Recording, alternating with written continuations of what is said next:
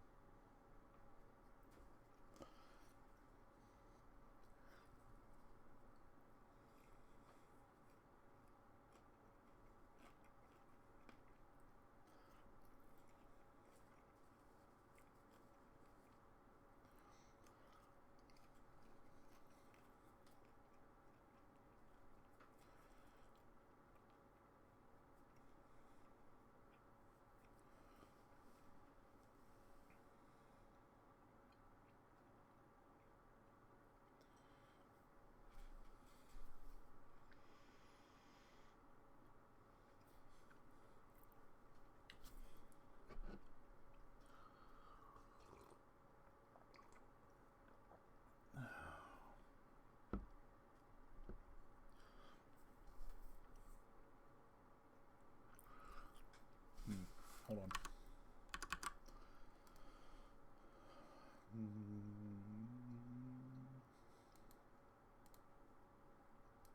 Oh, I forgot about my breakfast. I made breakfast. Oops. Ah!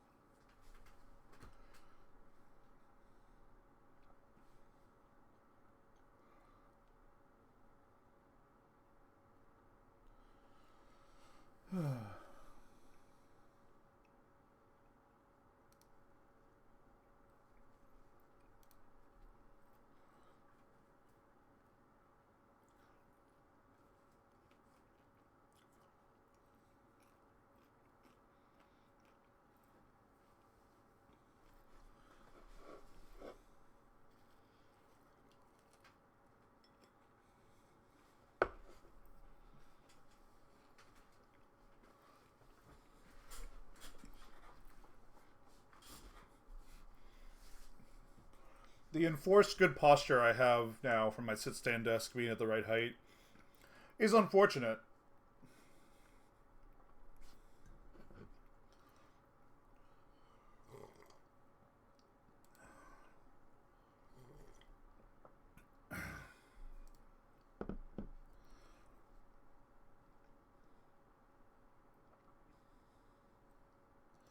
All right, so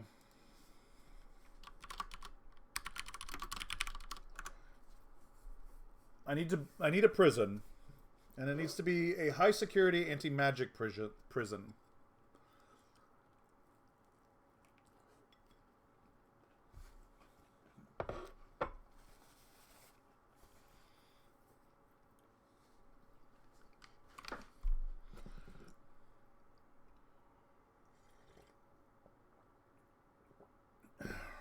Which means a prison loaded down with enough tech, or with enough suppression that the technology struggles.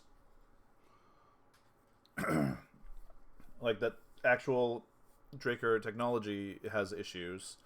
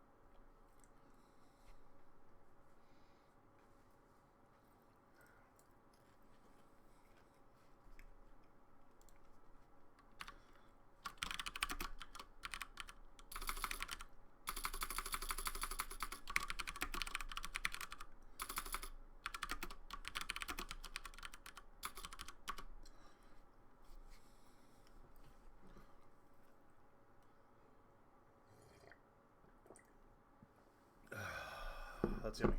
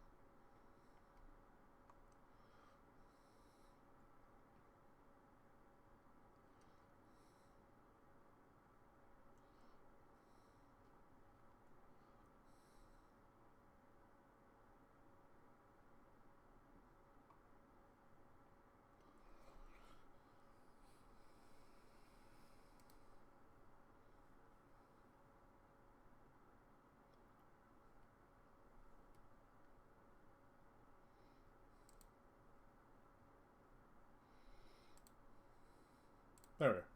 I lost you for a second, chat.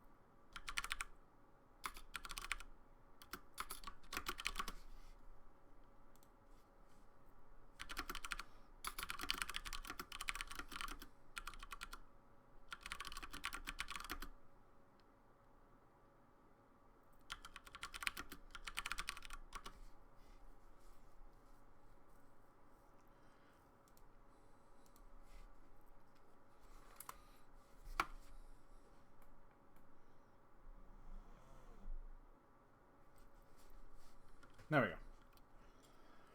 I gotta dial in exactly what is the right spot, the right height for it.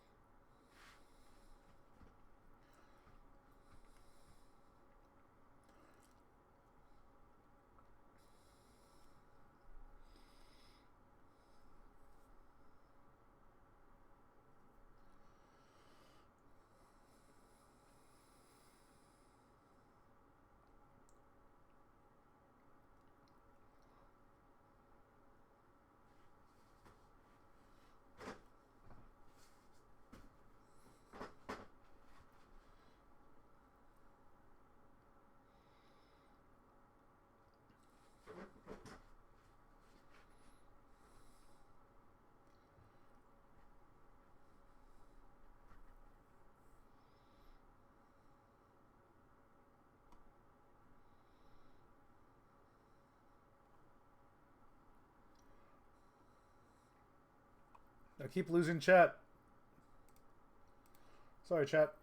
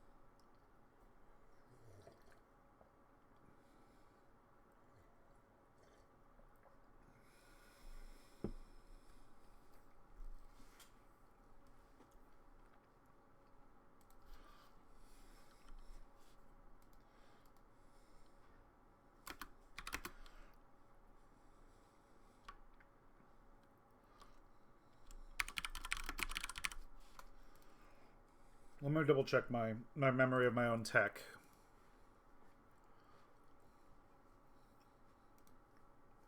Pylons.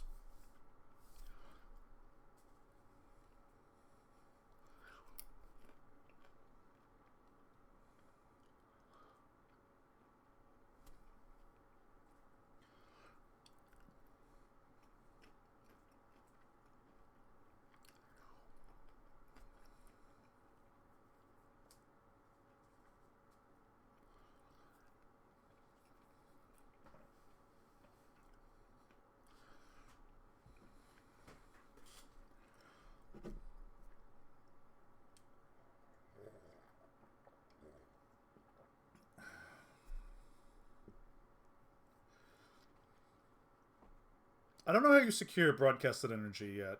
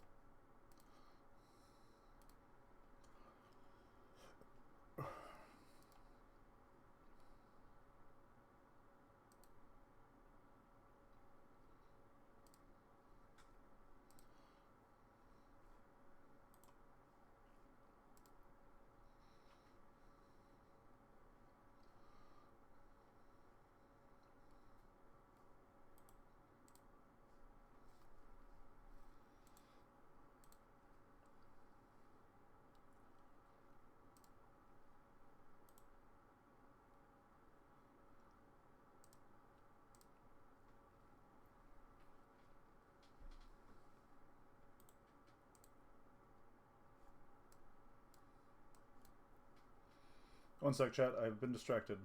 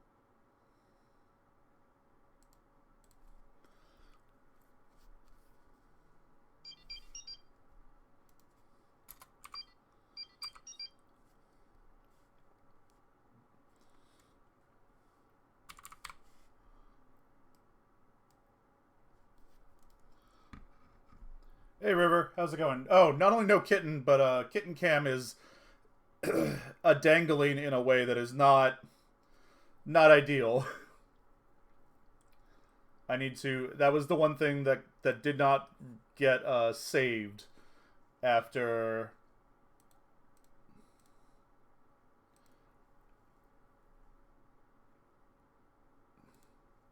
Um,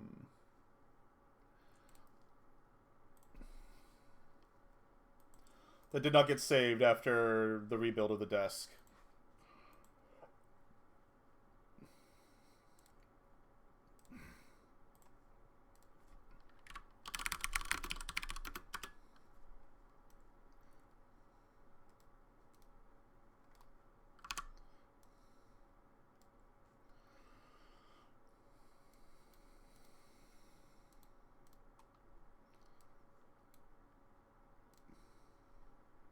Oops, that goes there. That opens there, sure. And then I can close that.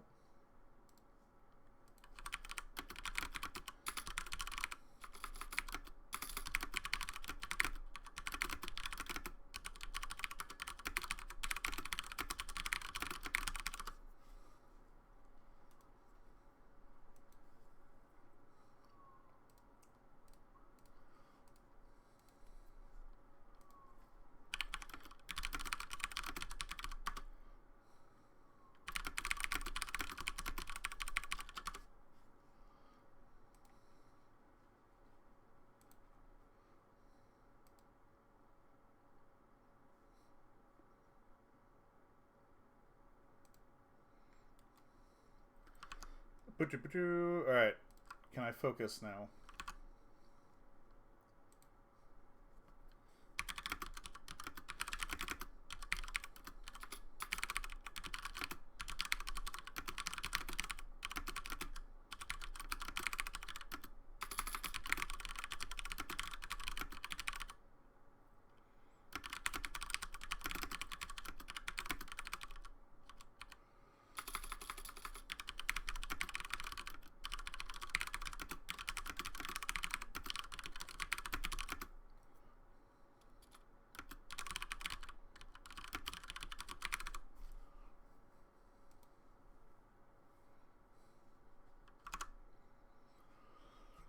I knew I was missing something.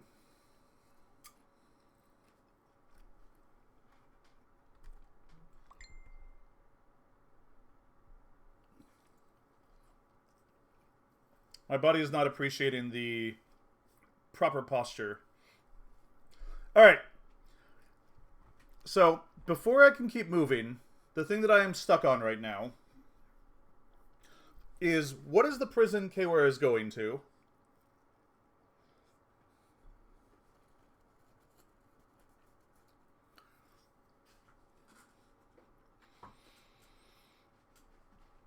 Like, what does an Imperium mage prison look like?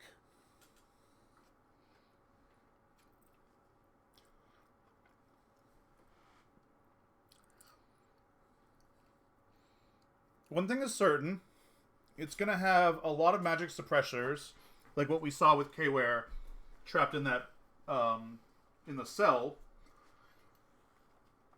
And the reason magical suppression, or suppressors are largely illegal is because they fuck with the technology. Like, they fuck with Imperium technology pretty badly.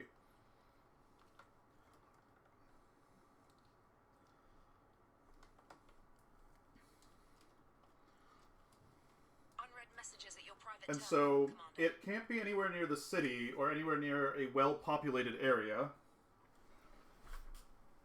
Which has the added benefit of not being near a well-populated area.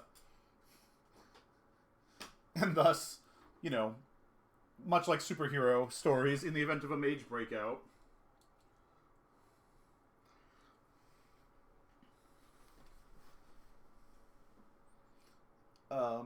is not near a well-populated area.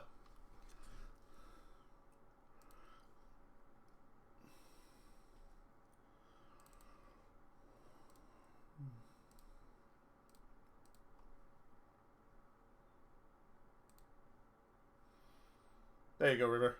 Fixed it for you. But the other question that I tie to that is,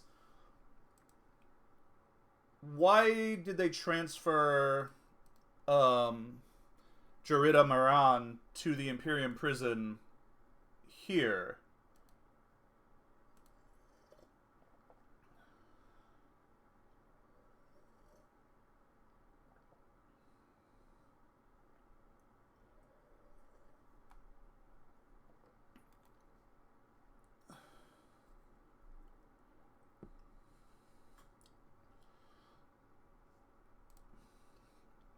So, in my head, this prison is on a moon.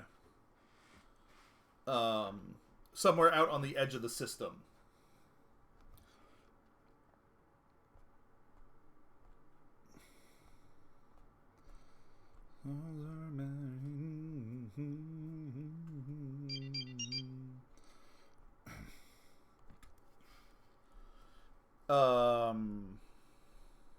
Like, in my head, you put the prison on a moon.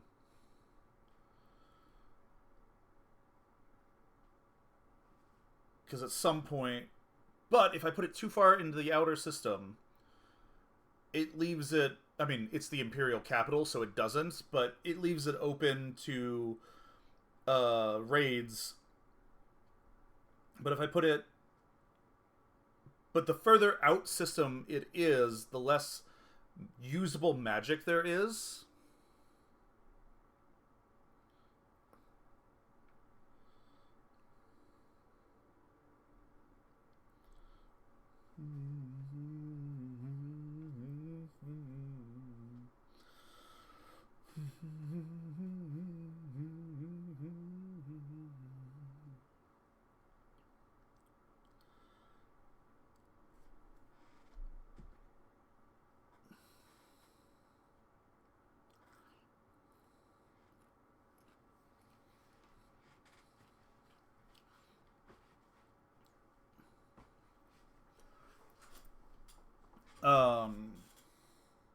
That's what I was forgetting.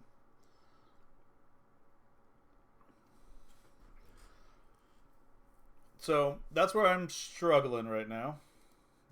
Testing, testing. Also, yes, okay, you can hear me. You know, the thing I didn't think to test after I rebuilt my computer last week was if all my things were working.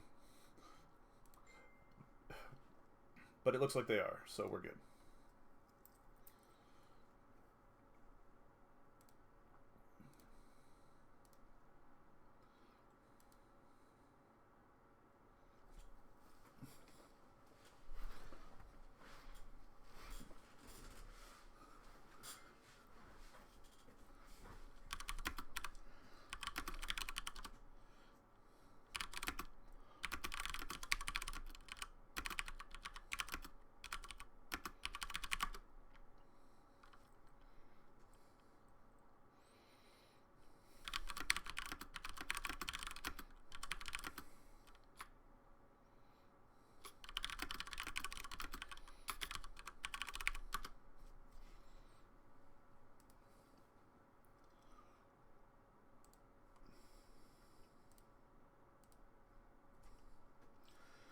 So, walking through, it's either either we get to go to an ancient bastion of magical power.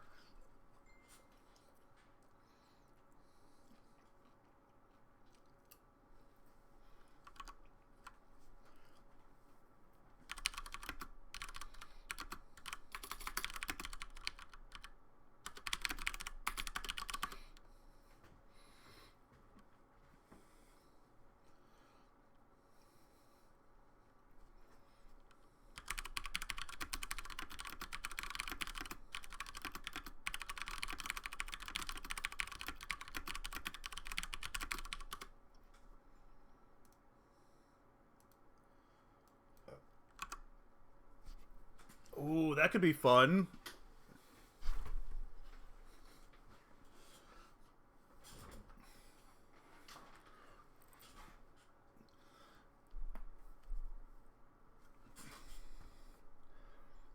Do we get to go visit a prison, a blighted prison on a non-Iridathkin world? It's something we have to cross through a verge.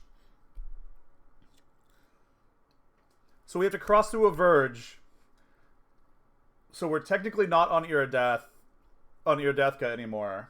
But it's one of those things that, like, the capital is built where the Verge Nexus is, where there's several verges within a reasonable travel distance. Oh, okay. The capital is built over all of them now. So we actually get to experience what a verge is for the first time. And then we get to go to a blighted ancient prison. That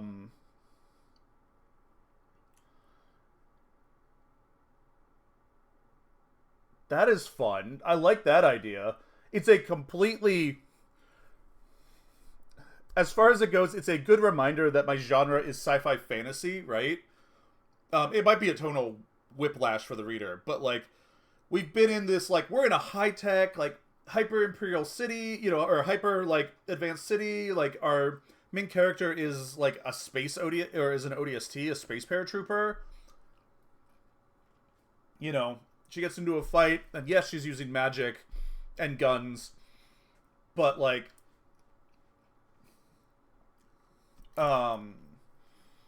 you know, it's around, like, a modern tramway, and the enemy is using air cars that are chasing her. And all of this stuff, right? And now, hey, we're going to prison. And we not only cross over, like, a magical teleporter, but we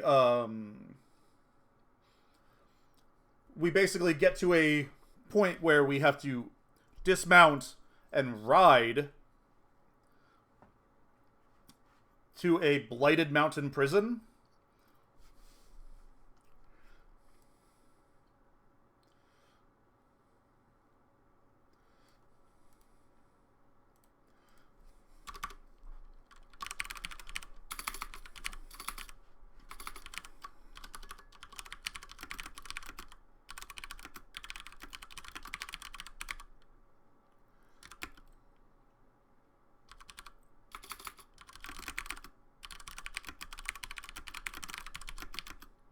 Unread messages at your private terminal, Commander.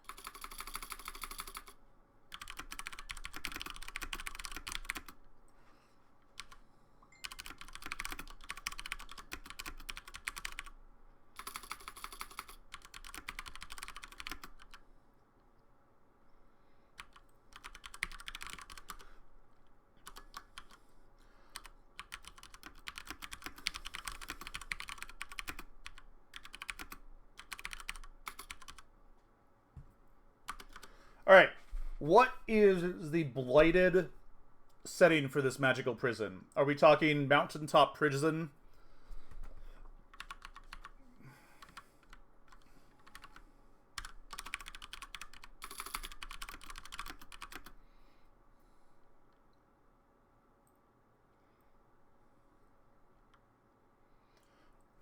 Yeah, or are we talking an island prison?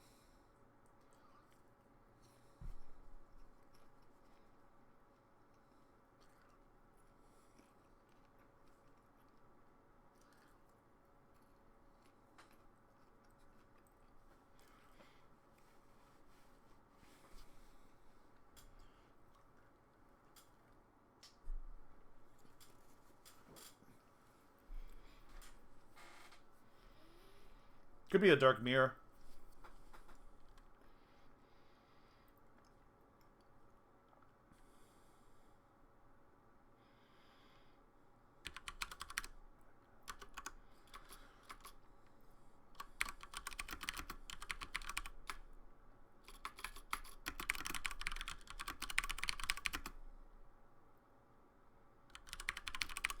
You can get there with technology, right? It does have technology, but they've had to like specially design the technology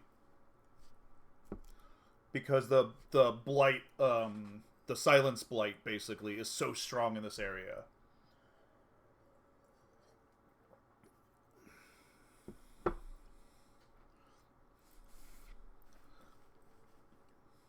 And it's a modern prison in that it has power. There is some way of communication. It is not like a blighted, dripping dungeon. But it is... Well, so if I put it across a verge, it can't be on a moon.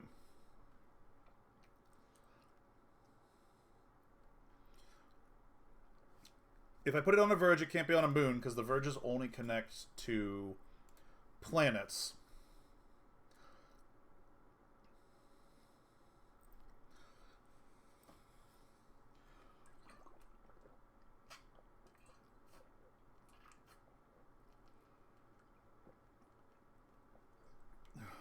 They do probably put most of their mage prisons in orbit.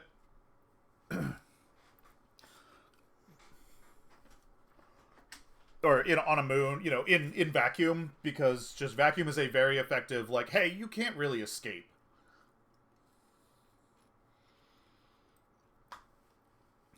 Doesn't make it foolproof, but it makes it harder.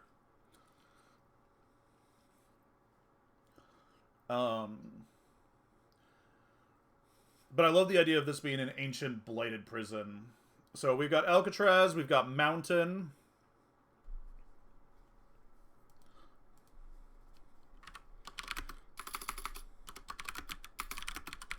Limited modern amenities and is sanitary.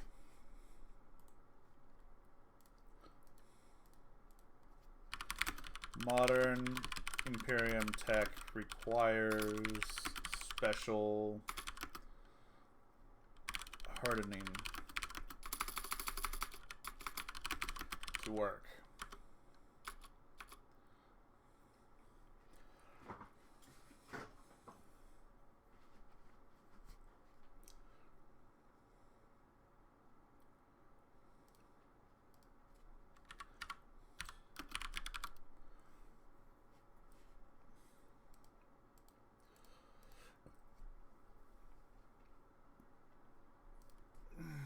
So I've got one vote for Alcatraz or a moon, but I think I'm gonna not do the moon for this one. Many modern mage prisons are on moon/in vacuum because hard to escape.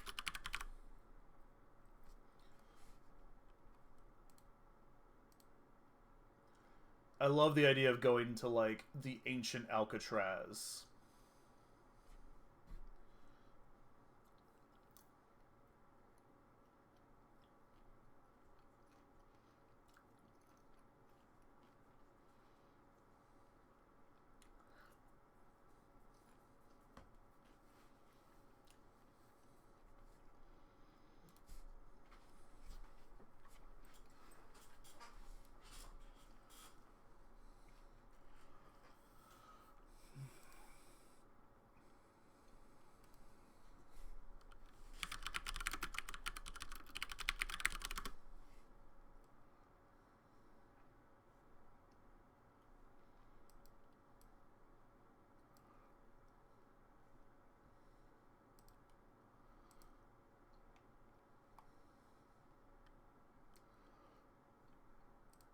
So either it's a haunted forest is another idea.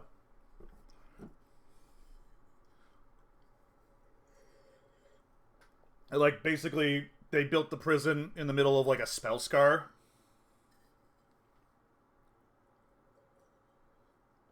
Somewhere that it was, like, just where massive magics were used, right?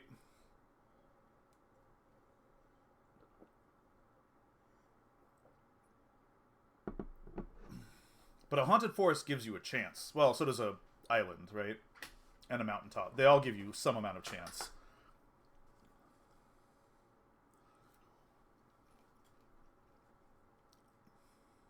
But I've talked about how, like, I wish I had more room in the world building, especially, but in the lore as in general, for more of the fact that, like, this is an eldritch magic society, and, like, the imperial capital is tame, right? And we're spending most of our time in the imperial capital or in, like, more modern colonies. By the way the story is going to go, we're not going to see a lot of the old magic, and a lot of that's in the Dominion too, right? But we're not going to see as much of the old magics.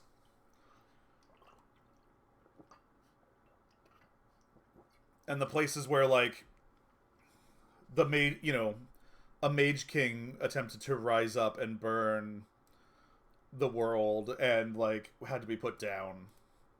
So this prison is a good excuse to be like, there are parts of this world, there are places in this planet that are old, or in this empire that are old and, like, loaded with magics that are, like, dark and deep.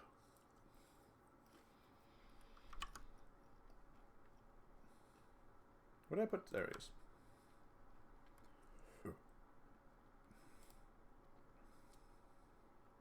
I need to make a note under magics.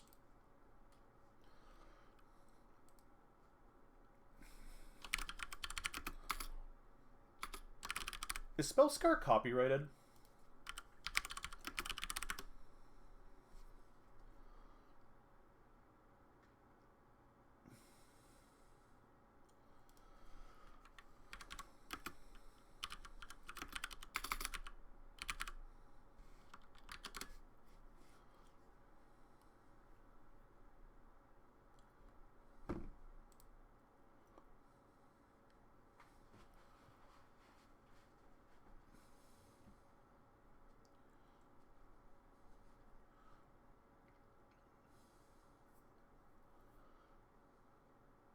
I guess not, because there's the Spellscarred Desert.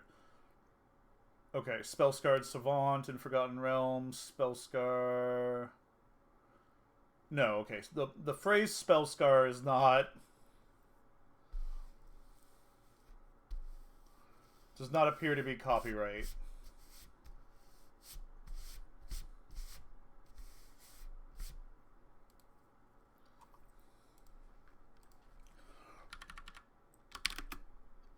Place of warped and twisted magics.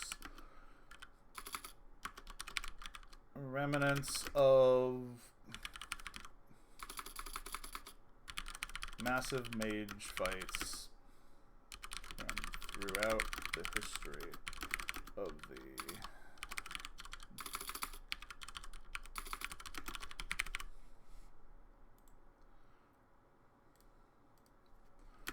where reality has bent in some way. Many spell scars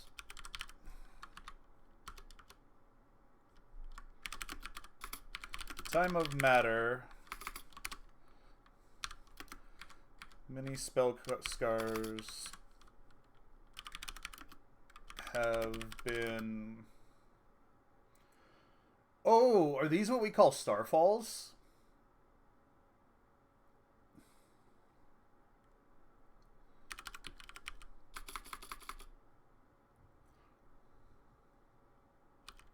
Remunerated?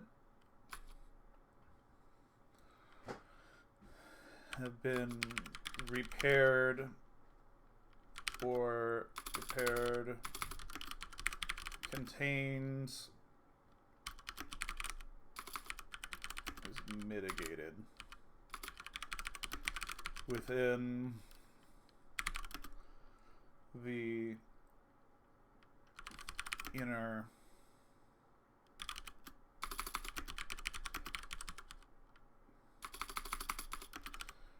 regions of the Empire.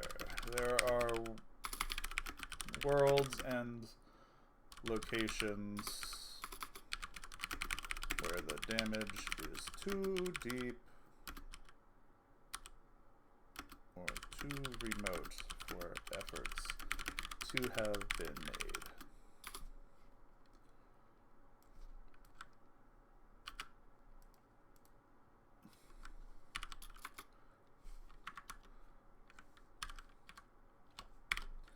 Many skull scars have been retained, or otherwise in the middle. There are worlds where the damage are too remote for efforts to have been made. Some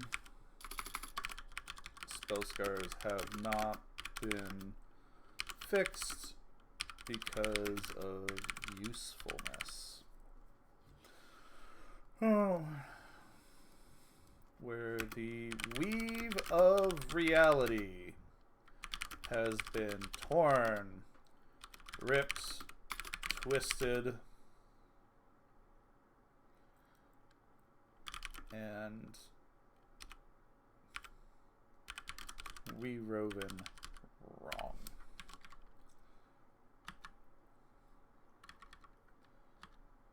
Ripped apart as if by cat claws. Actually, instead of spell scars, I wonder if we would call these snags. What do you call like a tear in a tapestry? Beyond a tear. Is there a fancy word for it?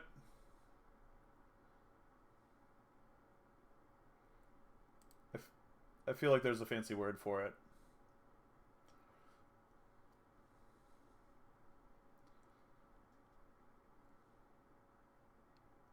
Nope.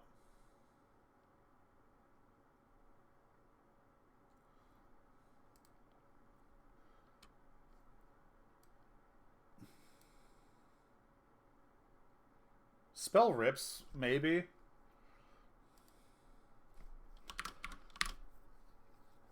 I love the idea of a spell scar, though. And spell scar is such a pithy way to word it, right?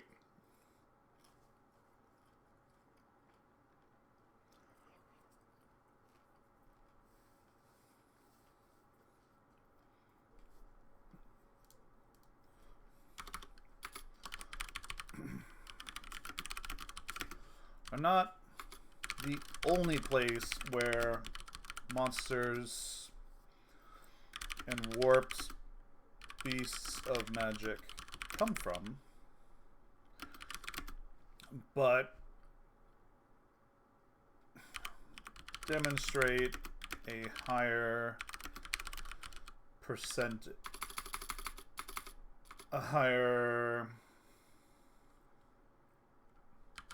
population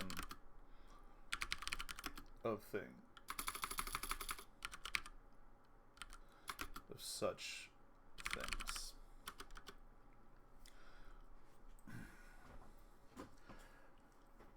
What's fun is I have a short story that I've been like poking at for a while, which is basically just like my world's version of Annihilation. That I was like, that'd be a fun story to like send K-Ware through, of like drops onto a planet or into an area that is slowly going bad. You know, not quite the full existentialism of Annihilation. But by naming spell scars, what it can become is what that area becomes now is they're going to investigate a new spell scar that is growing, and they don't know why. Which is why K-Ware's team is there, because she is the team that is intended to fight magic.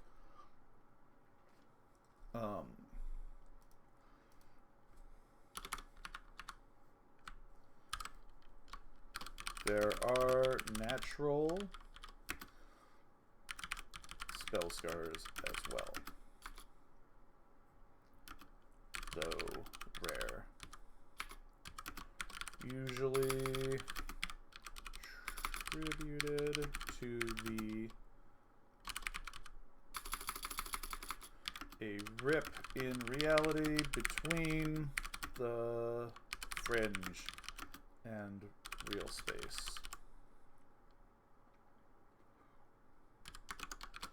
Theorized to be caused by things like micro black holes. Love it. Love it. It's such a stupid, you know. What I love is spell scars that are naturally occurring spell scars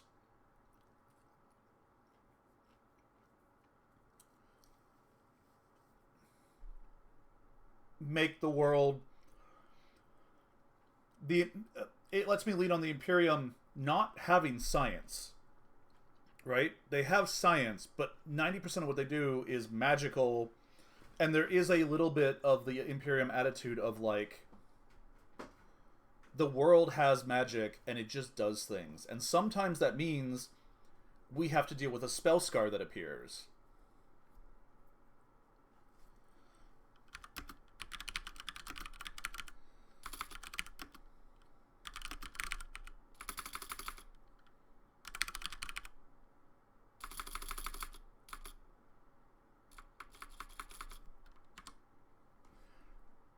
But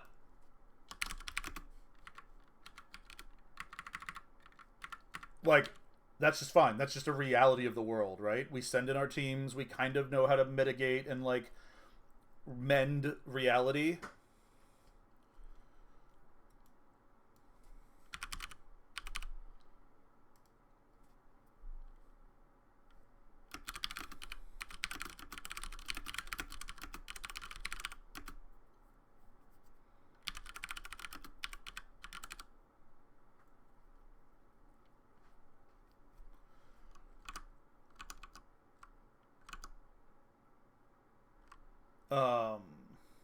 So I love that. So that means I can argue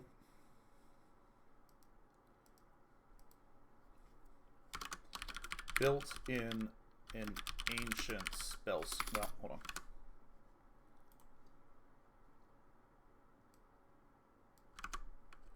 Built in an ancient spell scar.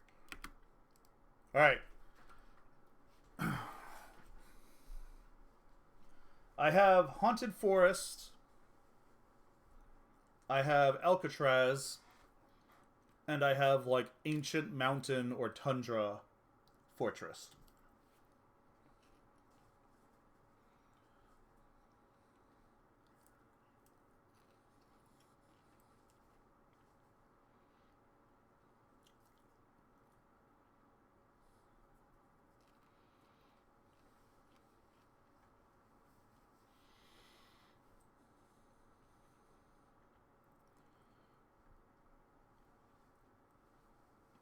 Um,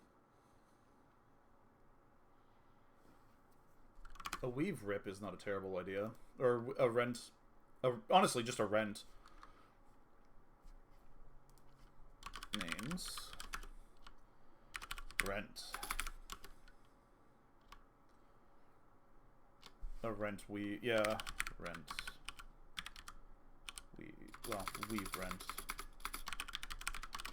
It will be rent weave, but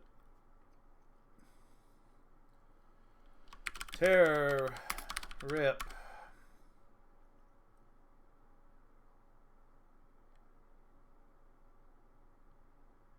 A warp. I do use Weft and Warp a lot for describing the shape of reality. At least from Kware. Technically, like Leah, is it Cuvilia? Yeah, Cuvilia. But Leah may describe it more in a like mushroomy, in a more mycelium worldview, but like the traditional method of magic taught is by warp, weft, and weave, in the Imperium and the Dominion. Which is fun because then I think a lot of the like hand motions made by like traditionalist mages are going to be like weaving motions in their hands.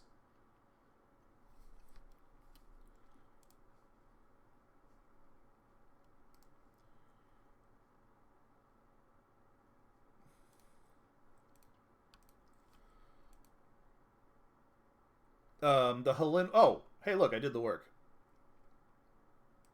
A lot of magic users use weaving motions when they cast spells.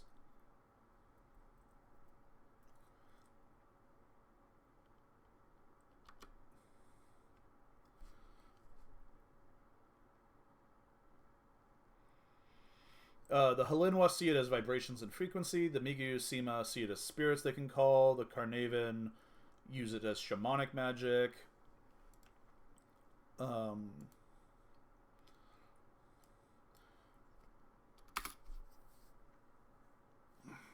Shay see it as coloring.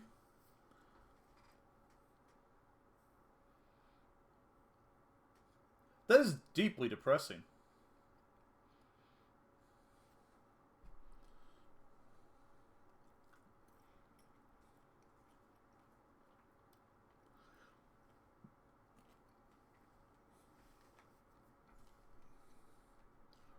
It does. Where is it a mystery tied to the death that somebody is solving? Or is it that you're just going to write the family slowly dying off?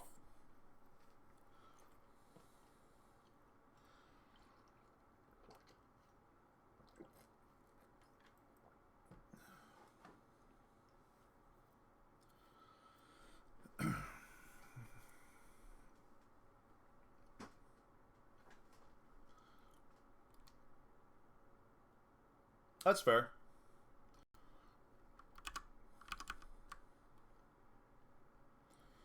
Okay, so the prison is built in a spell scar, and it's the kind of spell scar that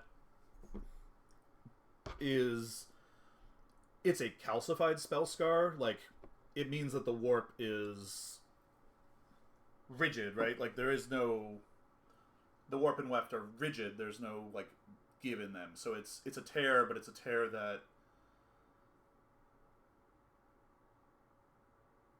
or it's a damage, but it's a damage that doesn't leak energy.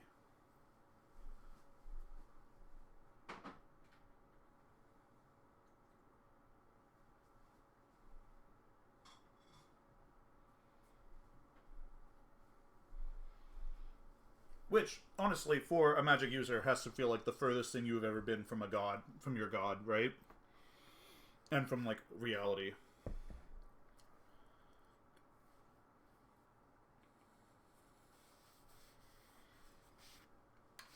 But, what is the setting of... I kind of like the idea of not doing a forest, because Iridath is a forest. Or, the city of Iridath is Seattle, right? Because I'm gonna put it in my favorite climate. Well, it's a continent-wide city, so it's everything. But where we spend the most time is basically in Seattle.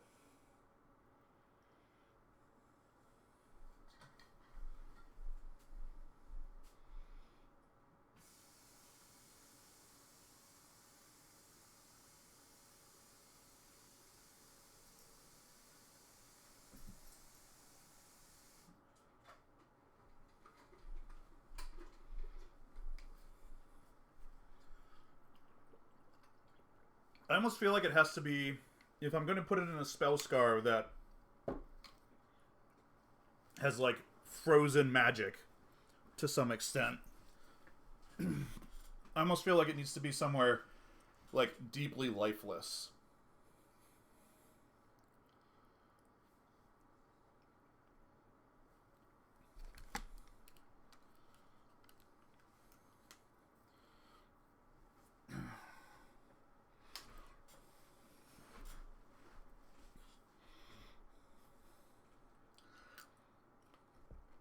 Oh, it could be a frozen...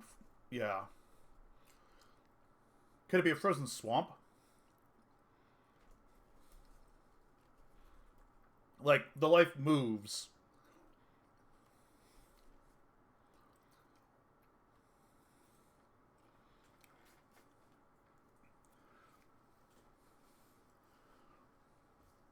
Yes, that's true. I am trying... What I'm trying to do is avoid putting it in the pines.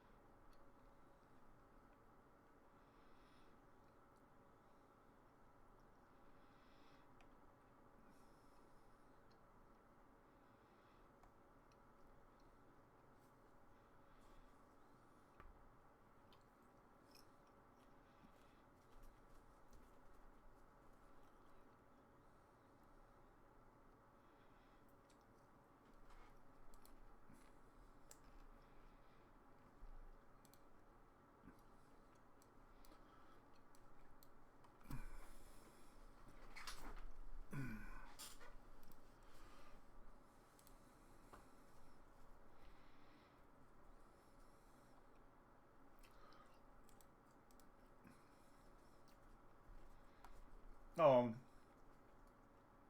I thought I paid them money. Fine.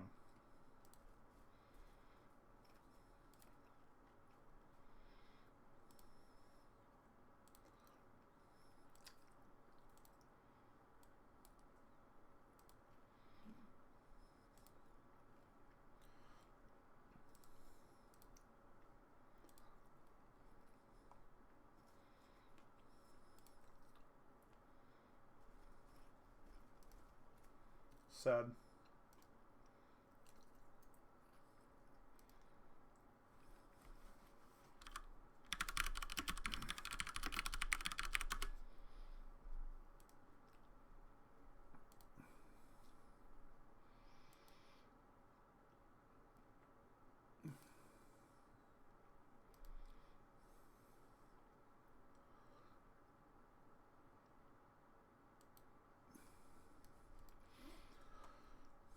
At least I feel like I'm doing positive work here.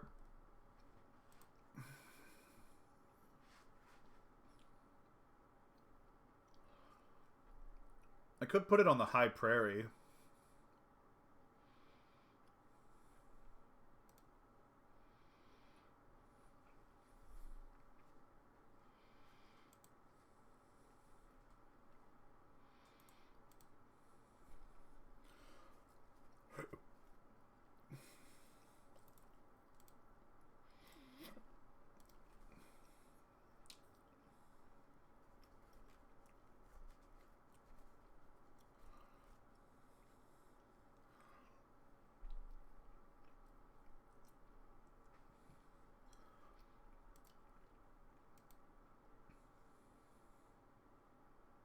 I like this. This is a good generator for me.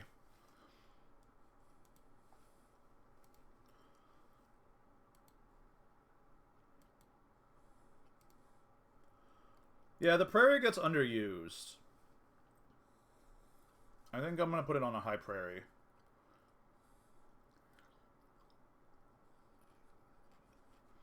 So, and again, like, the Spellscar will have grass, right?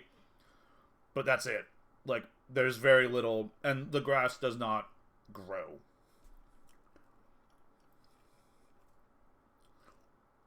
It resets.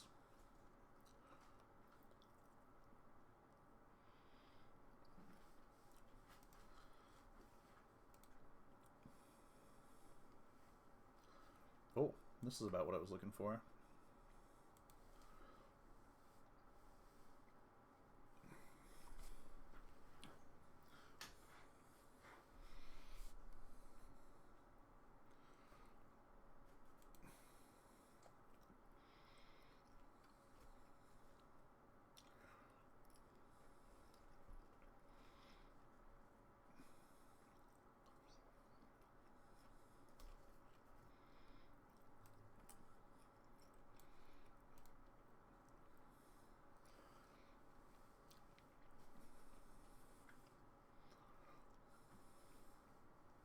Cool.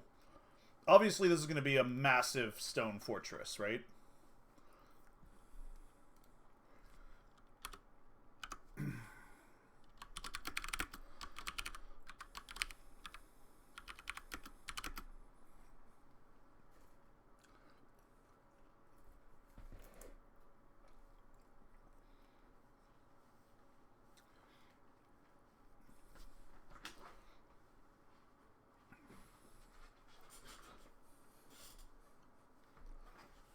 On the high prairie of one verge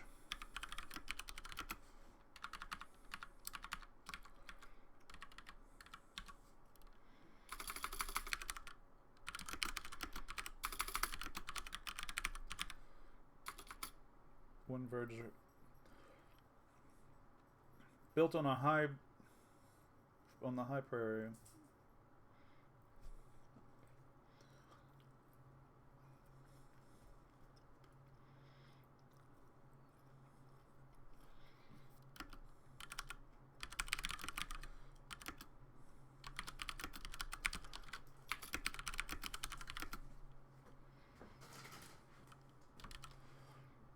The Verge City.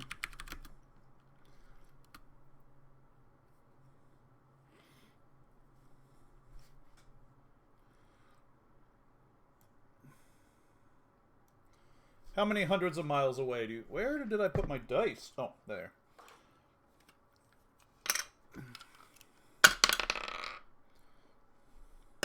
$150 miles.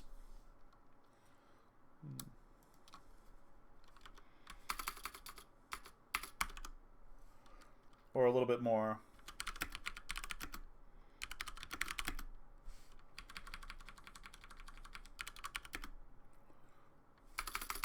From the Verge City. Nearby.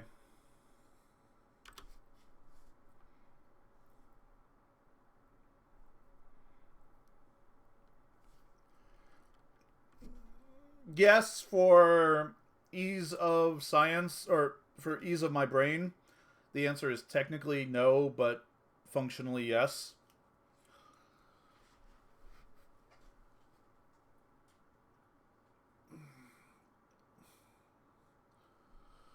Measurements are one of the things that I like refuse to build around a base 9 system.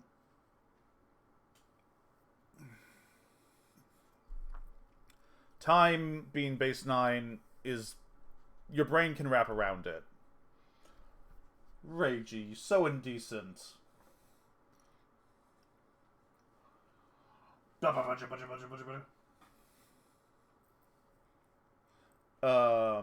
But the minute you start doing custom measurements, it becomes like an intensely more complicated load on a person.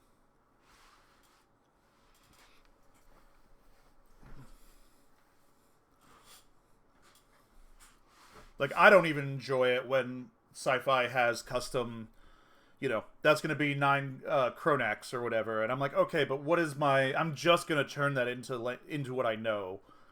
Which is why I'm like, technically their minute is different than ours, but not by a huge amount. And it functions the same way within the story.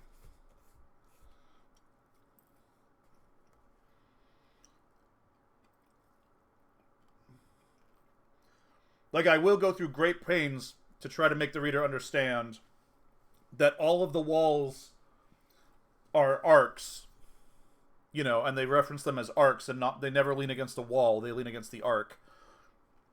Because I'm trying to get the reader to understand that, like, there's very little straight line geometry in their architecture. But that doesn't, like, change anything on a gut level.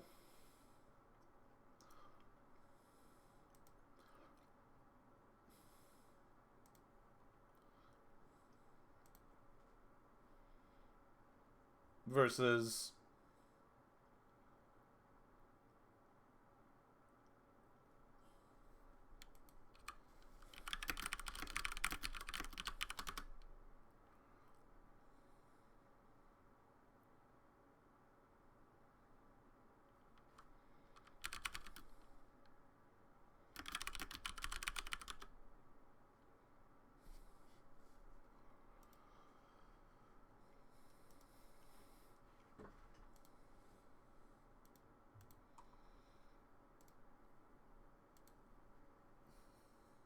Are you offended that I called you indecent? You look like you're offended.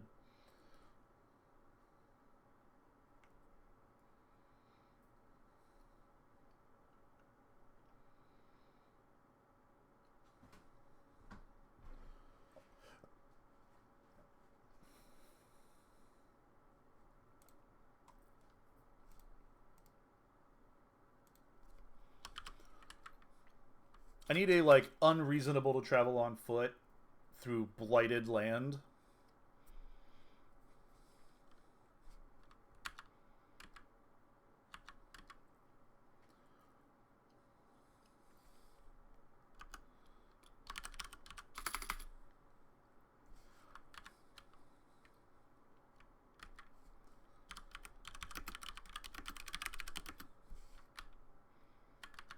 I made this.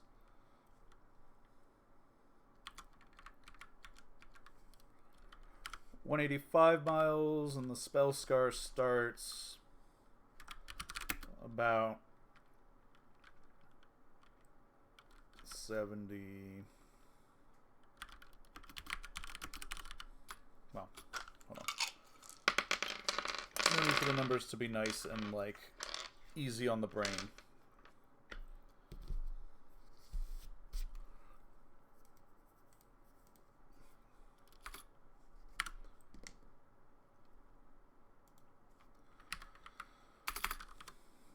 This starts 76 miles from town.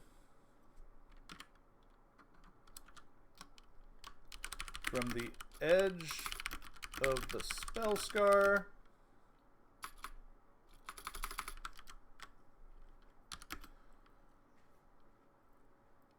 Only Verep or specially designed skimmers can operate in the area.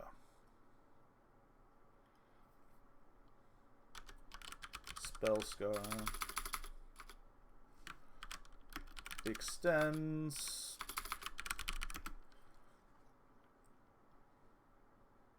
several Spellscar's effects extend several hundred miles into the air.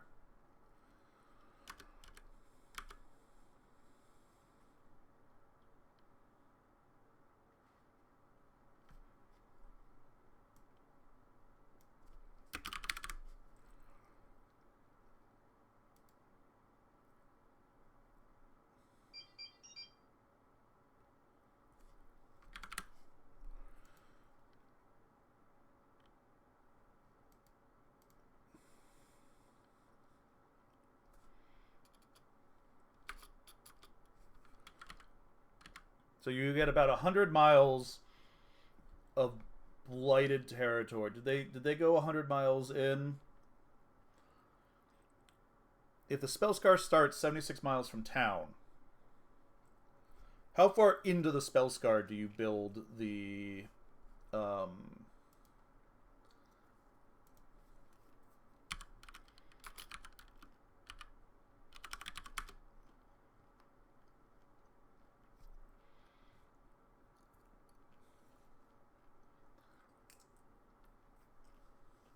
like, you don't build it on the edge. You build it inside a ways.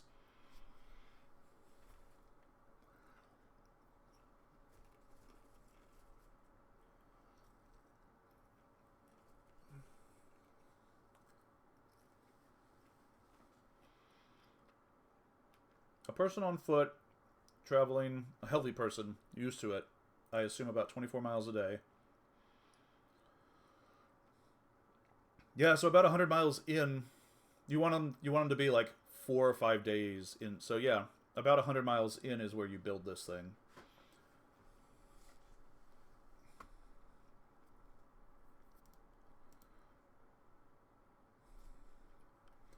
This Spellscar is known as... Oh, what do you call this Spellscar? Is it the Void? No.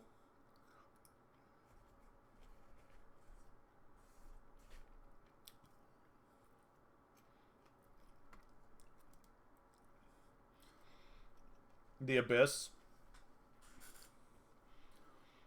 The Prairie of the Abyss.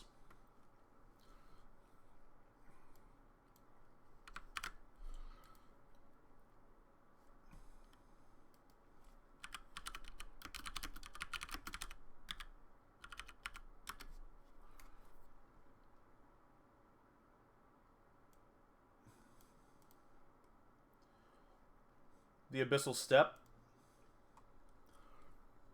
I don't think it's... Yeah, it's basically devoid of all magic.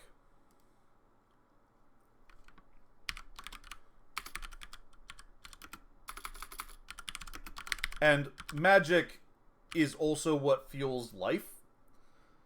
So it's not devoid in, like, you go out into deep space and there's nothing. It is like everything is just stuck.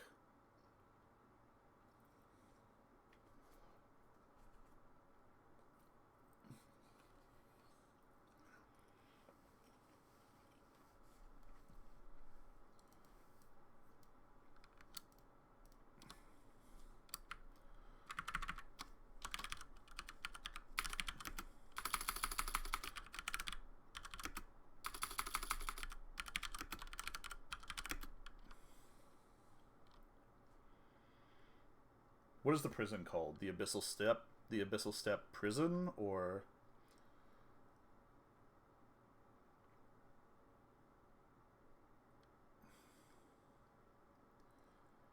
Fortress? Holding?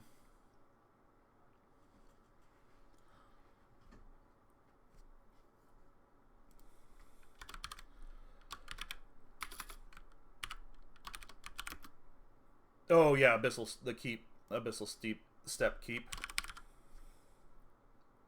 Spire. I like keep. Fortress.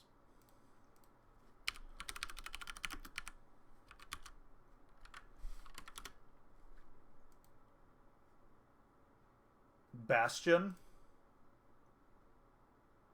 Bastion.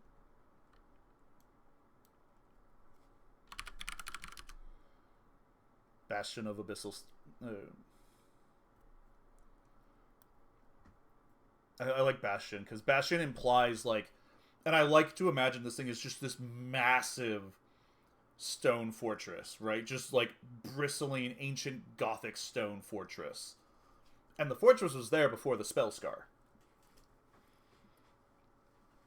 Like, the fortress was crafted by magic. And is why the Spellscar exists, I'm sure.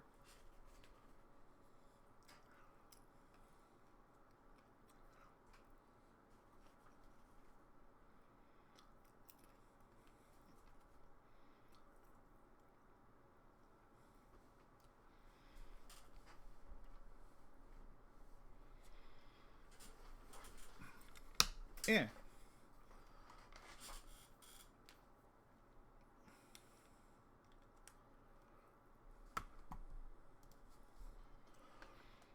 I'm gonna make it the fortress. So yeah, the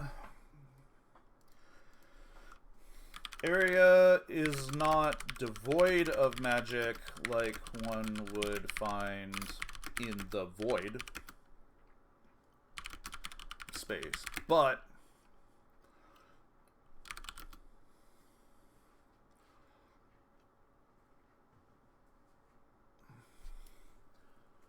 it could also be the Abyssal Snarl.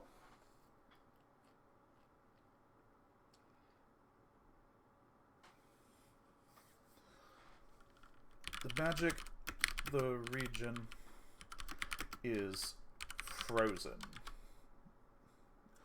Yeah, so the area is known as the Abyssal Steppe, but the fortress is the Abyssal Knot.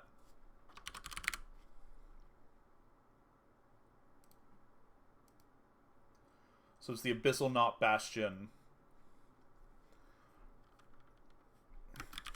And cannot be manipulated. Snarl has a good, like...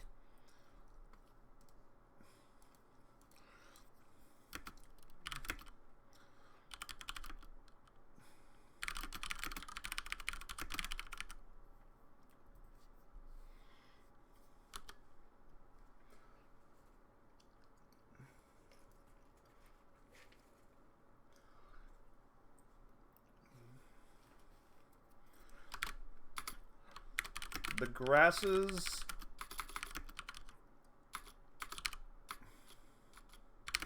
of the prairie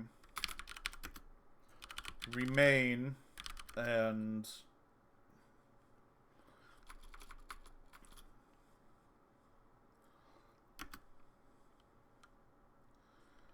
but almost no other life exists within the Spellscar.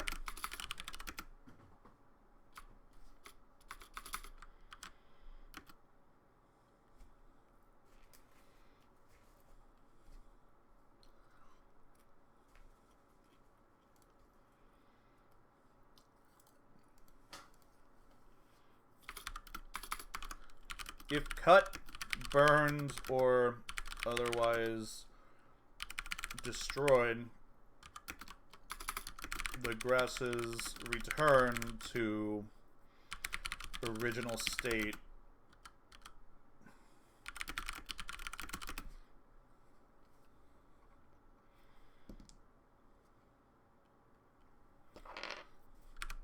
With 2 Imperial Standard days.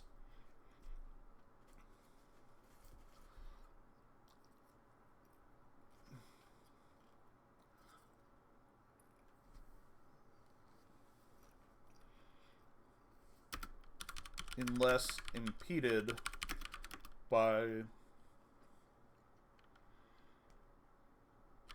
construction or other permanent changes to the area.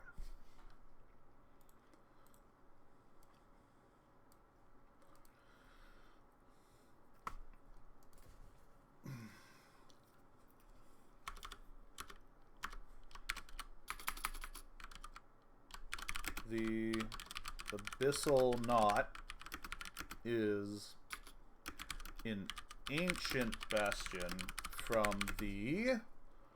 You know what's fun? I get to go into... Like, either we go back to the pre-Draker Kingdom time, or the War of Reunification, or the Colonial Rebellions.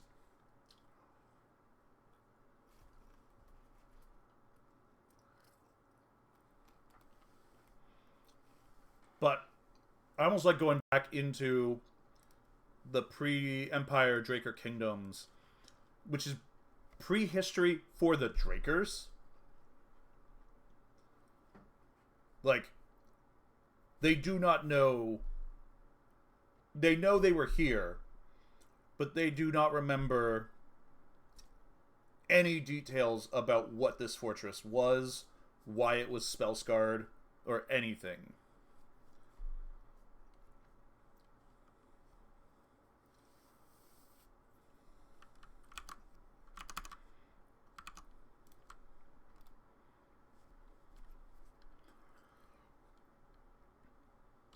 First or second age, whose original purpose is no long purpose, name, or origin is no longer known.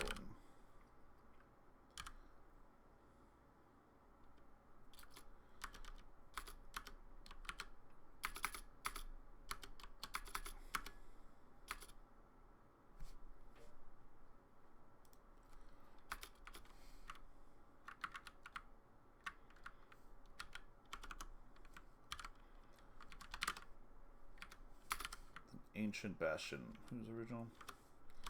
It is... It spans...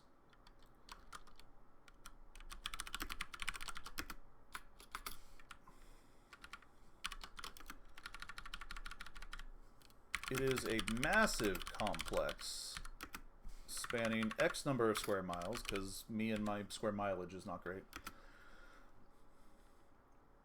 And carved and crafted from magically reinforced granite. It is a massive... What color is the granite? What color is this? Is the rock of this bastion?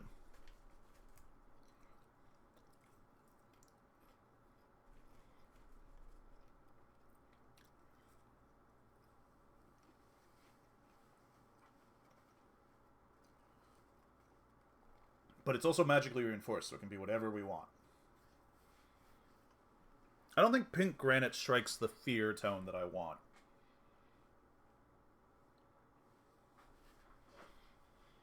But maybe it does.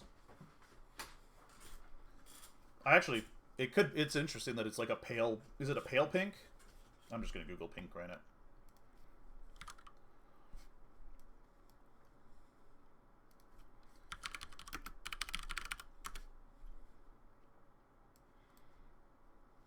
Yeah, it's like a pale pink.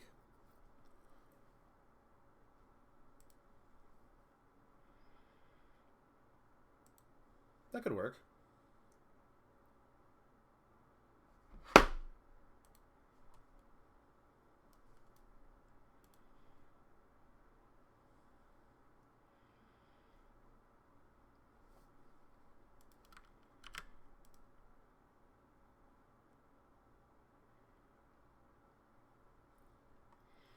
Can you imagine a fortress built out of this?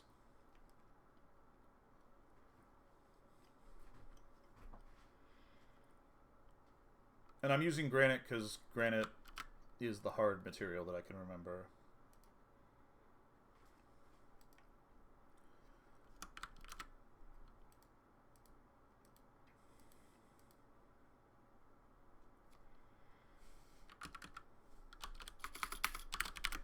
Walls stand. Washington University.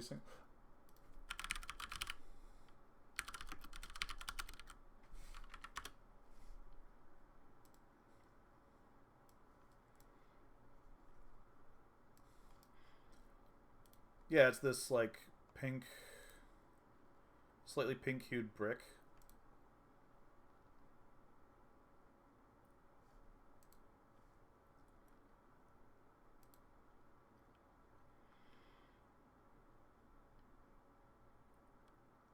Stone. Yeah. That's fair. I can work with that. The walls stand. I need this to be like an unreasonably large and unreasonably so the walls stand what?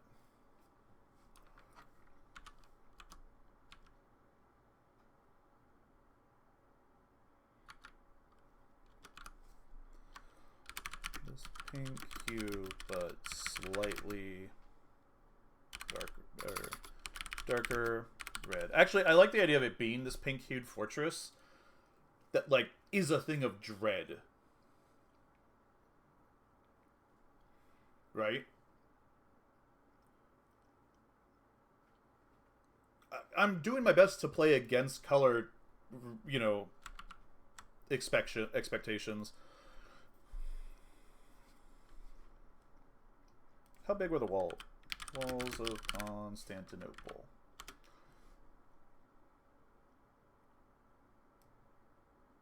$12 meters, which is 12 meters, 2 feet, 40 feet.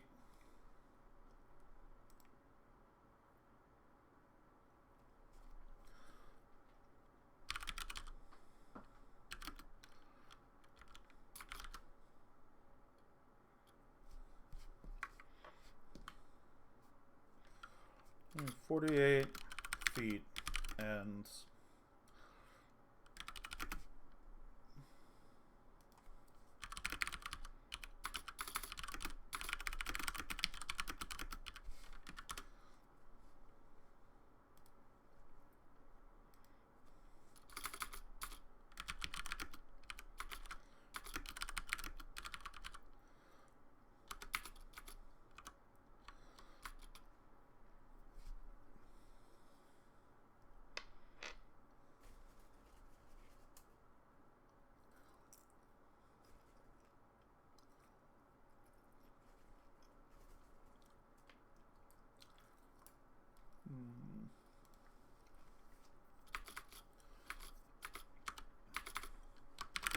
it has been used as a mage prison for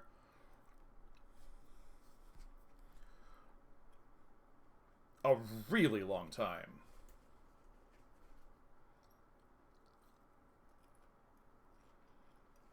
Probably since the War of the Colonies, right?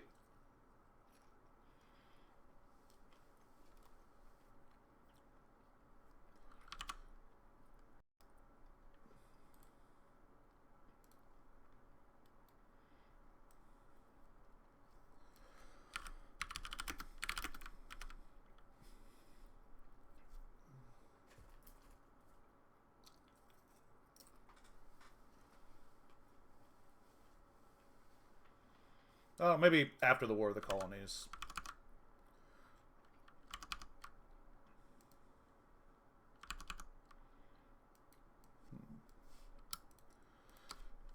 During the Third Age,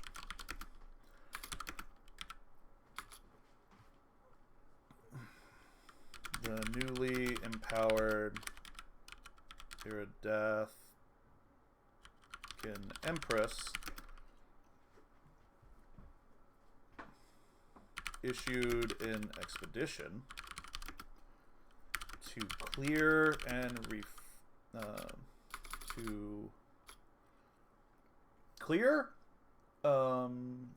to clear and explore.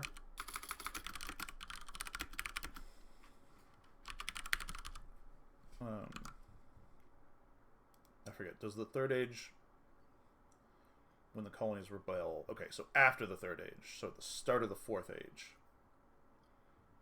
Or after... Oh, no. Okay, yeah. The crowning of the Empress is the second age, is the start of the Third Age.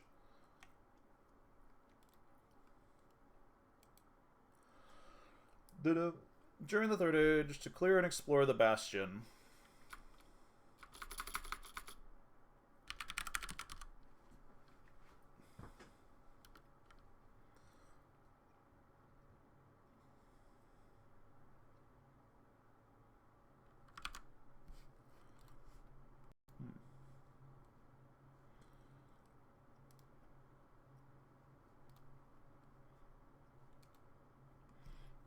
When do they explore this ancient spell-blighted territory?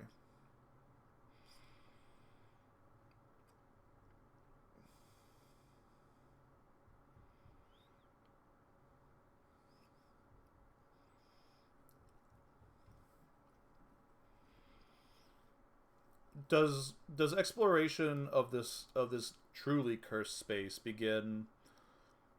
The Third Age is highlighted by large-scale projects. So yes.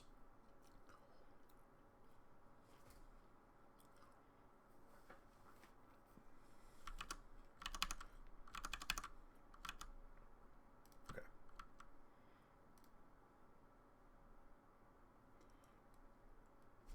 Put in a lot of work for something we're never going to see again, but you know.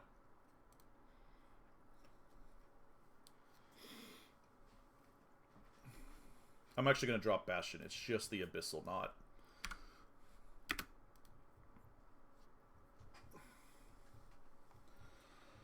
To clear and explore the Bastion.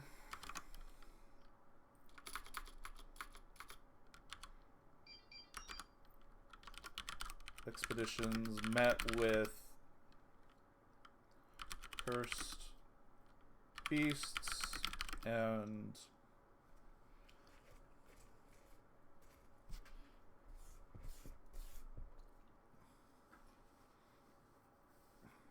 warped magic, turning it into effectively a dungeon for a while.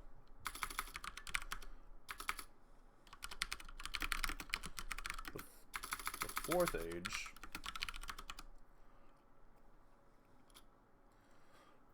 a cleared and quasi-habitable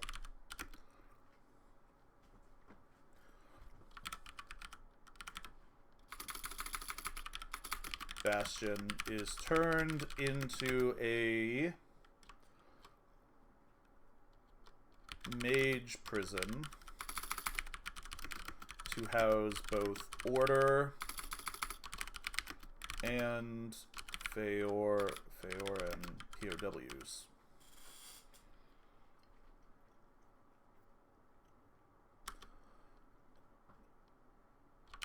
Food is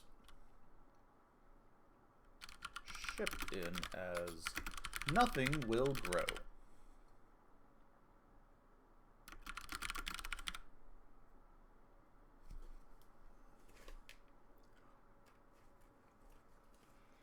I was trying to explain like my world builder disease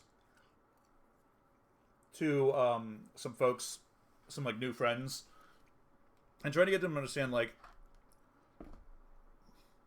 we're gonna go visit the Abyssal Knot in the narrative, you know, trying to like define the difference between like we're gonna go visit the Abyssal Knot. Kayor's gonna talk about how this is like an ancient mage prison in a space that is not good.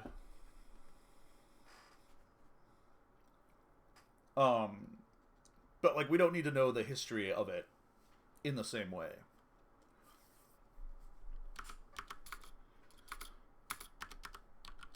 It has operated as a mage prison ever since. There were plans during the Shadow Wars to turn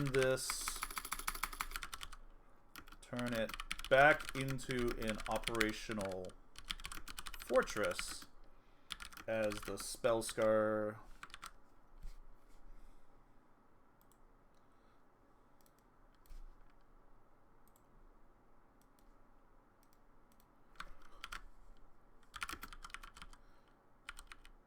properties made it anathema to the shadow. But the colonies never faced that level existential crisis.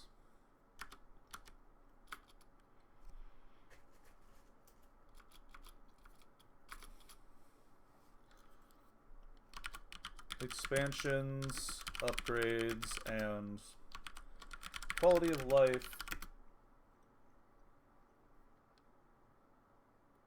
and quality of... You did, but I do not remember details, unfortunately, off the top of my head right now. Also, I'm working on your thing. I have to read something else first now, and my new e-reader comes in on Tuesday, so I'm gonna actually like buckle down and like knock out your book and the other book.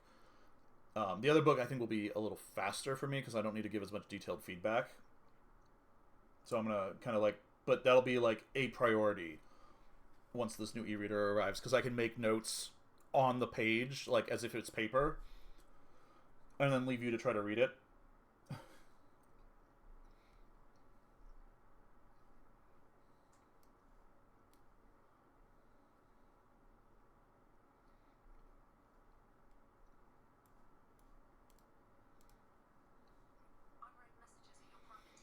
Yeah, I don't remember much details, but that's cool.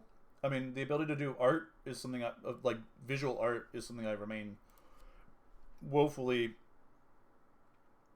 unable to do.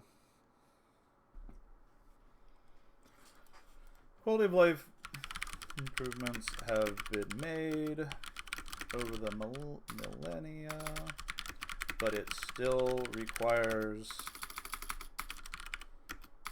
regular shipments of food. There have been successful escapes. Oh, good gods. Oh, I didn't realize those were you doing pixel art. Those are awesome. That's cute. I can make one of those a channel emote, I believe, as a partner. There have been successful escapes, but by and large, the prison has effectively contained... I don't know, those look good to me. The nice thing about pixel art is it's small and easy to... The majority of its prisoners.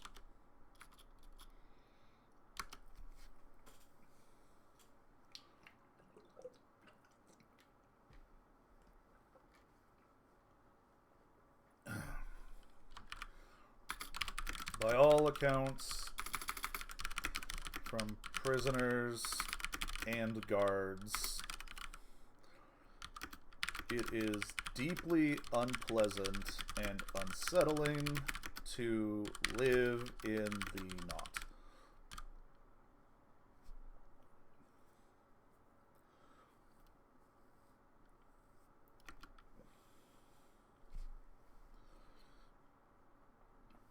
By all accounts, from prisoners and guards, it is deeply unpleasant and unsettling to live in the knot.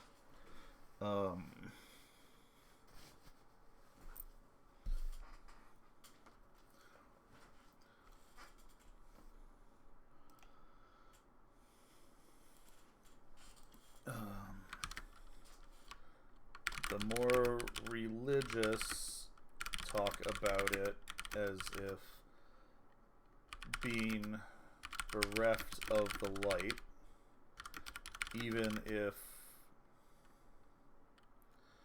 the stars can be seen, the less religious about it, as if living in the absence of color?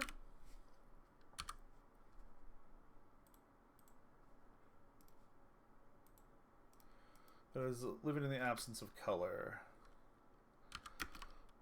Plants cannot be grown or maintained for very long in the region,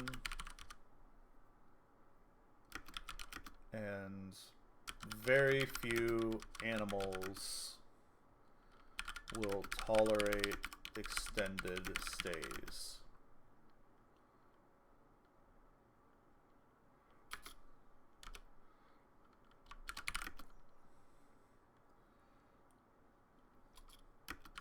The interior, the arts are encouraged for both prisoners and guards.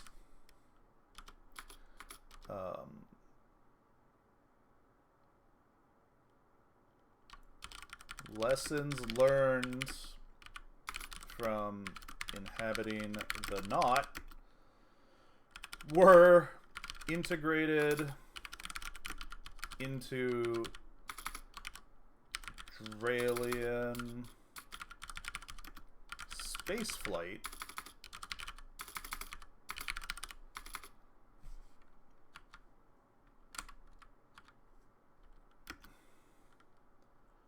when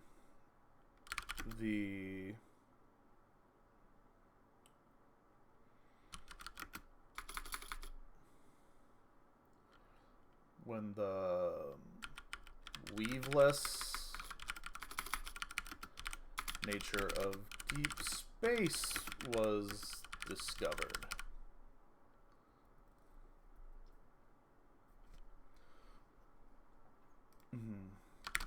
The knot is a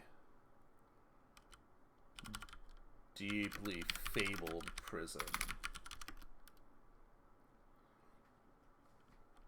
across all the splinters.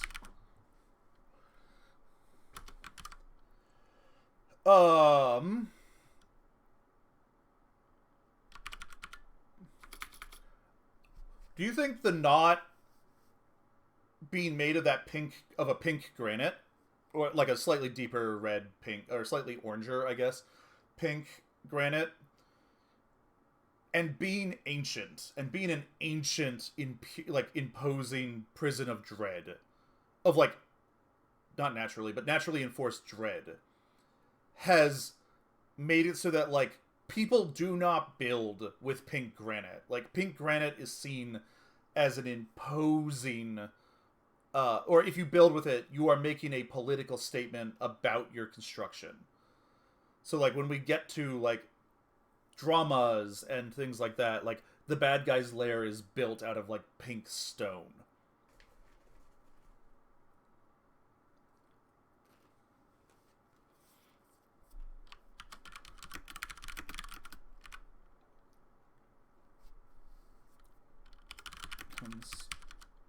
I don't think it's like a cursed thing. Pinkstone has become synonymous with imposing dread across the splinters pop culture. Villains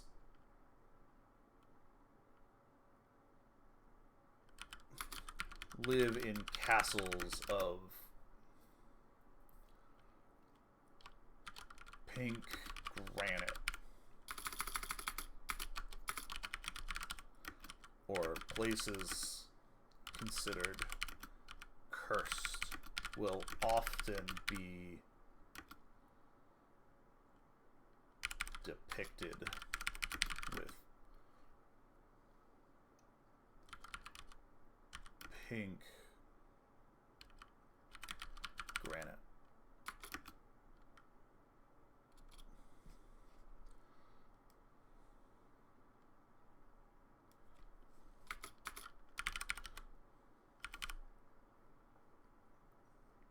Yeah, the exact appearance of the Abyssal Knot is flexible. But I love this idea that, like, you know, because we do, like, what, dark Gothic fortresses are what we consider, like, and Gothic architecture is where we frequently consider, like, the villain lives. And I'm sure it's not linked to one specific fortress, right? Gothic architecture is deeply imposing on its own.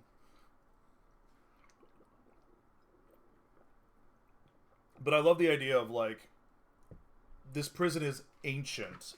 We don't know why it was built in the first place, or why it became a spell scar.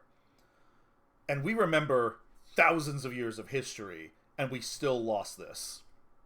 Like 40,000 years old. Like, this prison either exists in the pre-imperial empire history, or in the early empire history. Like, it might have been turned into a spell scar during the creation of the empire. But it's old enough that, like, nobody remembers why this prison existed. Yes, it does. It should, huh?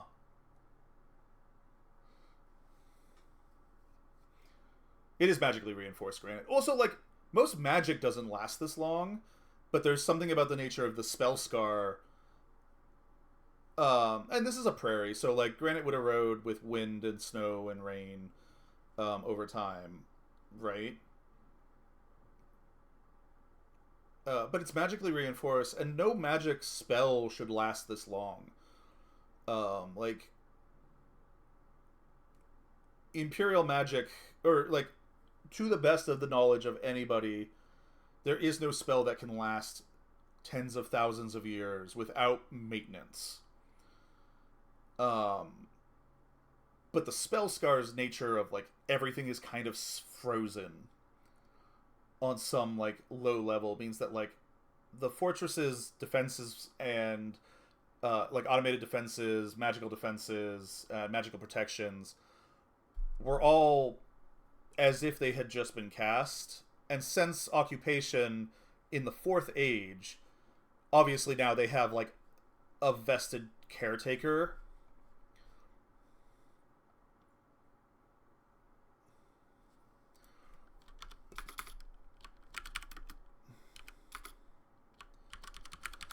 The knots spells. Reinforcing, defensive, and automated defenses. Remained as if they'd just been cast.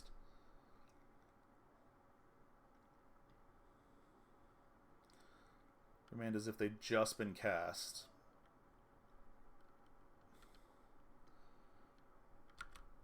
Through occupation, lasting far longer than magic should last. After occupation in the Fourth Age,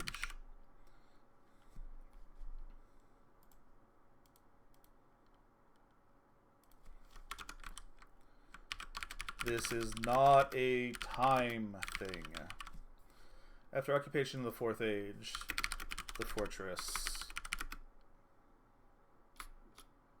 the bastion,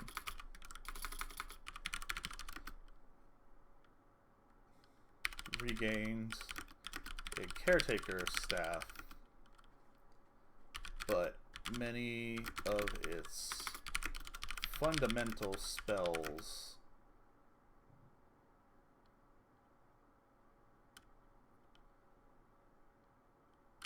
continue to operate. Minimal intervention. So, you mean this fortress has eroded 4 inches?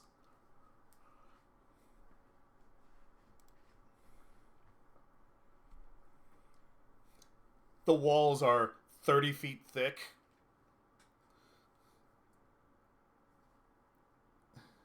and magically reinforced.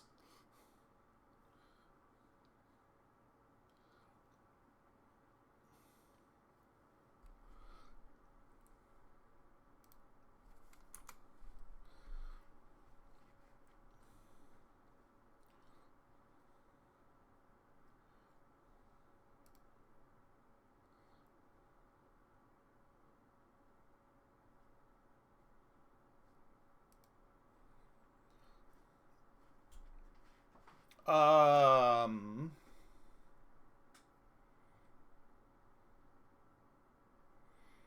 I don't know why in my head I was imagining a Star Fortress. Or something that incorporated Star Fortress design.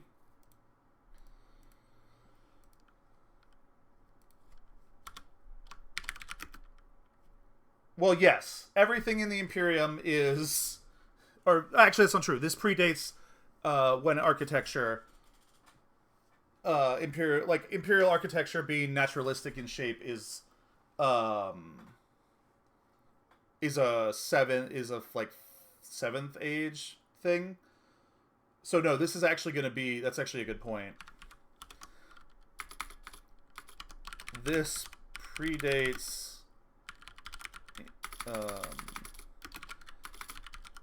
Imperial, and Imperium architecture. It is largely built with straight lines.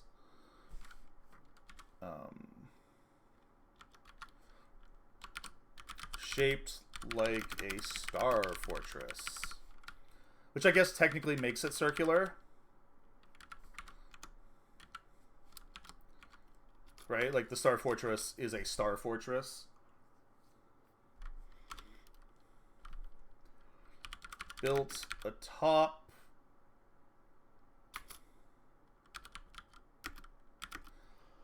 a small bluff. Well, a large bluff.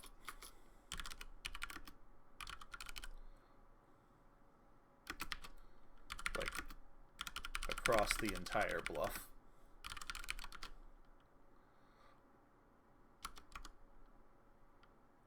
It has... Does it have wells or does it have a spring?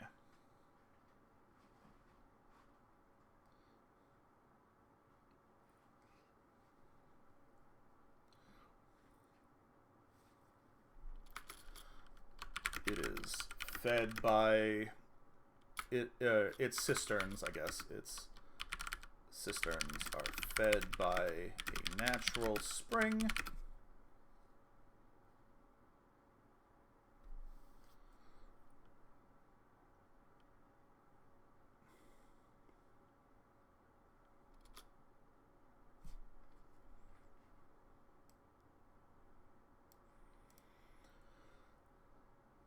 And obviously, it as it stands cannot be used as a fortress because there is no capacity for it to grow food inside the Spellscar. When the fortress was built, that's a very different statement. But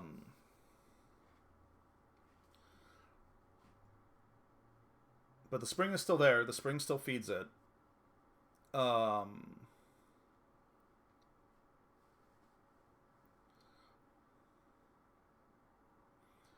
I'm glad you were also imagining it as a Star Fortress. And I don't know why I was imagining it as a Star Fortress. But, like, that just fit it. And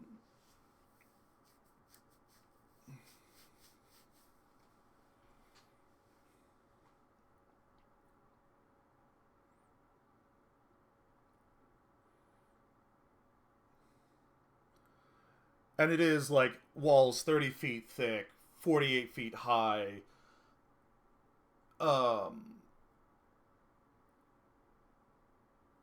But that is true. Like, a Star Fortress is actually the semi-perfected design of fortifications to some extent. Yeah, you know, walls 30 feet thick, 48 feet high, and then inside is, like, a sprawling complex of buildings. probably what amounted to a small city. And most of that has been repurposed. Some of it's been demolished, but a lot of it has been repurposed instead of, like, rebuilt.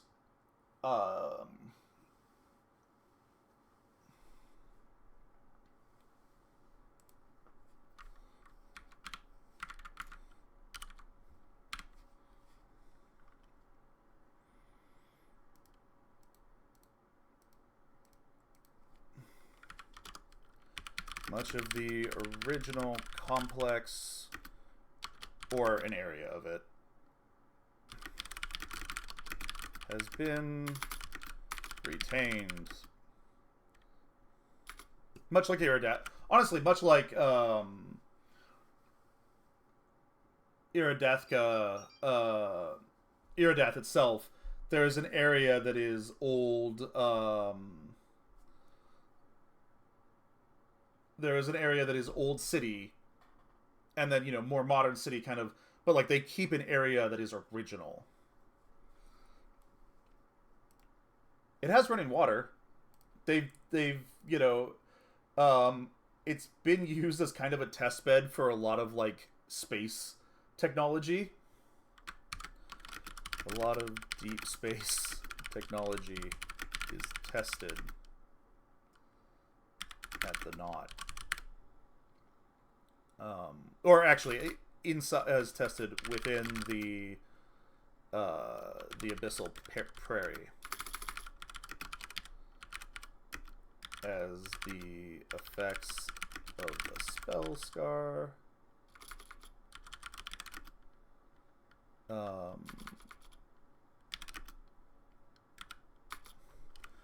are very similar to Deep Space, where fringe power gets sparse.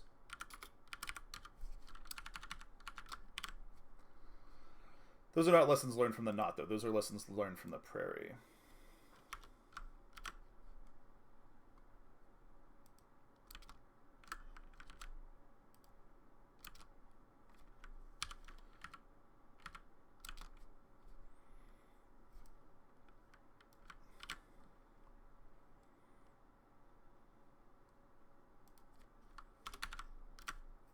That is actually pretty cool.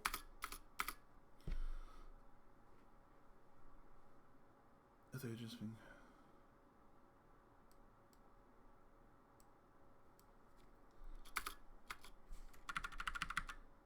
lasting far longer than magic should after the occupation, but many of it's fun to continue to operate with minimal intervention.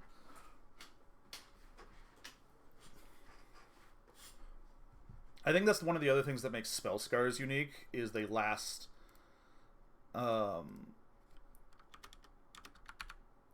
spell scars last far beyond any other known magic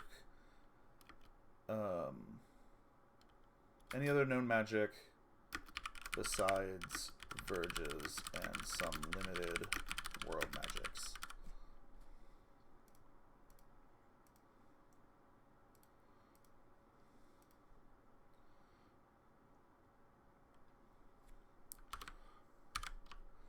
Spells decay without maintenance in the span of what?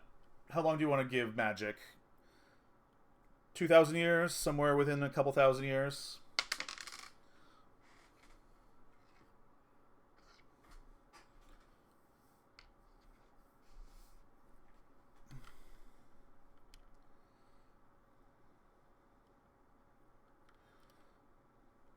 Two and a third.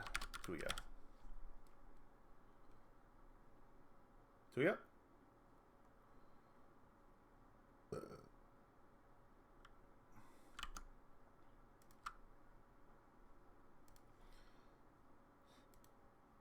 That's colors. Counting.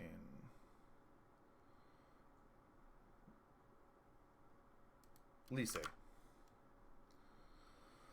2 1/3 Lise. Which is 729 times 2.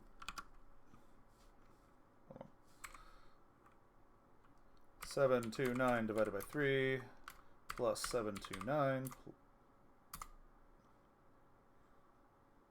1,701 years.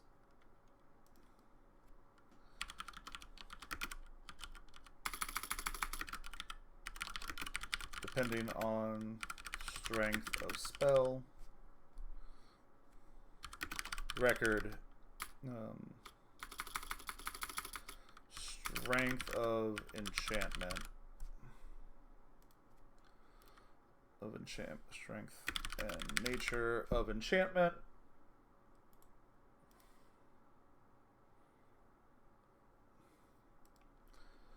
Even the best.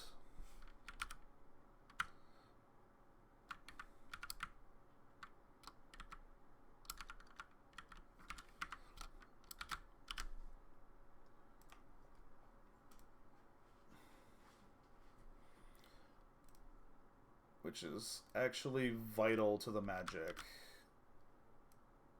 Or to magic systems.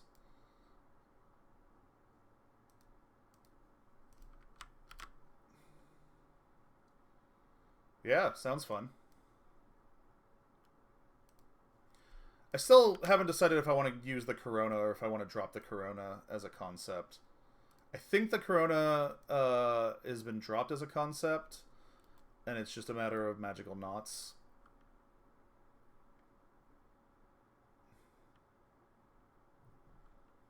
Or magical defenses, not some kind of, like, external aura.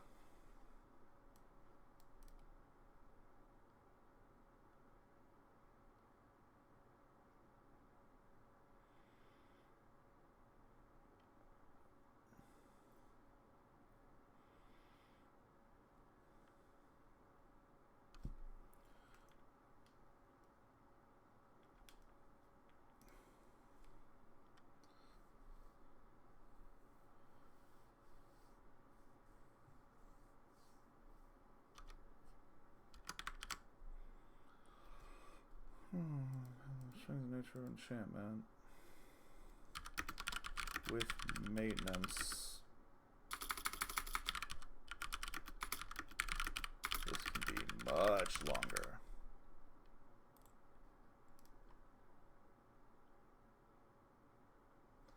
Cool. What do you think? 1,701 years is the longest the longest an enchantment or magical spell has been known to last without, like, any intervention? Or should I give them, I did 2 1/3 Lise, which is their 1,000, which is 729.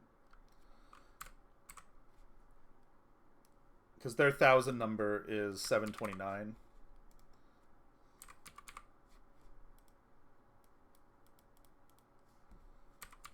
Yeah. 729. Or should I do 2,887? They get 3 Lises worth of time before, like, a spell, any spell unmaintained collapses.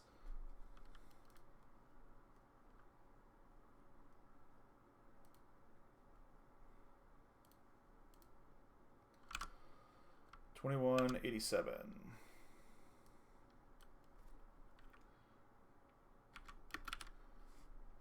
Yes.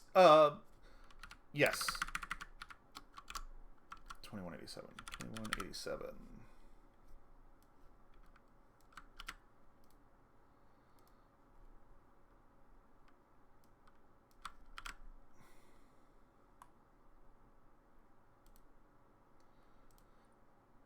And that means the important, or a major element of that, right, is without maintenance.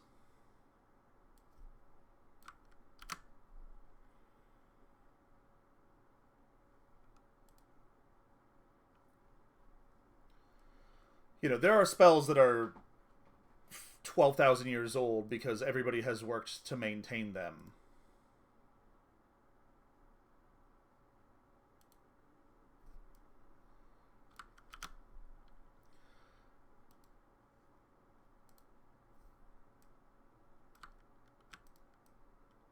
And spell scars are an exception to this.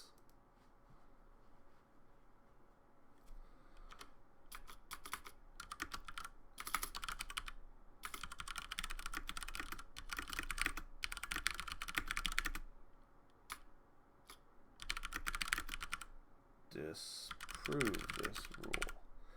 I also love the idea of, like, as far as the Dralians are concerned, or the Drakers and the Dralians are concerned, like, the most durable thing you can make will last 3 Lysae. Or 3 Lysae without any support. And, like, I think kind of the mentality of the Drakers is like, yeah, that's about the natural span. Like, there is no drive to design a spell that will last longer than that. Without any, maintenance. Largely.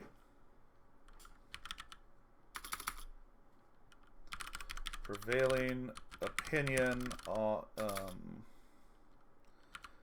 in the Dralian splinters is that this is a natural limitation that does not need to be surpassed.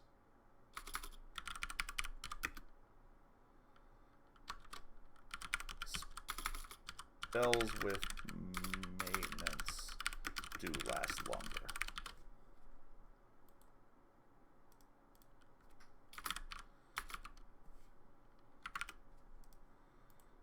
I spelled maintenance wrong. I've been spelling maintenance wrong. But I love that idea. I love the idea that, like, culturally they're not... It's not something that concerns them.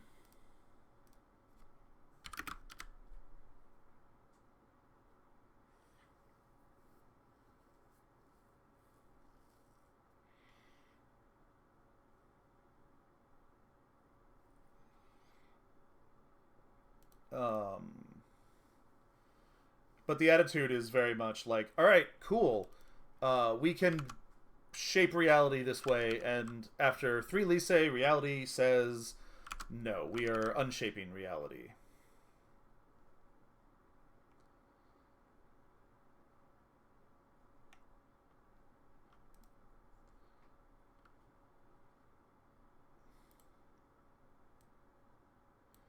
Alright, I need to move this to Iridethkin Worlds. This is not an Iridethkin location.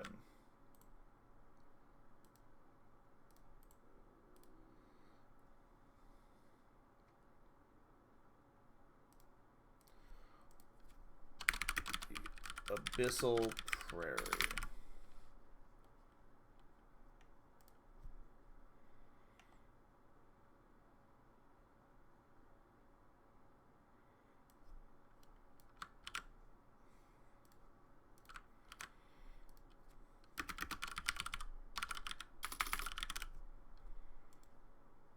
Oh, the Abyssal Steppe, sorry.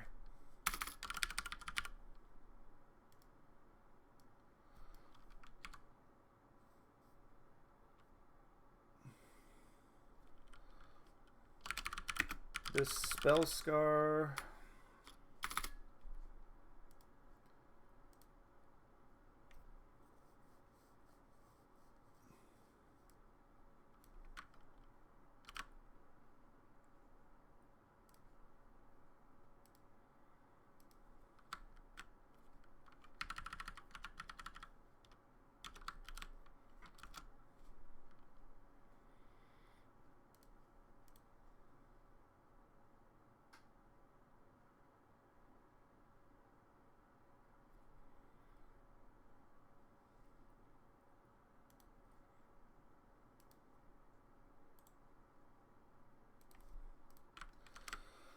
The Spellscar is centered around an ancient bastion known as the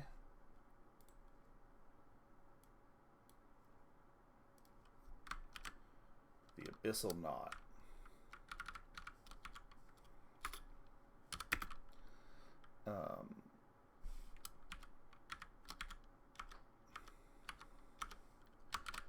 It predates known history.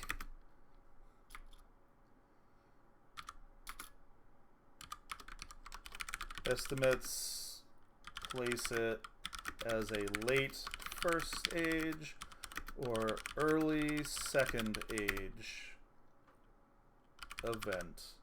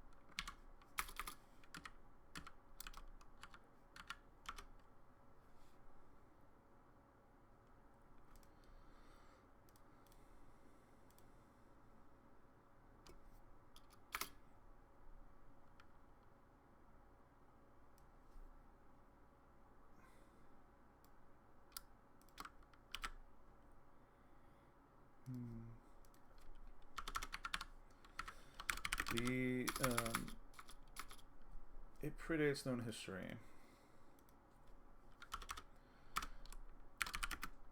There is a Verge connection to Iridathka, located 76 miles outside the edge of the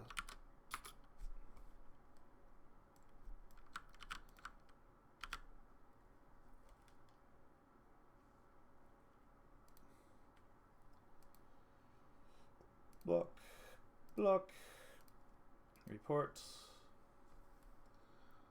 scam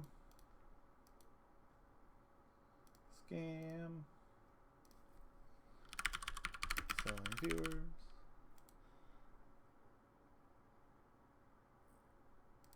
And ban. Onward messages at your private terminal, Commander. Awesome. Built.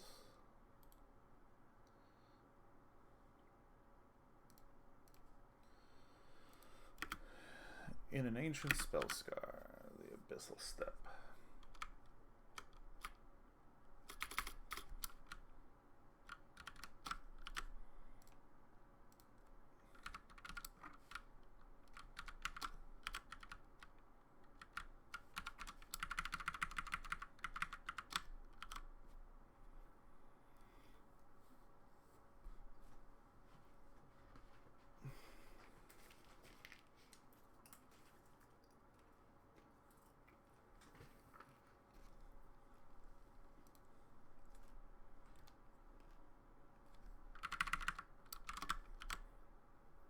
I just got a big, this is a really long ad for natural diamonds being mined in the Northwest Territories.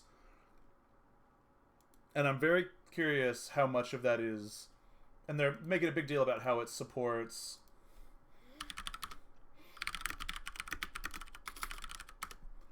how much of it is, you know, propaganda about how they support native, and how much of it is like the natives own these mines and profit directly from it.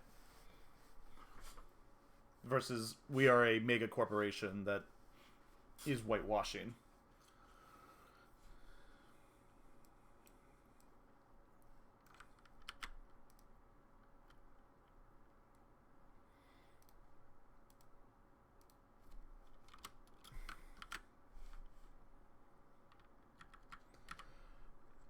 I love the idea. This abyssal step is super fucking cool. And so is the abyssal knot. But I also love the idea that, like, so the abyssal knot is here. It is this deep, imposing mage fortress. And then somewhere farther on the edges, well away from where the abyssal knot is, there is, like, NASA. Like, there is a space that is used, there's like a high-tech research facility that is used to, like, stress test equipment that does not, basically, that cannot draw power from the fringe, which is how most of their power is from, is like these power crystals, these big pylons that broadcast power. You know, everything is powered by these magical crystals that draw energy from the warp, effectively, but not the warp. And so somewhere else in this massive spell scar,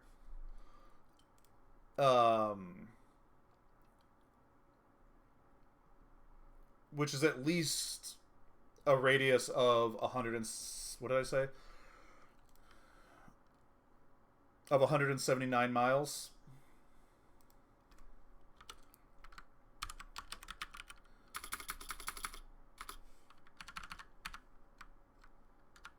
Or 100 mile. What should I build the radius as? Right now it's 100, the radius is 100 miles. Even.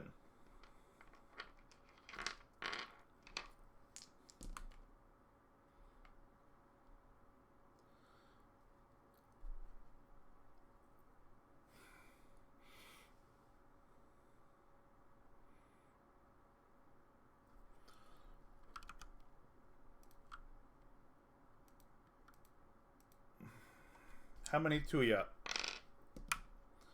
4 Tuya. So that is 89 times 4. Or 81. Whoops. 81 times 4. 324 square mile or square miles. What do I do? 3 Tuya. 3 Tuya. 3 times 243 square miles? Or the radius is 243 miles? The reason I waffle there... Well, I could do 2 Tuya, right?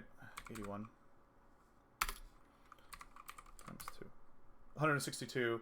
And then you add another 79 miles. So, like, this fortress is deep in... So, you go 79 miles from the town... And then you go 162 more miles to this fortress. So it's a fair ways into the middle of nothing. Radius of roughly 162 miles. Uneven.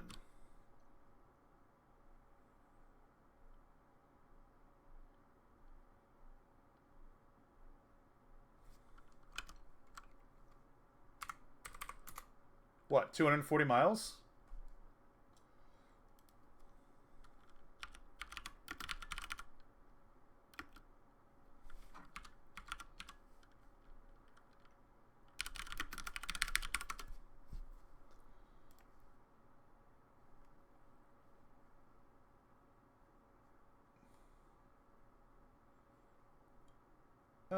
Bend, Oregon is about 240 miles.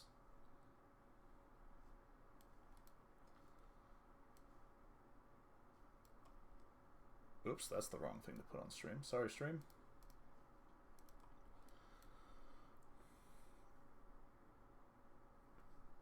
If we center on Seattle...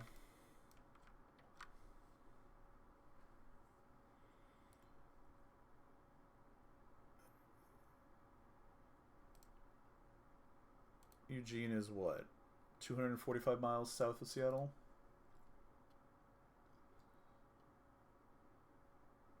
Yeah, radius is... so if I do radius, that means... Yeah, we'll do radius. We'll do it. We'll put it at a 2 radius. So 81 miles.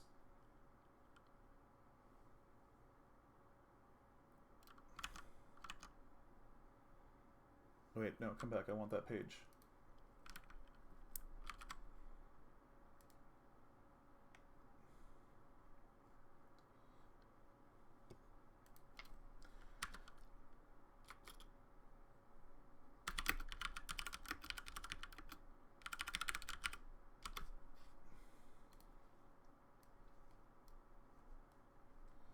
Oh, sorry. The 241 miles. It's 162 is the radius.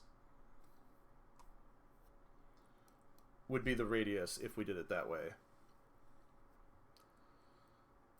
Bellingham being 81 miles away, 79 miles away, is actually informative. So this is... It's going to be a radius of 81 miles. And it's basically... Well... 160 miles from, like, the city to the fortress.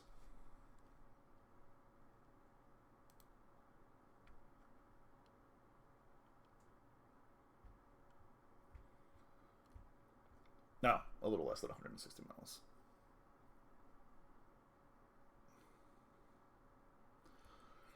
Cool. That works. So this is, well, 76 plus 81. I don't know why I always close my calculator, as if I'm not going to immediately need it again. 157 miles.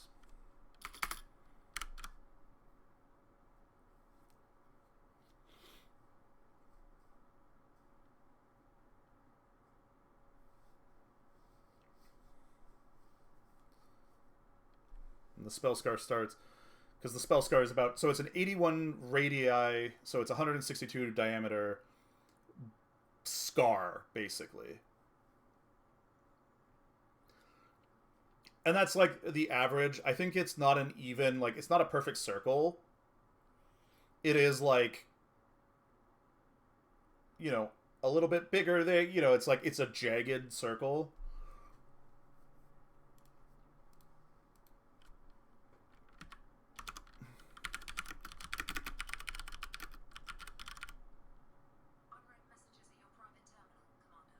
I don't know what an impact ellipse is, but possibly. I also... Oh, that's fun.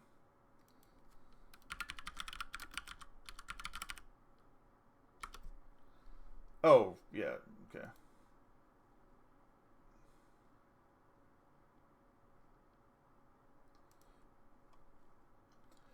I like to imagine it less as like a crater impact and more like an explosion, right? Where different amounts of shadowing from the terrain features or whatever have it, like a flash, you know, like a nuclear blast. Let's be honest.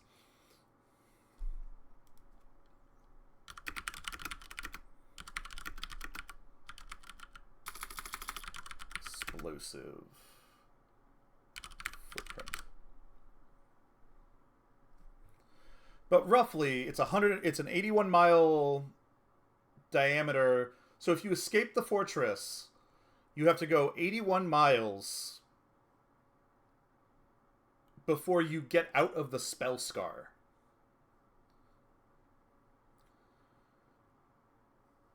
But that doesn't mean you go that doesn't mean you then immediately find a town. Although there is, I guess, technically like some kind of staging ground on the road from the fortress, you know. She's going to pick up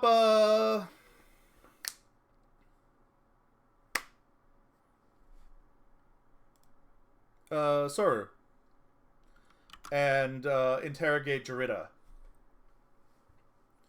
Jarita Maran.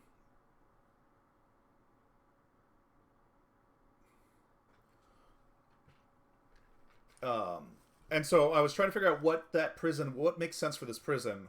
Like, where do you put a prison for mages? And why did they move somebody captured in, like, the middle colonies to the Imperial capital to put in prison, right? Like, it's why did you bring Osama bin Laden to DC? Well, yeah, to DC or New York to put him in a prison there. Like, what, rather than,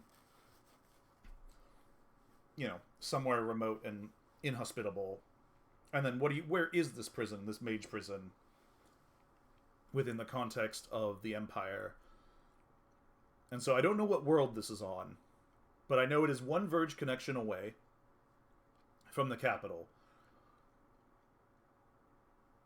Saru is the Threadmancer.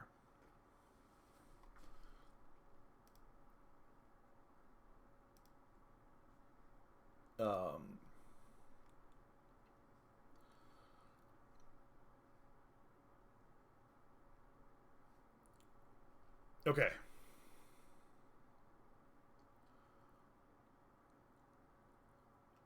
%57 are on the original Verge network.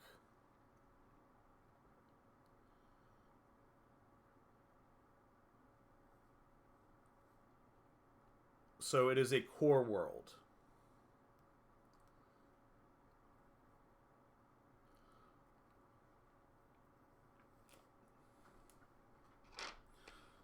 I wrote a bunch of statistics here, and now I need to remember how to use my statistics. 24.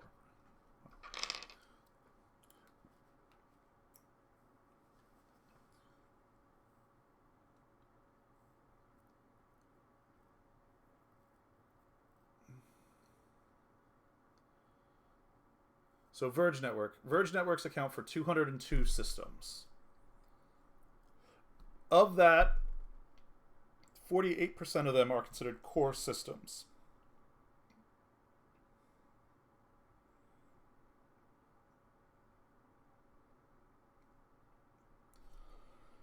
%57 of these systems, 116 of them are part of the original Verge network. 45 of the Verge network core systems are part of the original Verge network.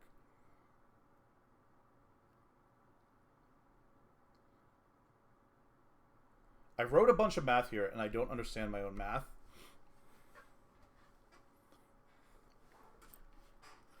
So I have 202 Verge systems. Of those 202 Verge systems, 48 of them are core systems.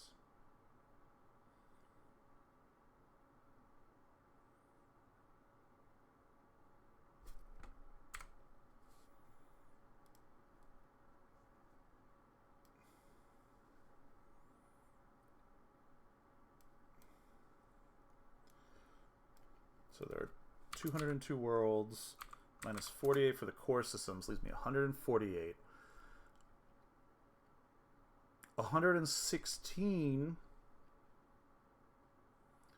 of these of the 202. Let me do this. 116. All right. 202 minus 116. So there's only 86 planets that are on the Verge network that are not part of the original Empire. So 116 worlds.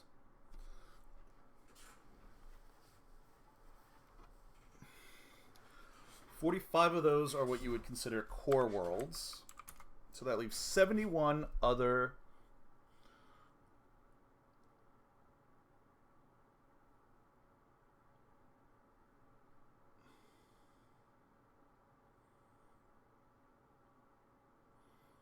so there are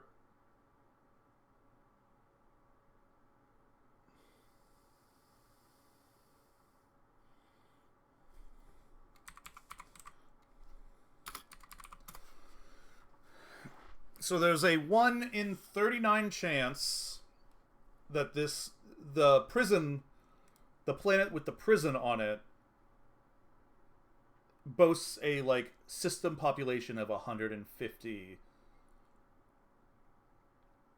of 150 billion or more.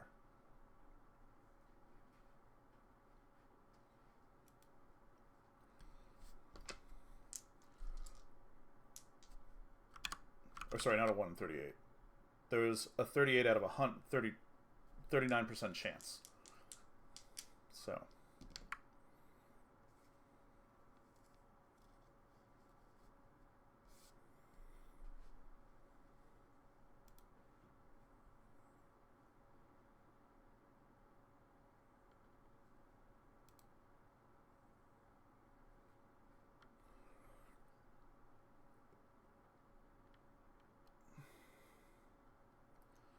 And geographically, where these Verge core systems can be is like anywhere in the Empire, right? So I do like the idea of some of the like some of these massive systems that are like the heart of the Empire are actually on like the fringes of the geographic terrain, or the of like the spatial terrain, right? Like you have a Coruscant here in the heart, but like there's a Coruscant way up on this like northern fringe, so everything around it is hyper boosted by that.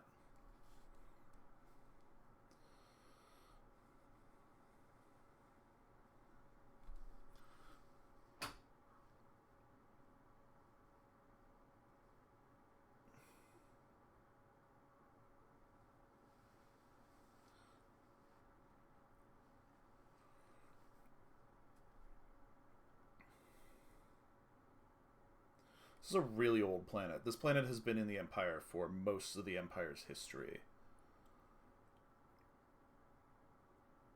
So there's really a choice here between it being a core or a standard system.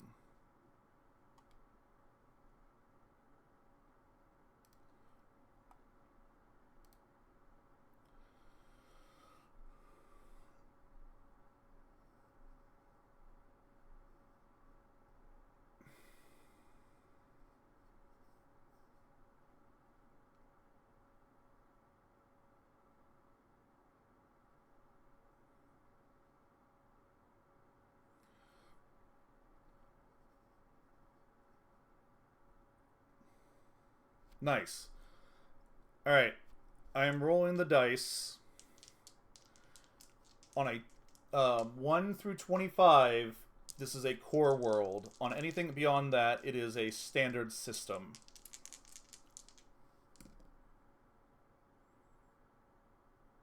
And I got a 1.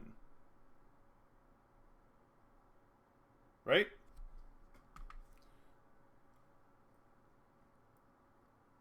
Zero, zero, one. That makes it a 1, right? I don't know if that's not remotely legible. Hold on.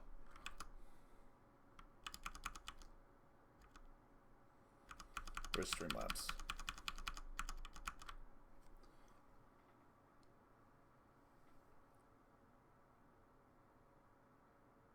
There it is. That means 1, right? Because a 000 is 100. Okay, so not only is this prison connected directly to Iridathka, not only is this planet connected directly to Iridathka by a verge, and boasts this magic prison, it is also one of the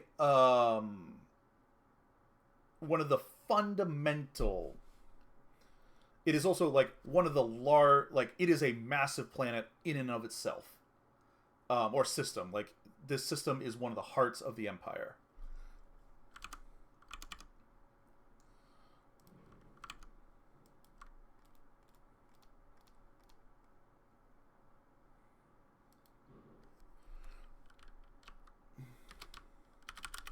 Verge Core World.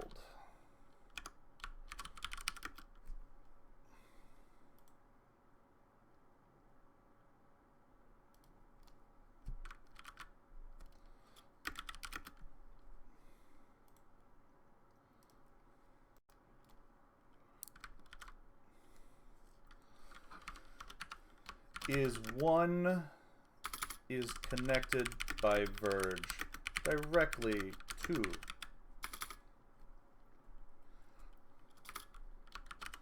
Iridathka.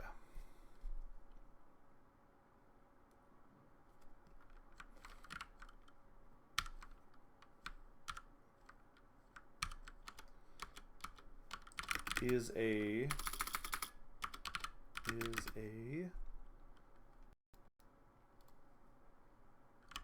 That's wild, the way that math worked out just now.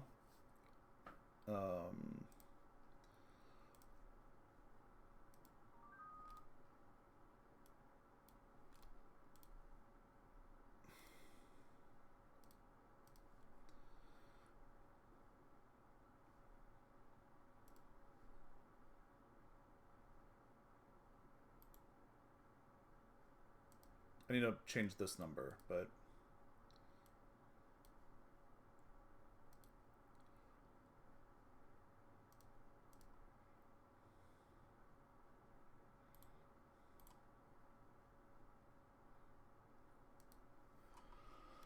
No worries.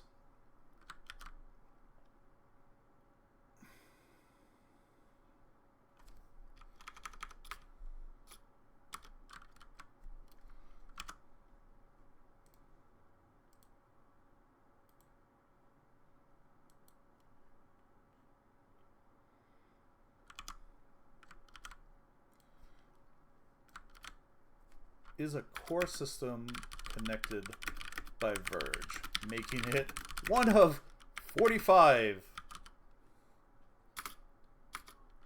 inhabited planets in the Imperium.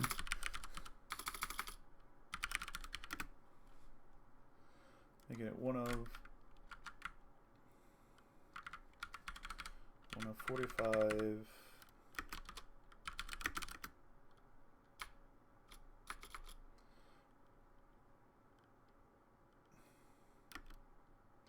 one of 45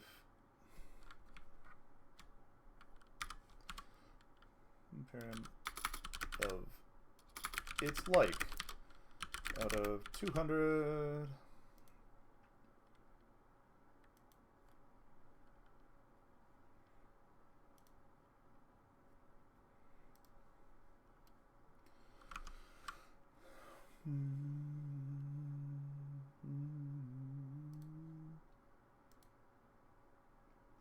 Out of 420.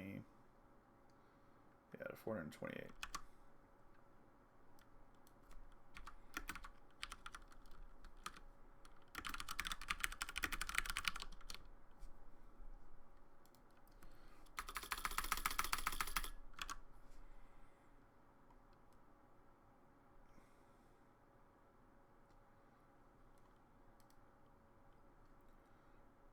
Okay, I need to figure out, do I trust the table I built here? Oh, that's total populations. Oh, thank gods. Okay. Okay, so this is the actual...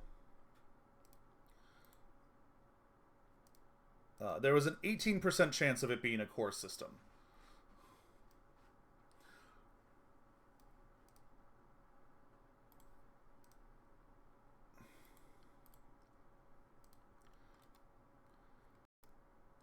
Okay, I gotta make a note. Total population.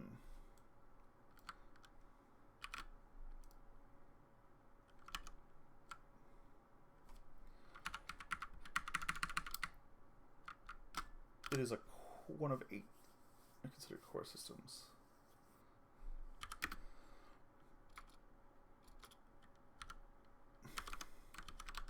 It is connected by Verge. The original Verge network. One of 45 of its like.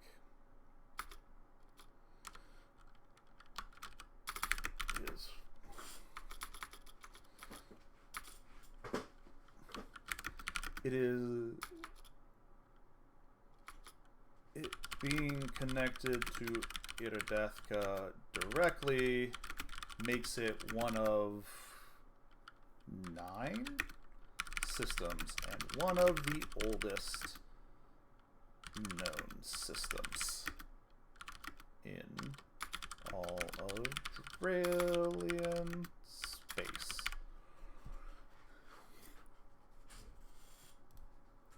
Which is fucking wild.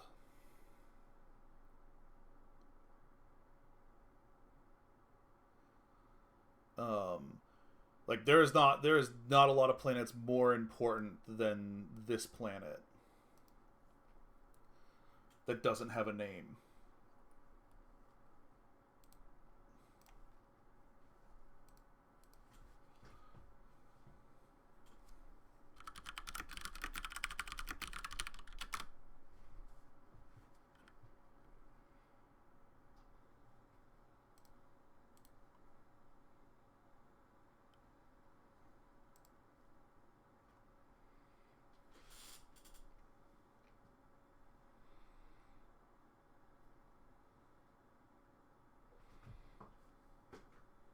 Ooh.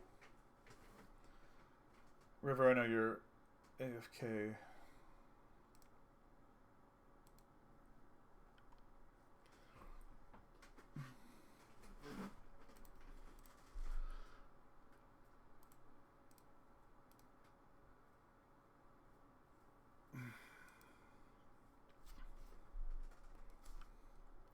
Love it. I love this eldritch horror that is the Abyssal Knot.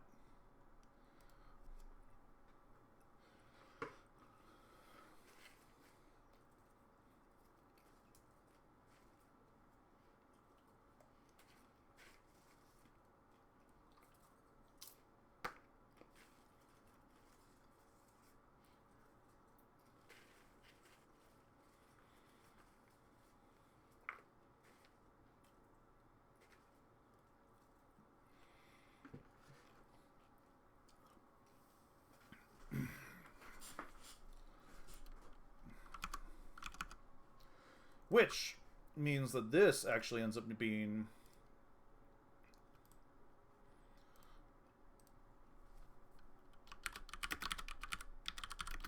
Oh, of course, the Abyssal Knot.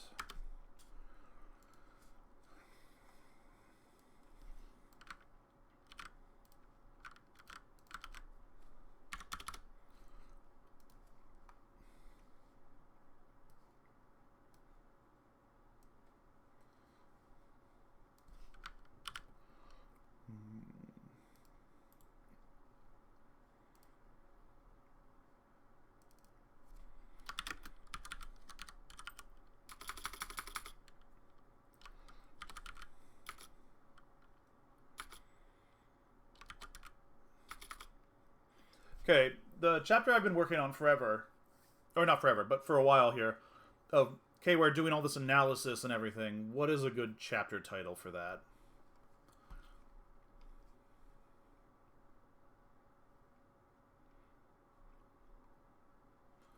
A feverish study? We're going to use a feverish study for now.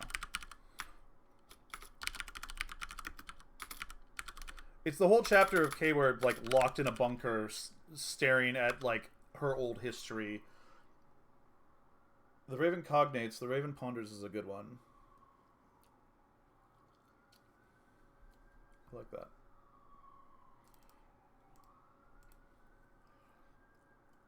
I need something like it's like an obsessive study, right?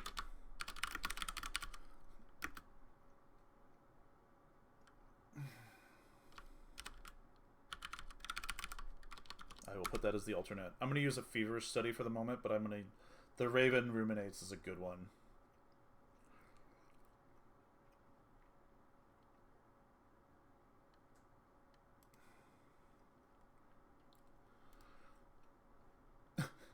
The original intention was this is the scene where she goes to ruminate Jarita, and instead this is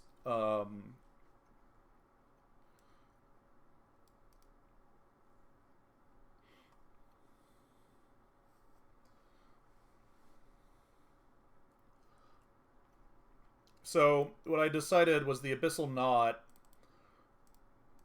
the world it's on, what the dice told me is the world it's on is basically as old and as important as Iridathka. It's one of, like, 9 planets connected to Iridathka. I don't remember how many Verge networks I gave Iridathka. I know it's a lot.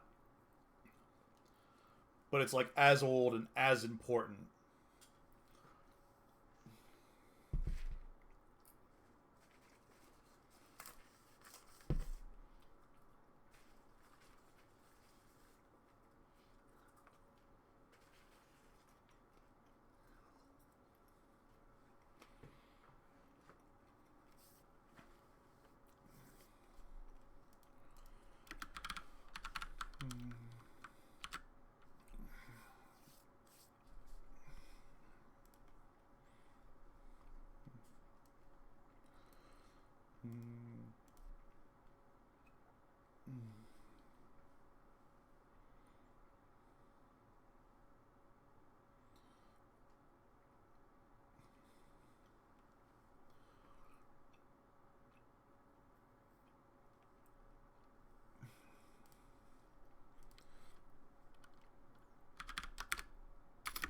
10 hours after a feverish study.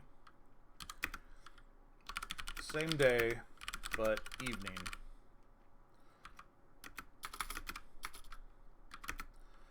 Rowan picks up Kayware to take her to the Abyssal Knot.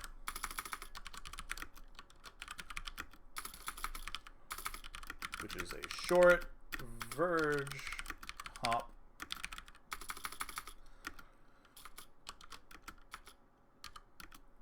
See notes, but is ancient eldritch mage prison.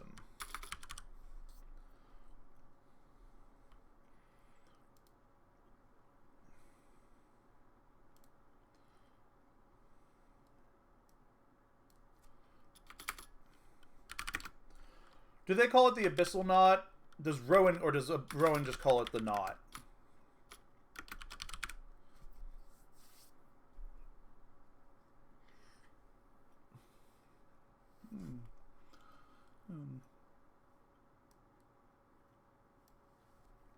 If I had to guess the reason, since she shouldn't be being held in at the Abyssal Knot.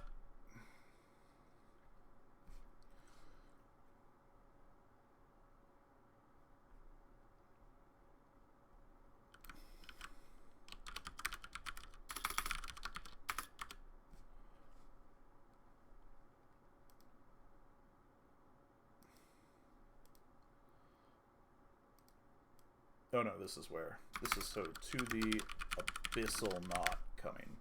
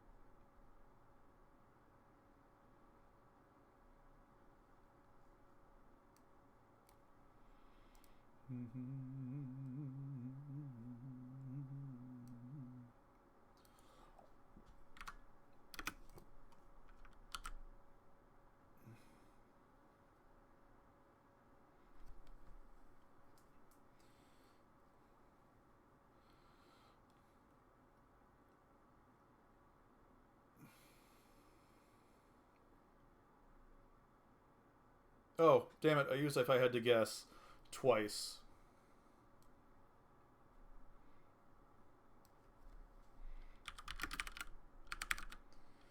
Pretty sure I asked you for Hopkins amount to lend me back for a couple of weeks before I even got here.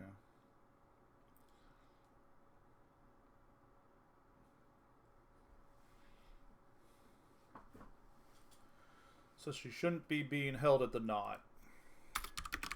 Her crimes are many, but she's not a flight risk? But she's not a flight risk.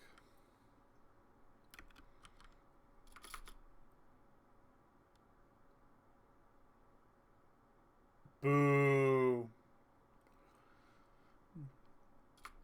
She's cooperative, and I do keep almost writing not now and note. A major flight risk.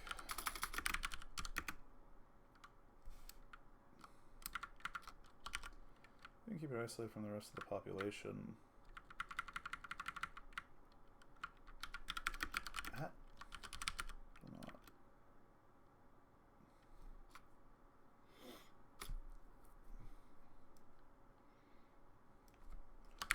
There are easier prisms to...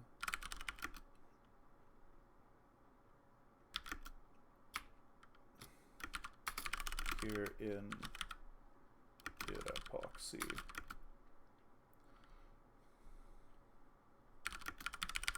To keep a informant's not the right word. What is it? Oh, informant mage.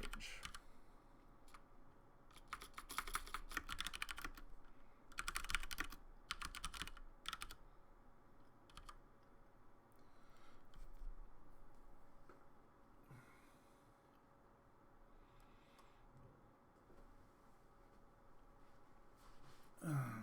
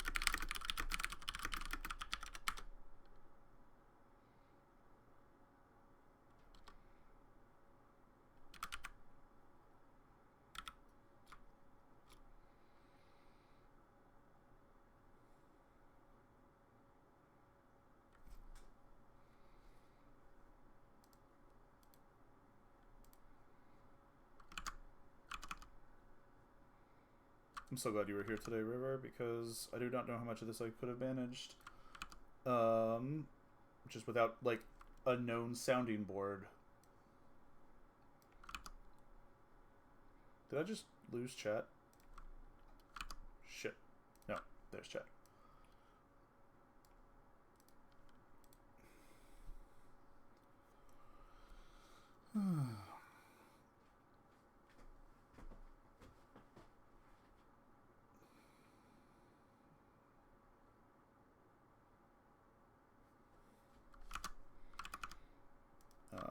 Another note.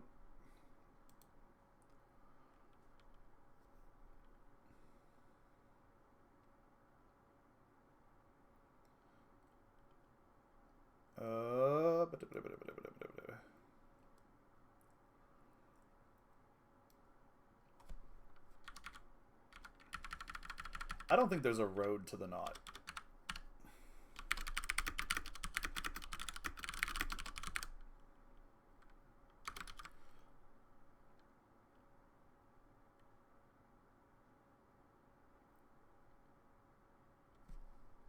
They've made, I think an effort has been made to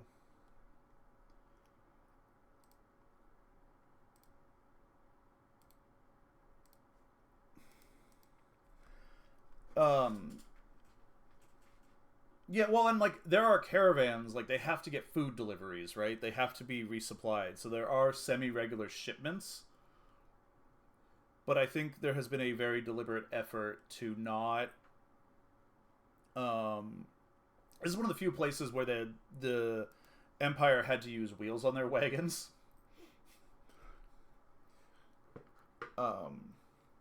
Like had to maintain wagon wheel technology because a lot of the time once they got a little bit of lift crystal technology, they like their wagons floated.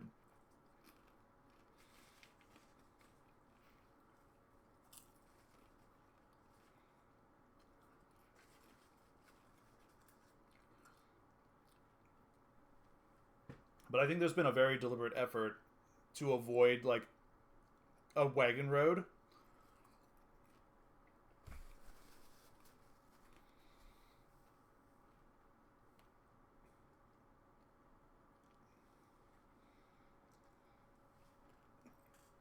Specifically because it just makes escape that much harder, right?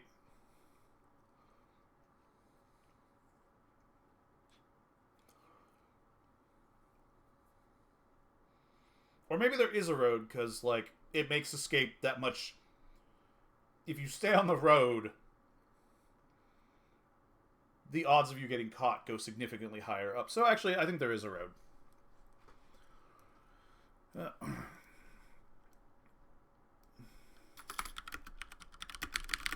the knot. There is a support town on the edge of the Abyssal Steppe.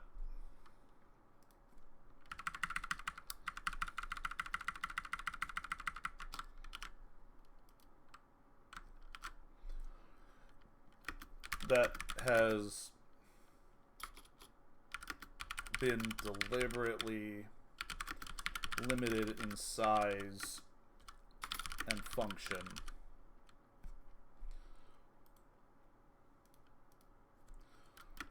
For millennia.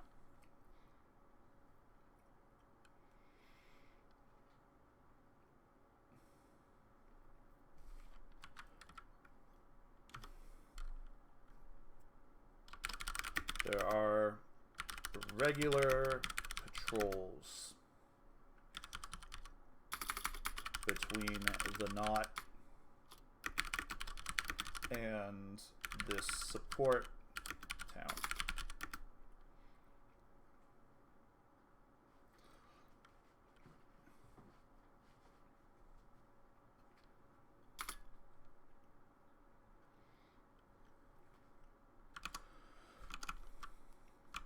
Yeah, because if you escape and you go running down the road, cool, good news.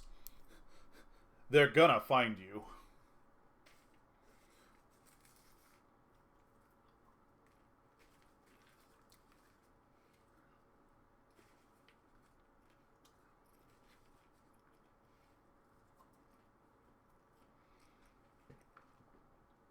I think there's probably an exclusion zone beyond the support town. I feel like there's an exclusion zone around the Spellscar of, like,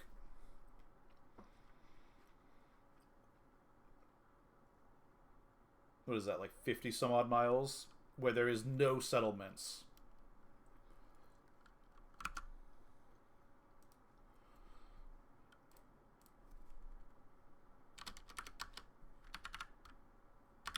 Aside from the Knots support town, Imperial Edict enforces an exclusion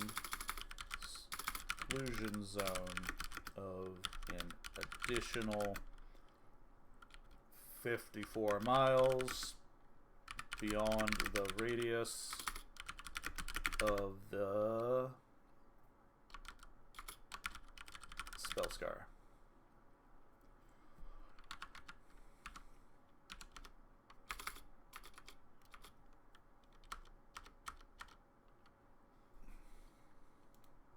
It's almost a wildlife preserve, right?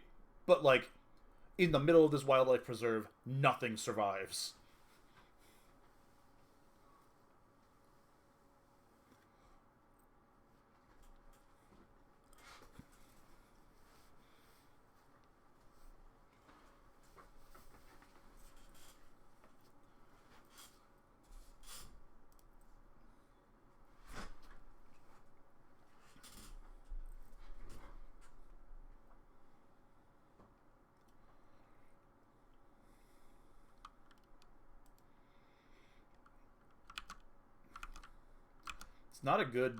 It's not a good place. It's like high prairie, it's high steppe, kind of like terrain with like 81 miles in any direction, devoid of life. And then another 50 miles around that, or 60 miles around that, that is nature preserve, effectively, before you could reach the potential of civilization. And the nearest major city is a major city but is 76 mile. Well, is probably actually at the exact limit of 56 miles. Is on like the exact outer edge of that. Or you get to a militarized guard town, basically.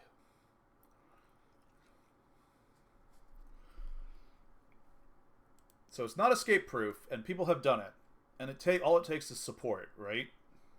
If you can get out, and there are supporters waiting for you. But it's not an easy space to escape from.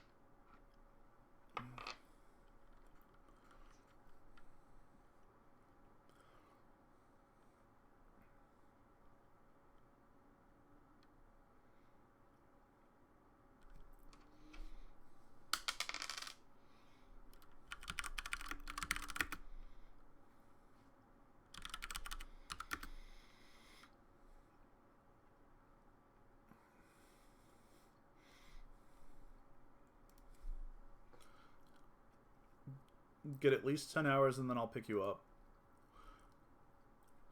Does Kware set an alarm for 10 hours? Yes. Does she sleep through the alarm? Yes. How long does Krewas let Kware sleep through the alarm? And Rowan, an hour? 2 hours? 3 hours? Does Rowan just like give her, we'll wait till see when she wakes up.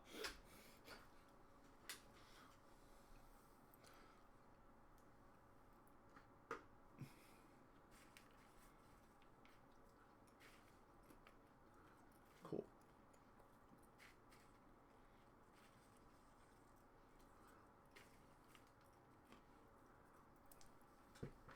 I don't remember how much sleep drakers require. I know I took a note on it, though. Where's Tanakh?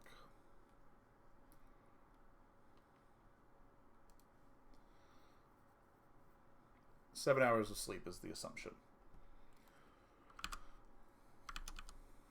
And we'll go for 13. Almost 13 hours later.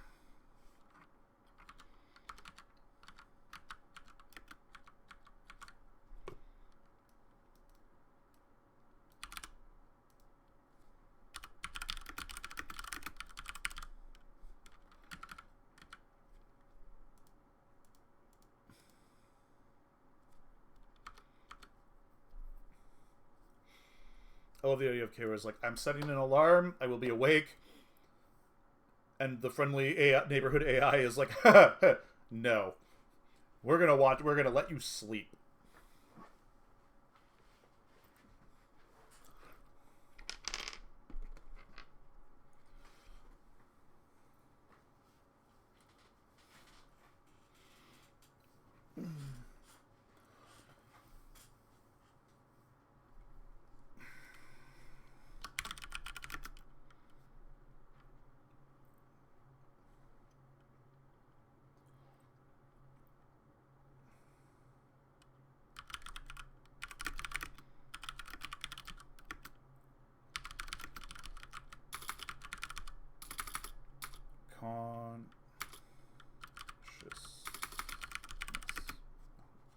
Fucking consciousness.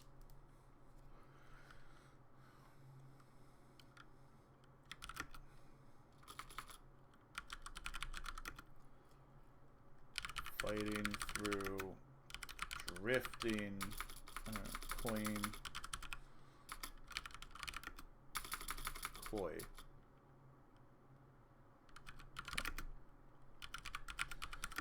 of sleep.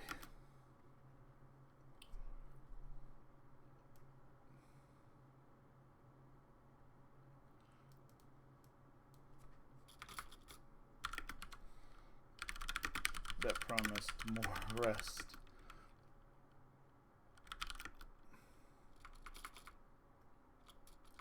Deploying cobwebs of sleep.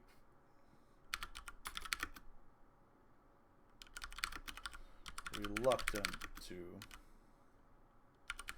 return her.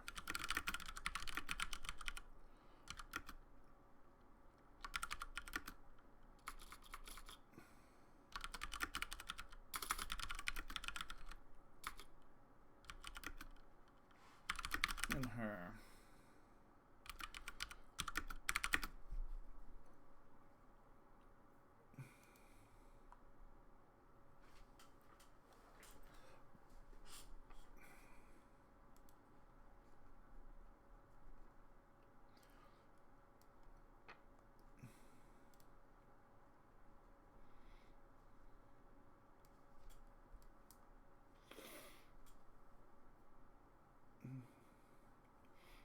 And we've seen her, we've seen what actually the alarm looks like.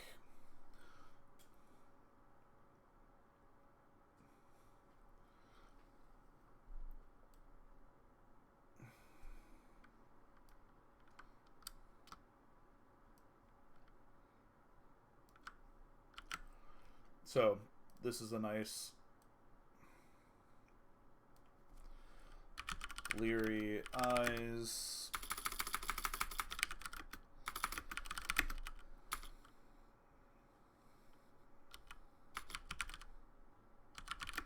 To the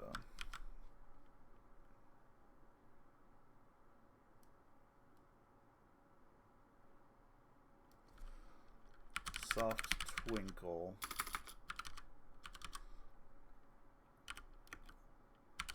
Of constellations.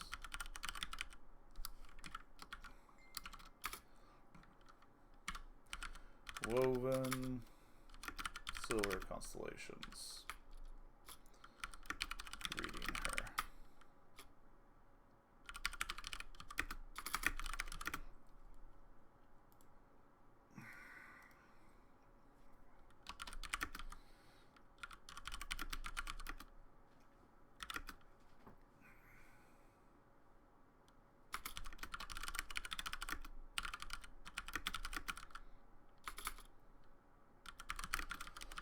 Right, with sudden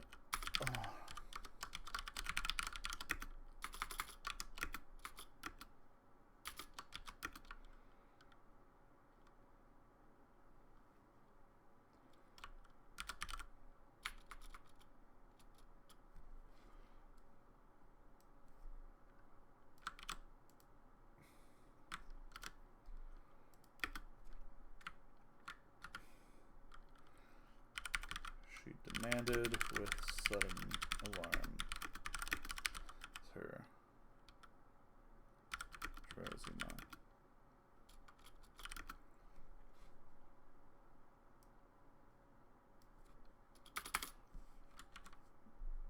As a Drowsiman revealed the time.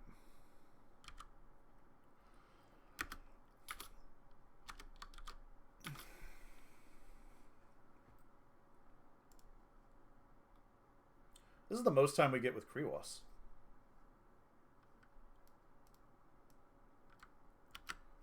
As well.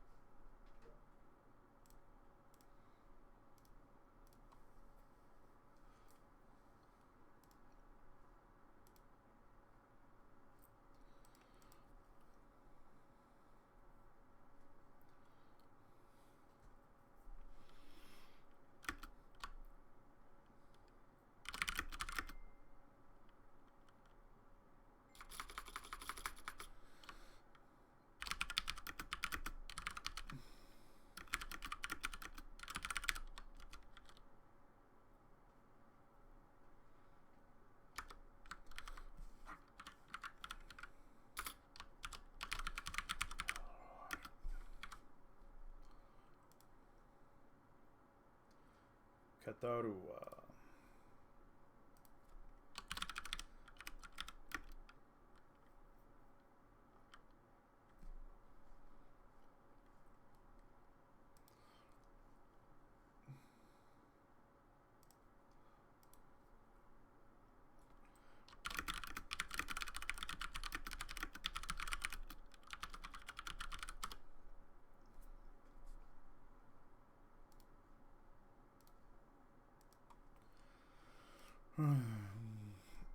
Does Rowan work late? Deliberately? Yeah.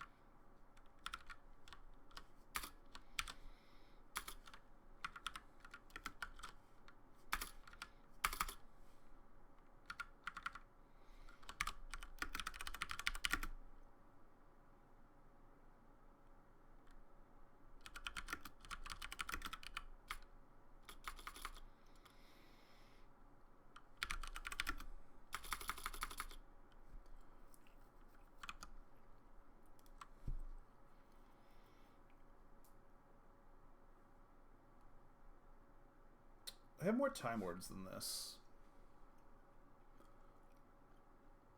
Time-related words. Now, then, before, no. I need those, though. I should probably do those. It's a third, right? They use a third for their time measurement. They do.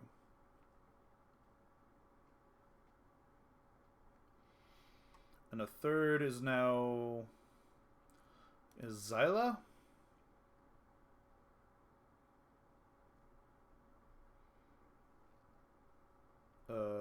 Rasubun. Denotes a third. Okay, Zai is a prefix that denotes a Yix is a prefix that denotes a half.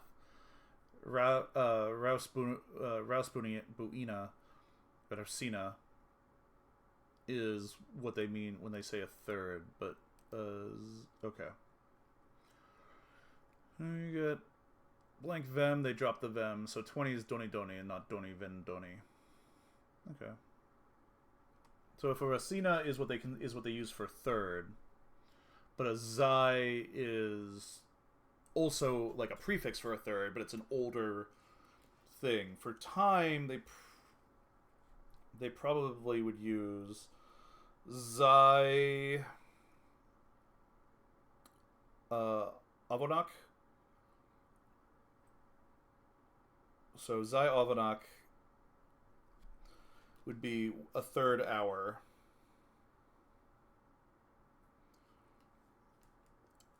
But I wonder if that's become just a Zynock to mean 27 minutes.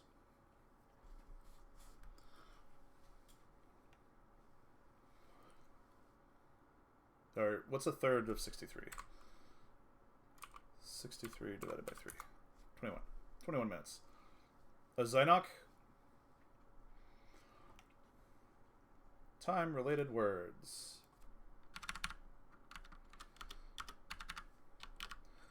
Zynoc.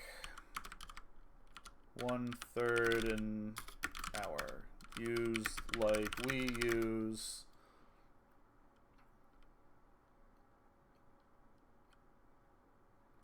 half hour.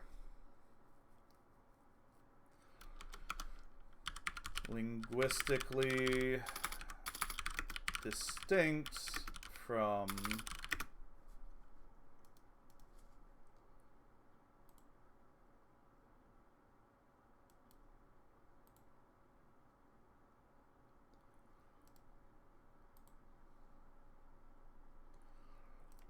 that's a mistake, but from Rasubina, 1/3.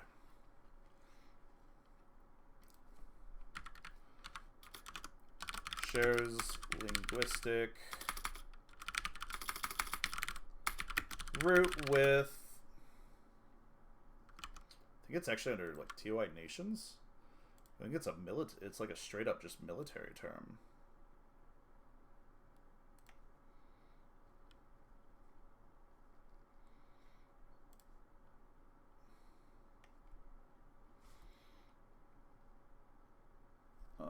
Where did I put my army? We're gonna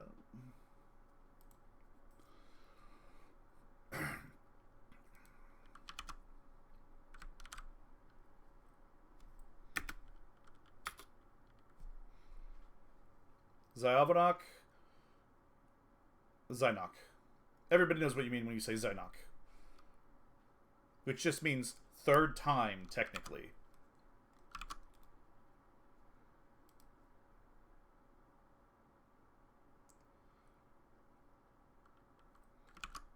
But third time is going to usually mean 21 minutes ago. Zynoc.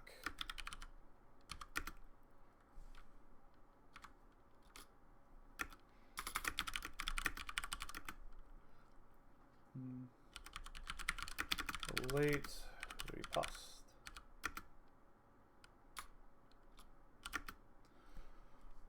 What is a riposte? What is the exact meaning of a riposte? A meal? No. A late drink?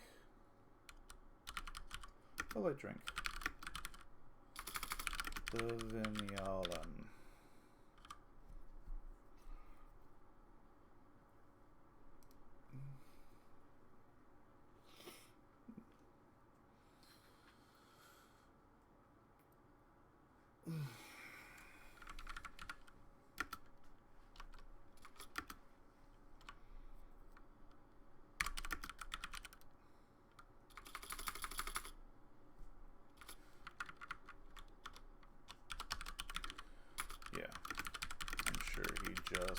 Happened to drop in. Well, hopefully that means he got the arguing with mom out of the way. Well, hopefully that means he got the arguing with mom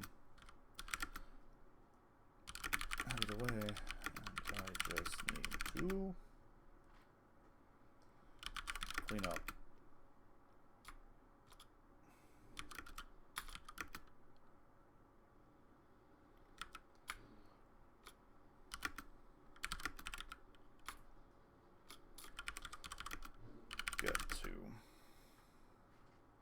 And he got the argument with mom out of the way, and we'll get to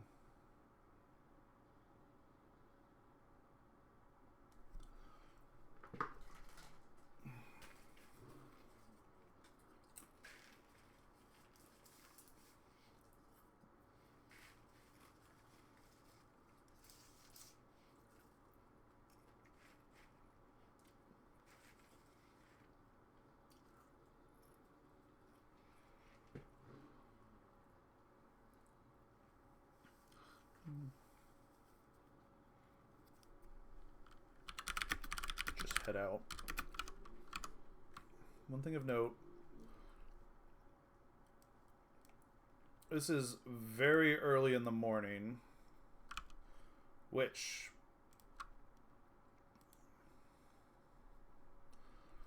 morning is 0-100 because 0-100 is tied loosely to twilight. It is a standard clock. So most people start work at 0300 and finish work at 1200 or 1300, which is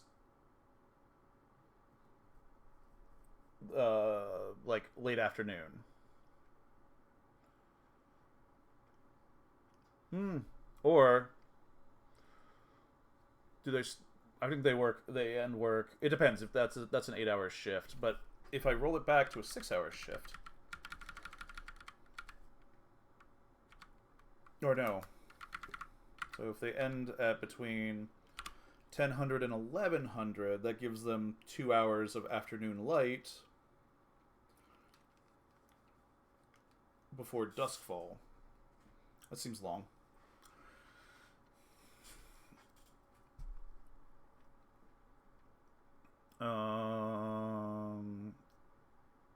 That's about 8 hours.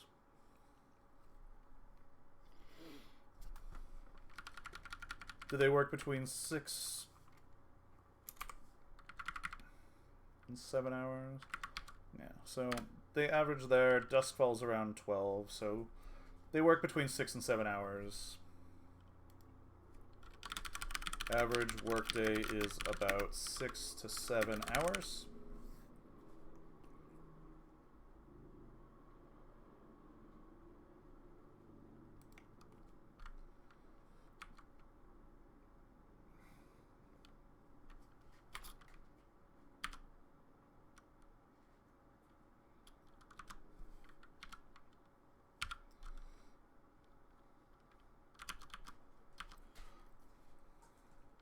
Yeah. There you go. So their average shift is about 6 to 10 hours. Or not 6 to 10. 6 or 7 hours is the average shift.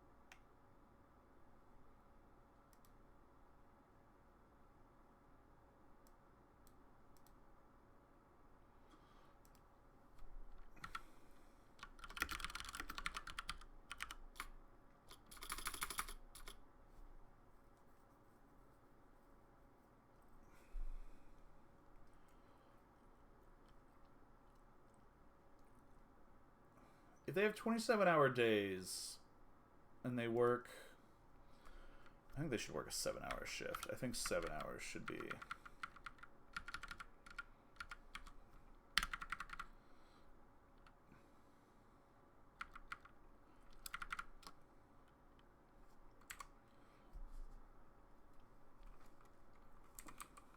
It's 36 hours.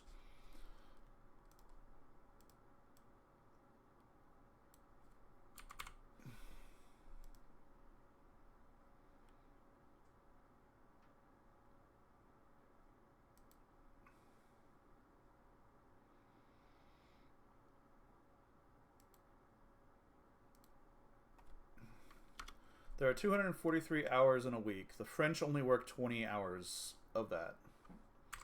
Or of a DCS week. 243 times 0.2. So they need to work about 48 hours to be at the level that the French work.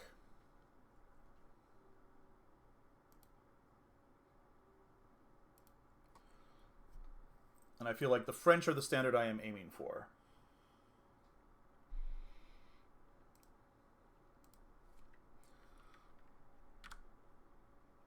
Which means that they work 8-hour shifts. 6 days a week. It is a 9-week. It is a 9-week week.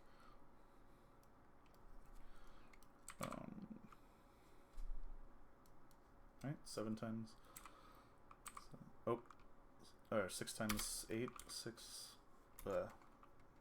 times 8, yeah.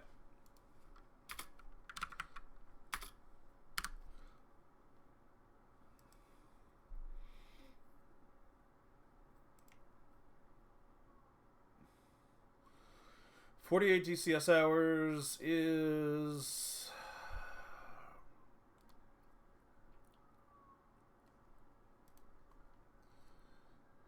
times 1.1025 Terran hours.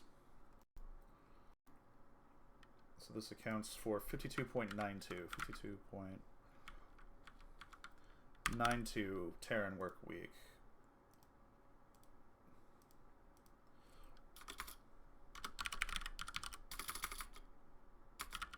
Australian work week is 20% of week.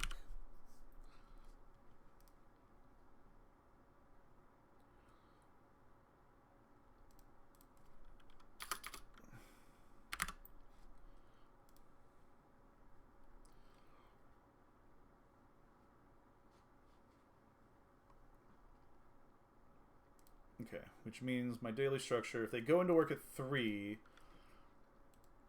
they're going to end at 11. 11 or 12.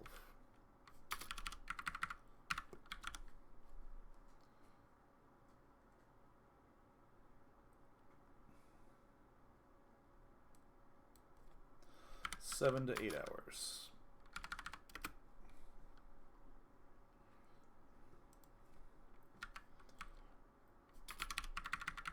The number of times I doubt my own math.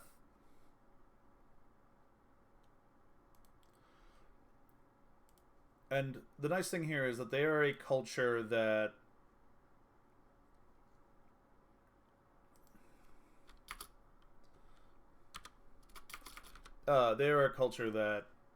has had artificial lighting for so long that I don't feel bad about the fact that, like, you know, duskfall is what they consider 12. So, like, anything after, 12 to 2 is when they get daylight a lot of the time. Or evening daylight.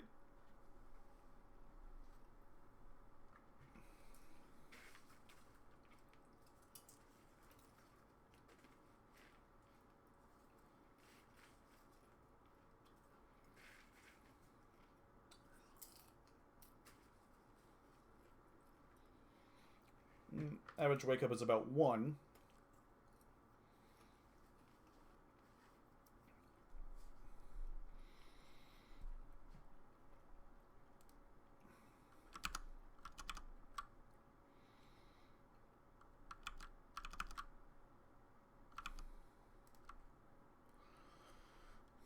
Very early in the morning might mean 00:30.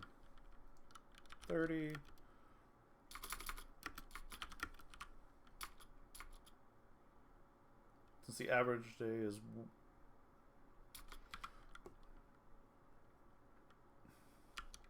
01.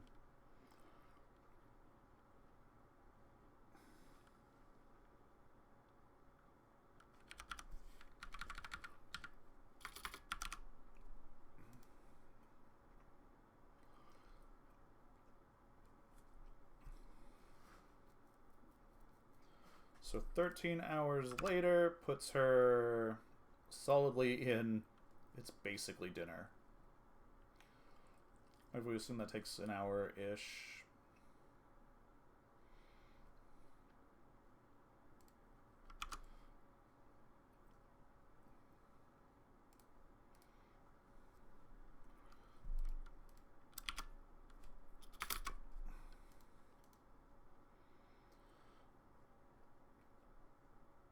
Which puts this at somewhere around 1400 on the same day as Feverish.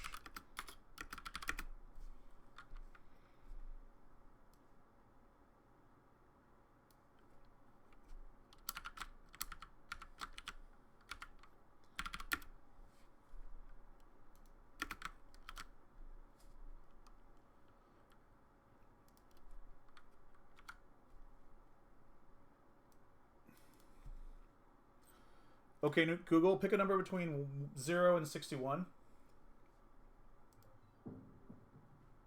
46. I think it's 63, actually. Okay, Google, pick a number between 0 and 63. Here's a random number. 14. Cool. It is 1414. Or somewhere in there.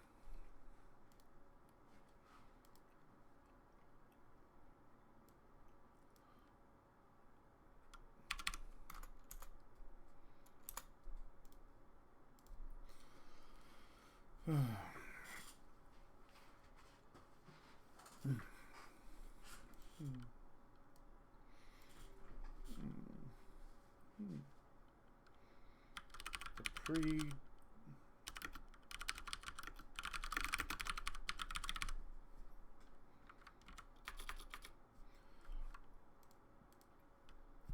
So, all of that math, all of that work. Here's another question. What time of day? It is going to be the same time because they use a standard imperial clock. But what time of day is it? At the prison.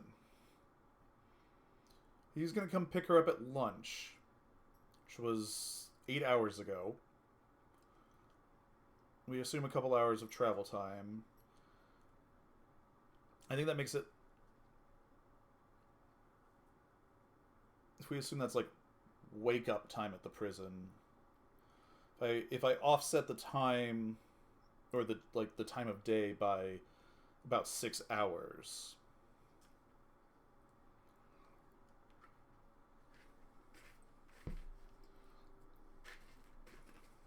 or by 8 hours, if I offset the time of day by 8 hours.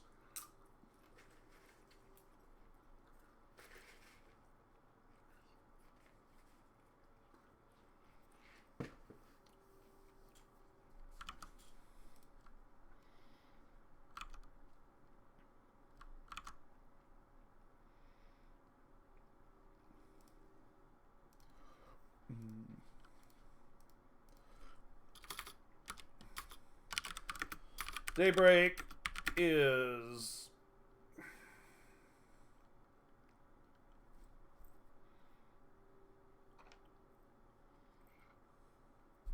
Unread messages at your private terminal, Commander. No, actually, I want my D4.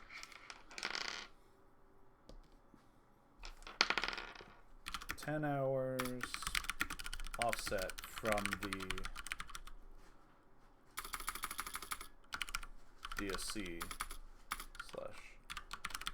/ Iridathkin time.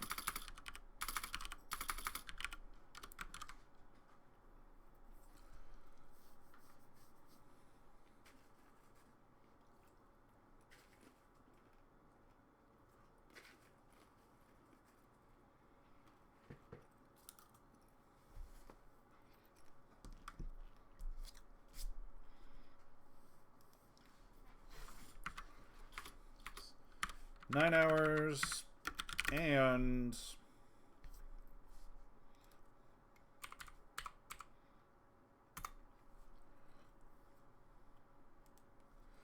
9 hours, 12 minutes, and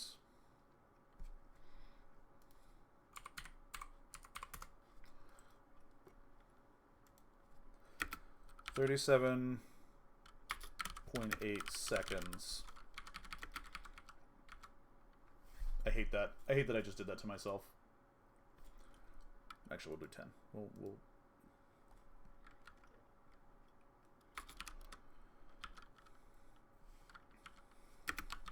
later.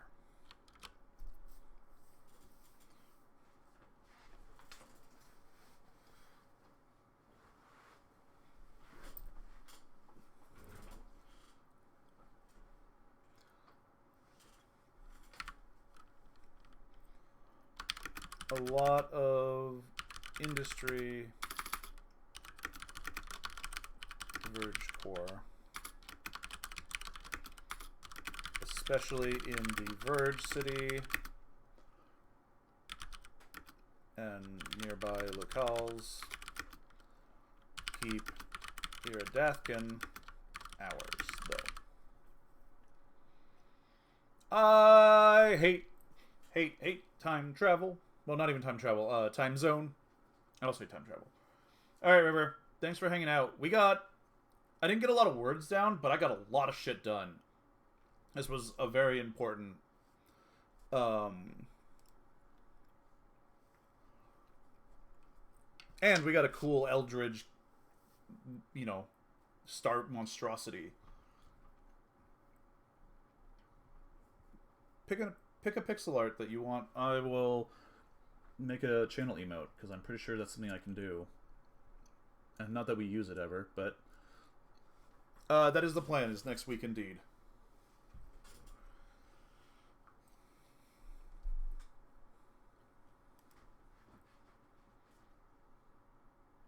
I mean, you got time. Think on it, but the candle's pretty cool.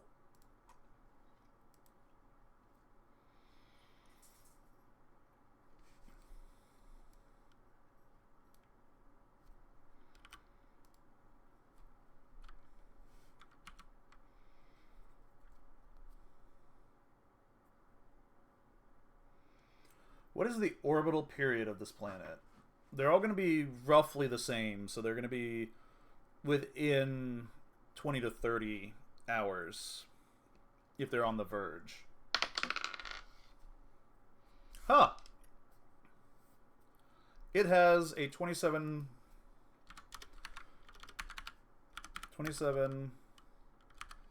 hour orbital period. Or not orbital period, day length.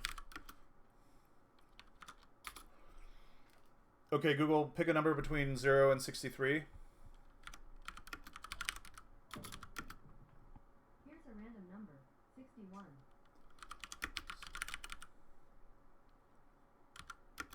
Okay, Google, do that again.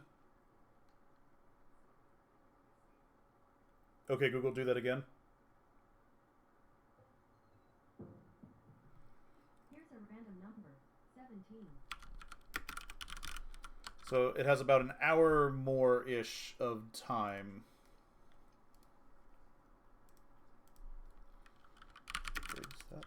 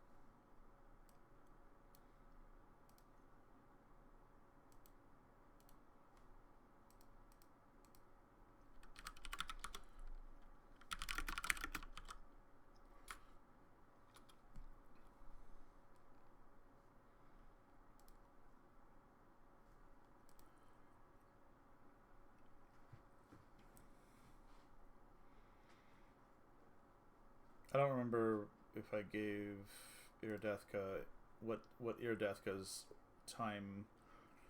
I know it's 27 hours, but I don't know if it's 26 hours or...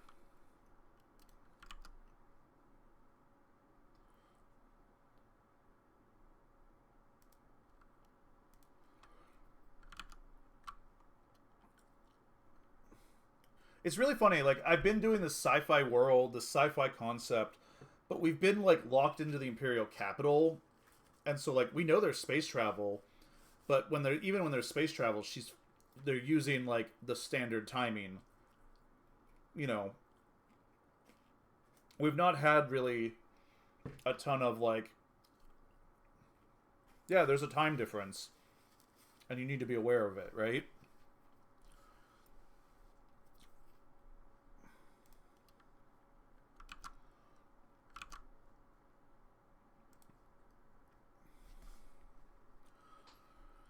I'm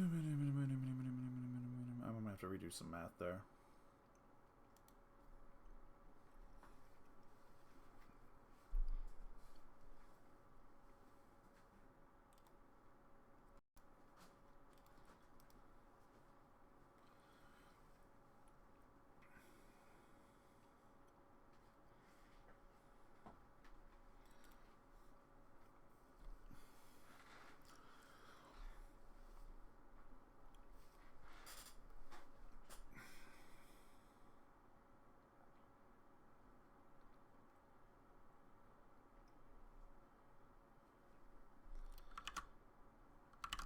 This is the first time we're going off-world in this story. Well, this is the first time we're going out of system in this story.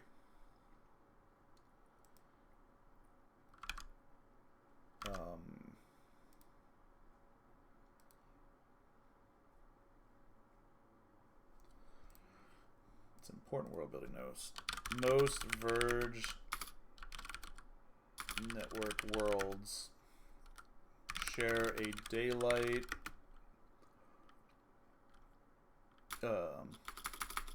in average day time between 20 to 30 hours.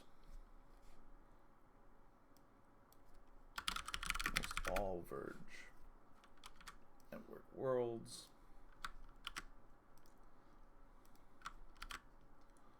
It's in the Imperium, but I need to go to geography, which has been...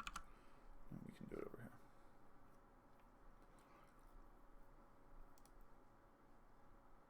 Dralian territory. Galaxy map. Selenius planets. I need to draw a galaxy map.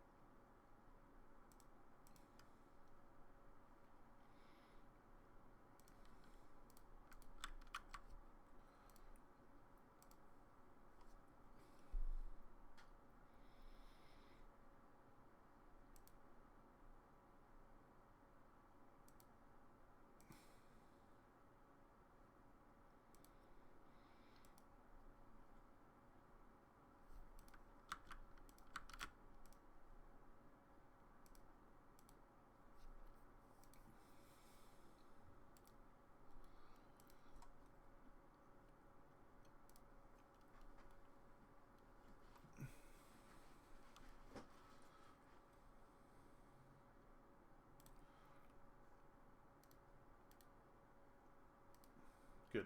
Okay.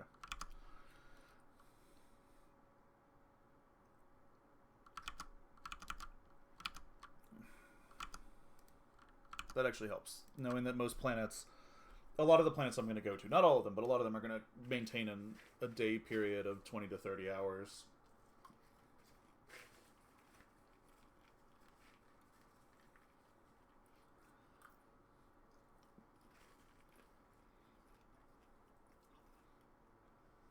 Annual periods are going to be radically different.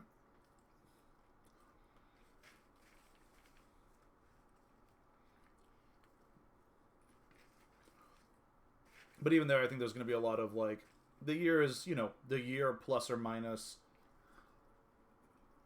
4 months.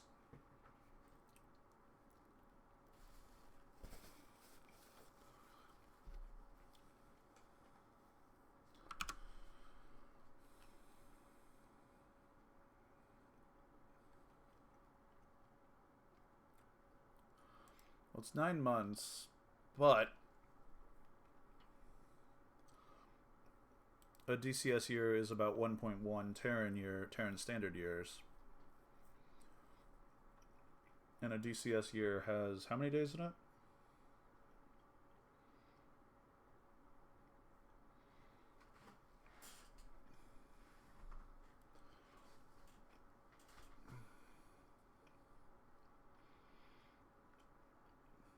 Well, 9 months with 36 days, so 324 days in a year. So yeah, plus or minus, which is about 401 Terran days.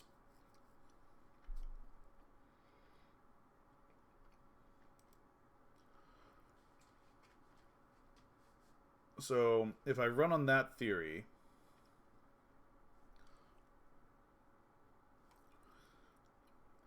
if I take that same theory about verges,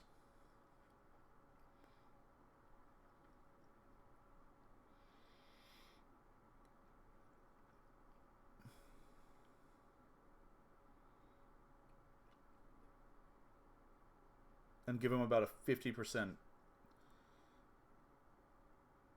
No, not a 50% fudge. What is that?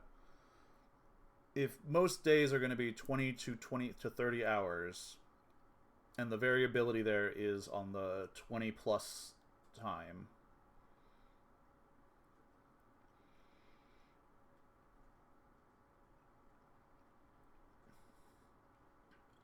It gives you a variability of 15%, but it's an additional variability.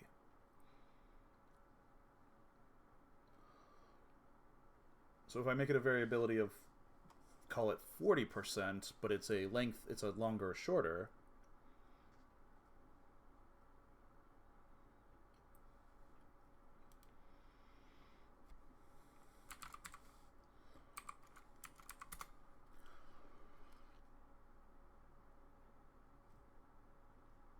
Or no, where the variability is targeted is a little different.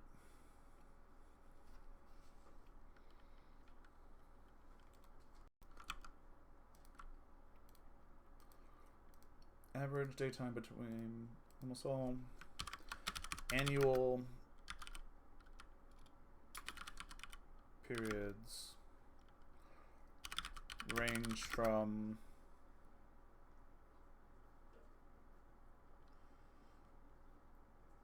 oh well, actually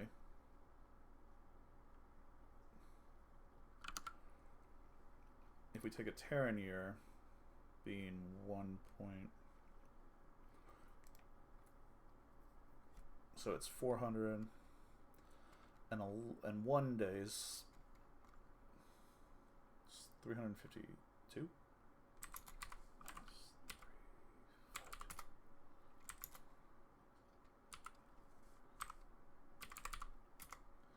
It's about a 50 Terran days. 50 Terran days is it's about 62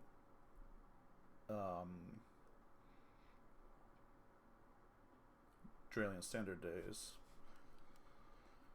So a Terran year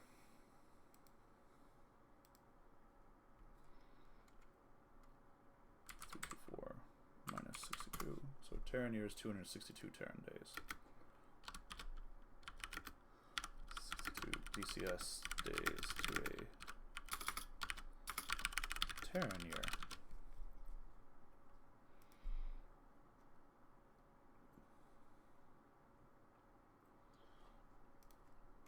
$62 divided by 342, or no, 324.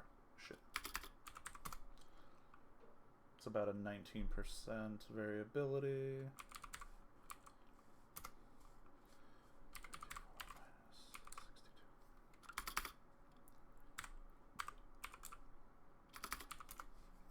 262. Yeah. Okay. So there's a 19% variability.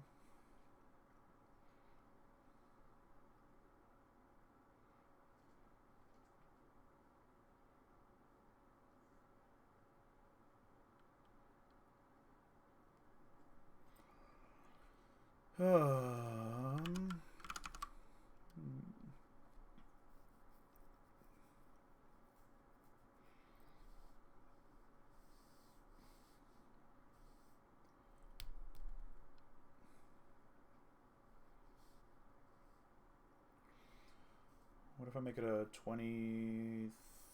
Well, we'll just roll a die here. 22% variability. So 324 times 0.22 from, so 324 minus 1.2 minus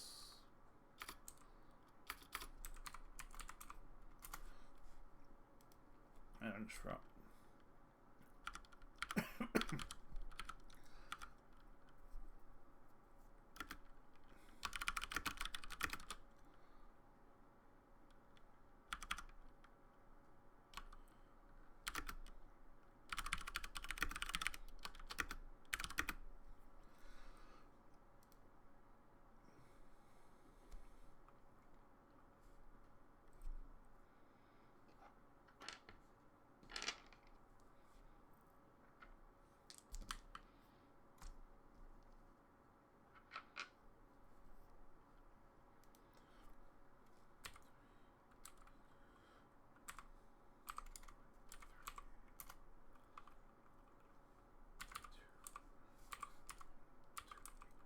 Oops, 0.38.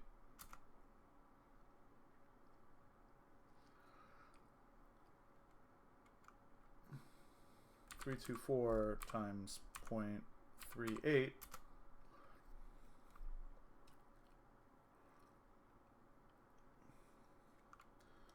is 123. That is a lot of time. That is a much longer year.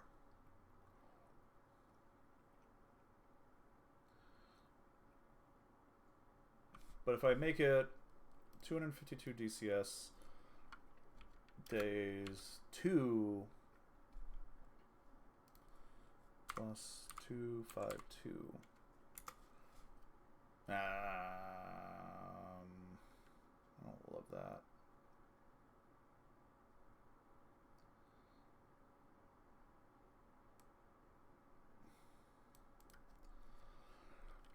To 378.12, which 32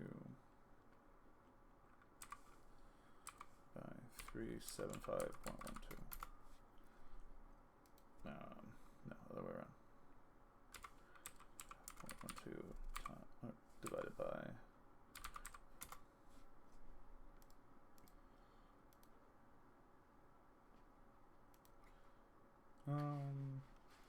I make it a 22% variability on either side. That gives me 324 plus 71.28. So, yeah.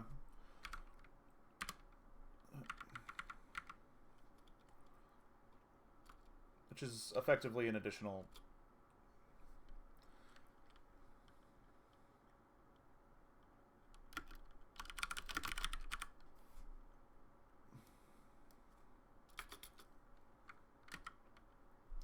Do I want to do 28% instead, though? 324 times times 0.28. Yeah, I probably want to do 28%. So, 324 minus 90.72.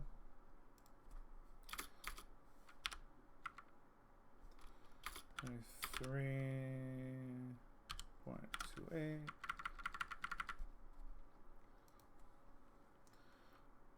324 plus 90.72, 414.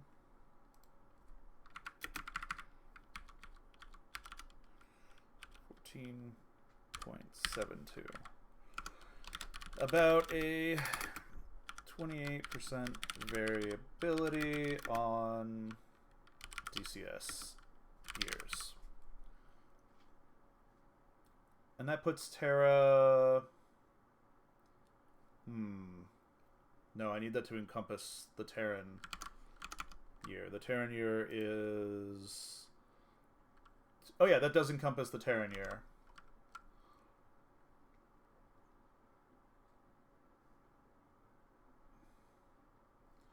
Yeah, okay. So you get something that is 262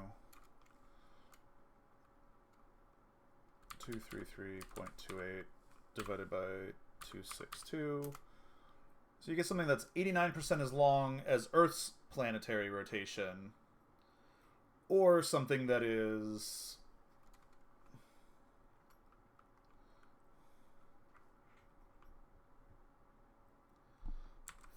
414.72, and I'll probably drop the 0.72s.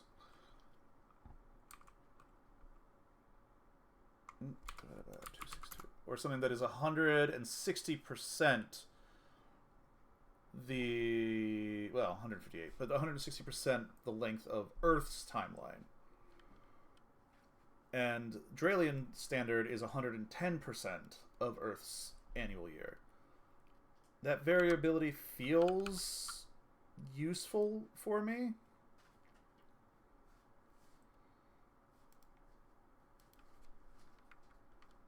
I'm just going to call that.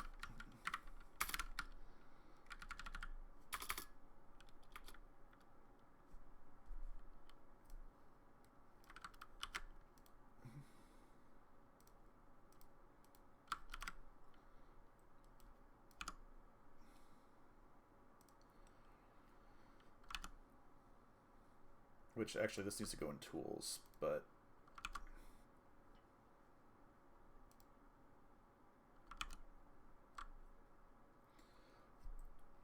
So the magical connections that connect the universe. This does not mean that everything is this way. But the magical connections that connect about half of the empires and in the entirety of the old empires maintain a basically, I mean by the Imperium standards, a 40%,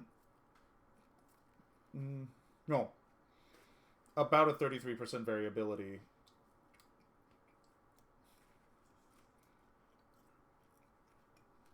on daylight.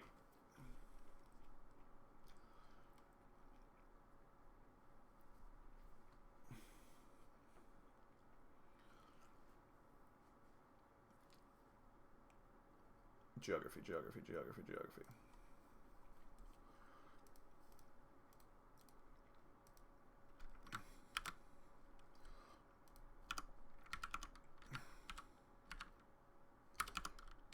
About a 33% variability on day length by DSC day.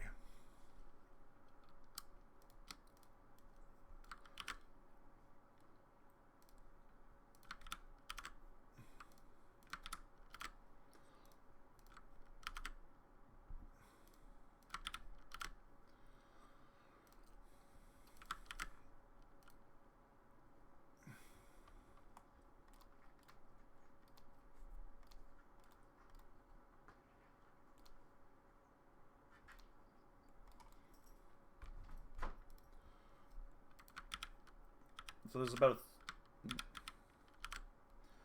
a 33% variability in daytime and a 28% variability in annual period in day length. And I refuse to do orbital mechanics math, but whatever that means is what that means, right? And that is purely because of magic.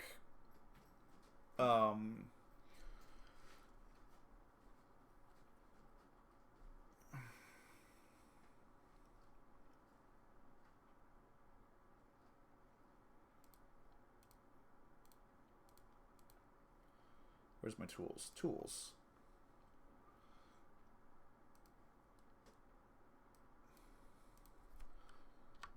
Planet Maker.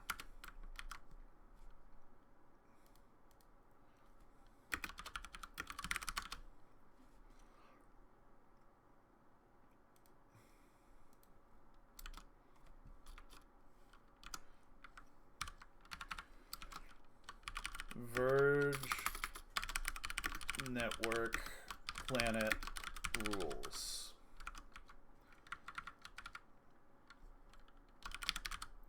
Day length sits at about 20 to 30 hours, or to 34 hours technically.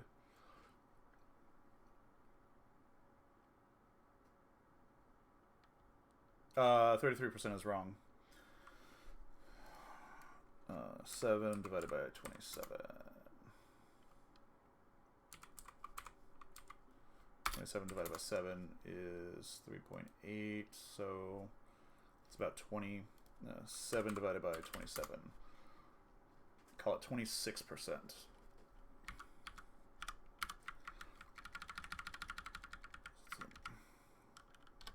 DCS hours. About a 26% variability.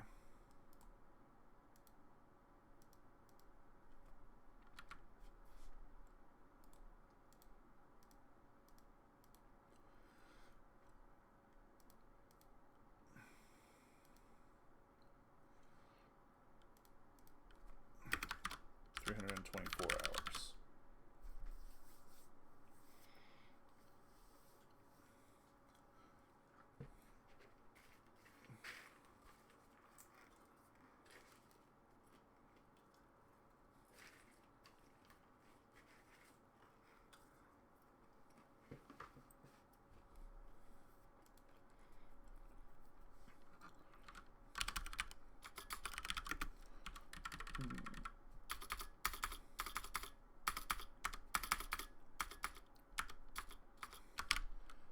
Biomes are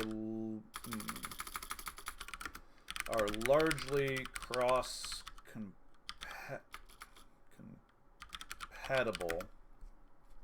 compatible.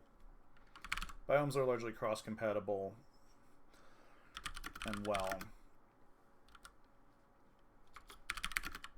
does it mean plant life is safe to eat in between any two worlds? It's at least structurally compatible.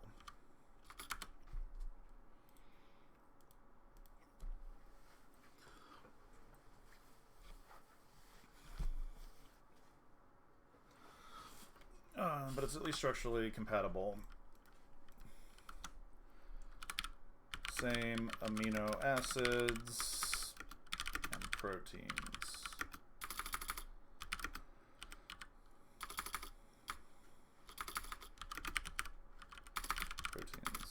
Etc.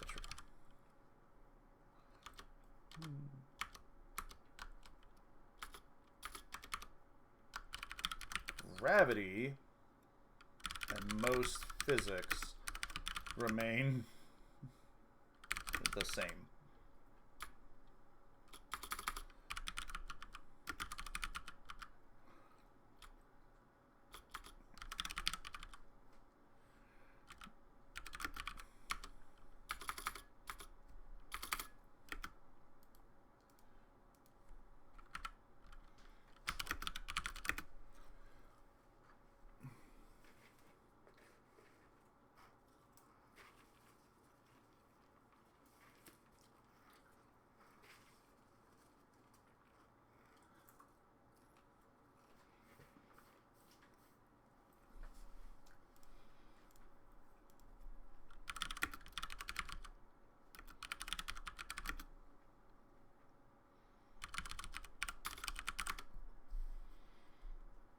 Seven G.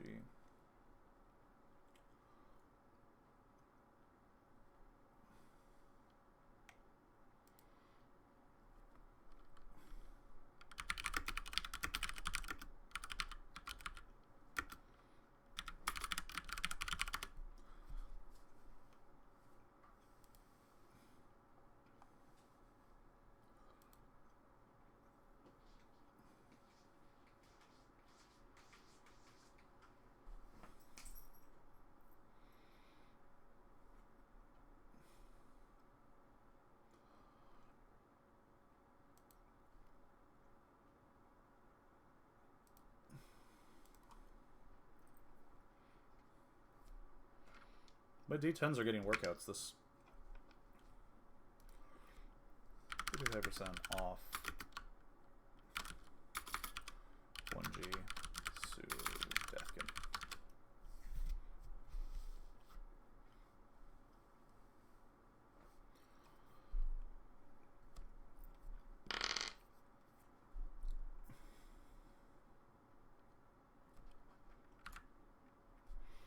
Do I know what the gravimetric constant of Iridathka is, and by association Sudathka?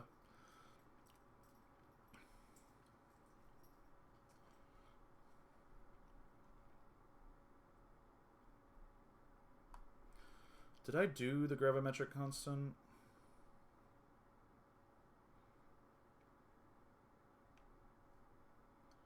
It's got to be under geography, right?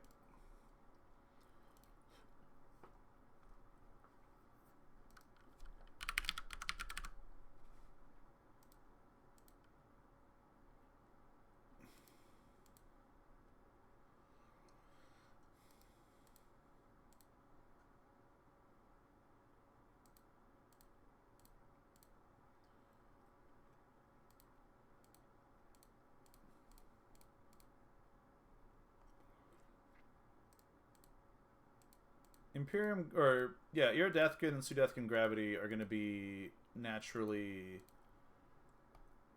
slightly lower than Terran gravity.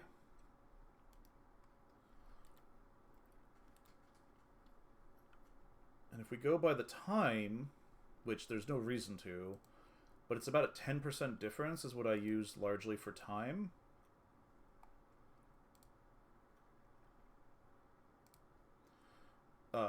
Time is 10% greater.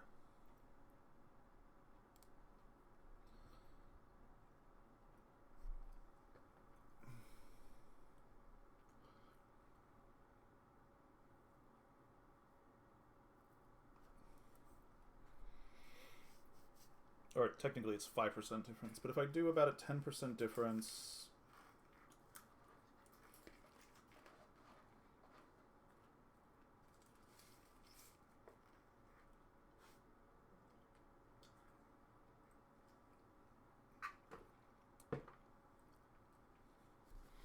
I'm going to commit an ultimate sin.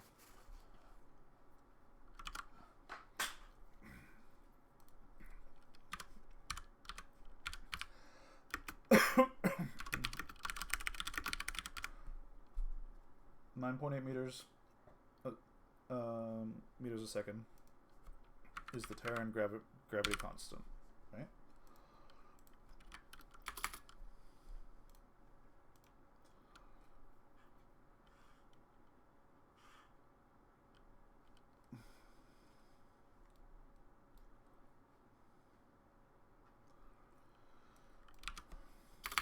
One grav.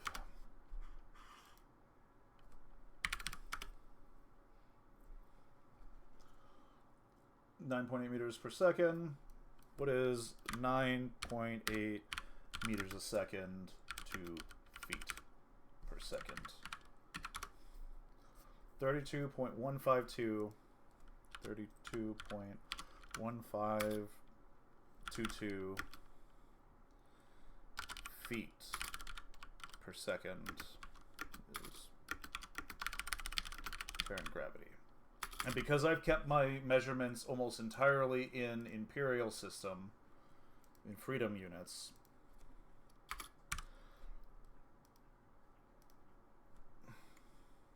(32.122 times 0.1)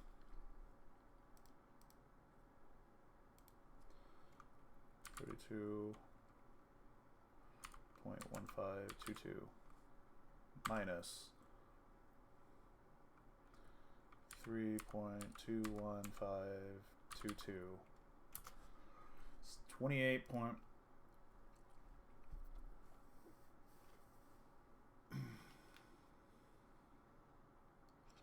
I don't think Terran gravity needs, or Imperium gravity needs to be much less.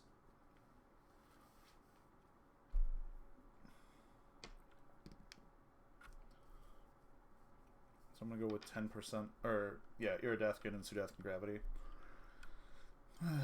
So 28.698 feet a second equals Iridathkin slash Sudathkin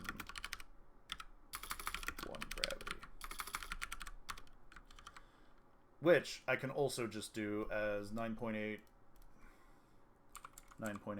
minus 0.98. 8.82 meters per second equals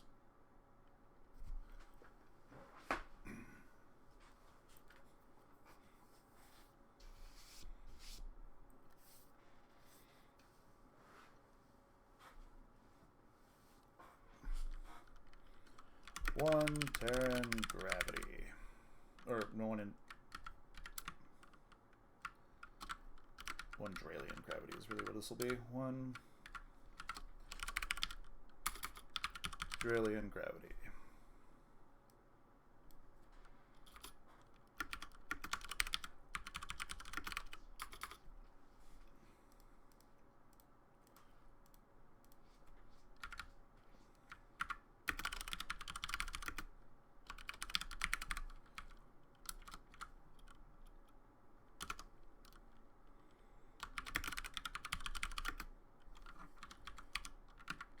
1 Dralian gravity equals 8.82 meters squared, or 28.93698 feet per second. Not squared, feet per second.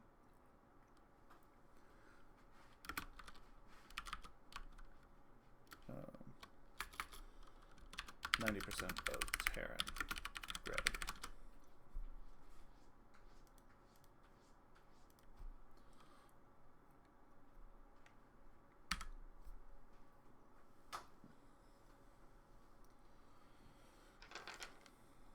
Right? 9.8 times 0.1. Yeah, cool. I did my math right. Which is actually useful.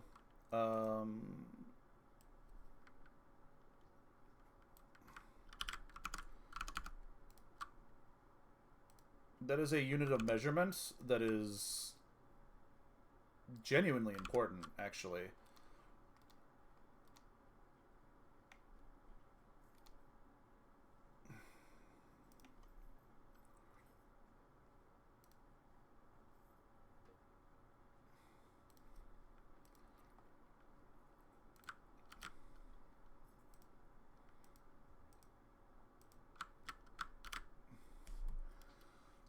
So Dralian gravity is 10% lighter.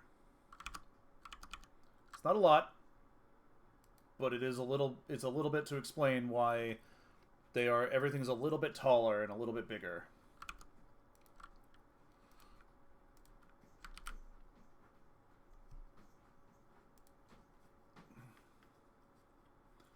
So that's fun, because what that means is I now have a tool to make planets that are connected to the Verge. Non-Verge planets. Go wild. Max habitable by Dralian is 1.5 DCG.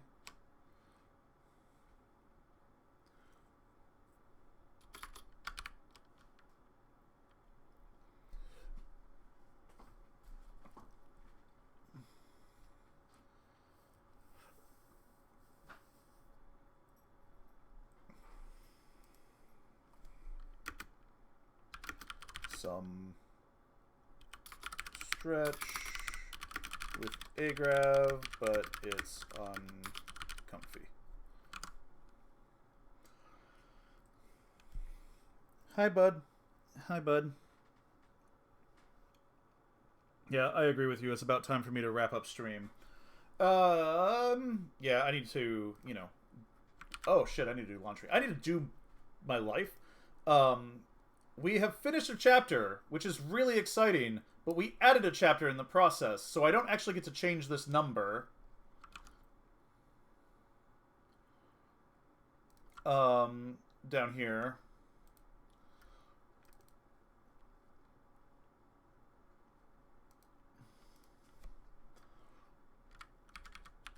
Three, 23, 25.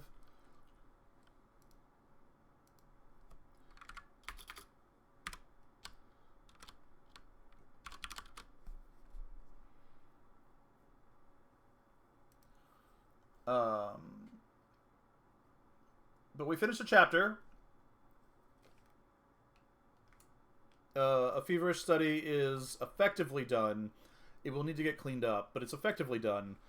And I split the original point of a feverish study now into Abyssal Knot. I keep thinking I hear. And Abyssal Knot got me a lot of world building that's going to be really cool.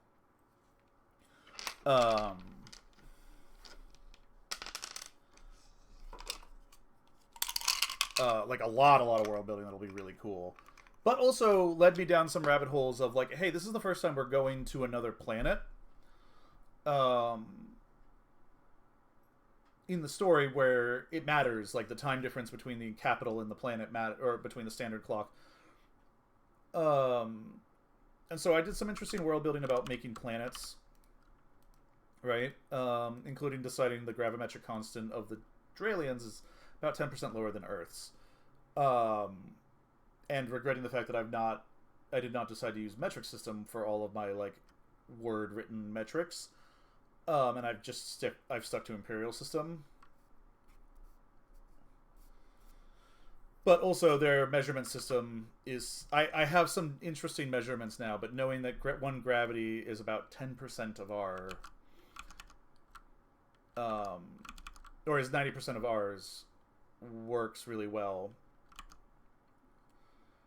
And I don't think I have written up measurement words yet. I wonder if I put that under culture. So I didn't get as many words down as I wanted to get down. Weights and measurements. Yeah, it's been deliberately left blank. Actually, one Dralian standard gravity is 8.82 meters per second. Meters per second. Or 90% of 1 Terran gravity. What is this abomination of 28 something?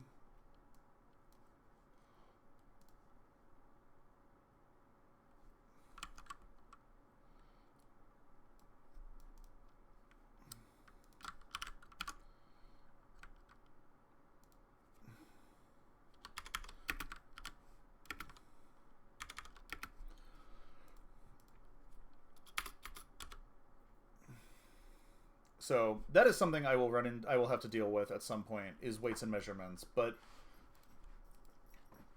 this alone will help with that, right? Knowing the gravimetric constant is something I can build off of. And I made a Planet Maker set of tools. Yes, the 26 and 28% are completely arbitrarily picked numbers. But that's fine. I mean, the universe is bullshit and random sometimes. And I started this new chapter. So we got some stuff done. Scoot this ever so slightly. So we were successful. Thank you all. I will be back next week. Bye, everybody.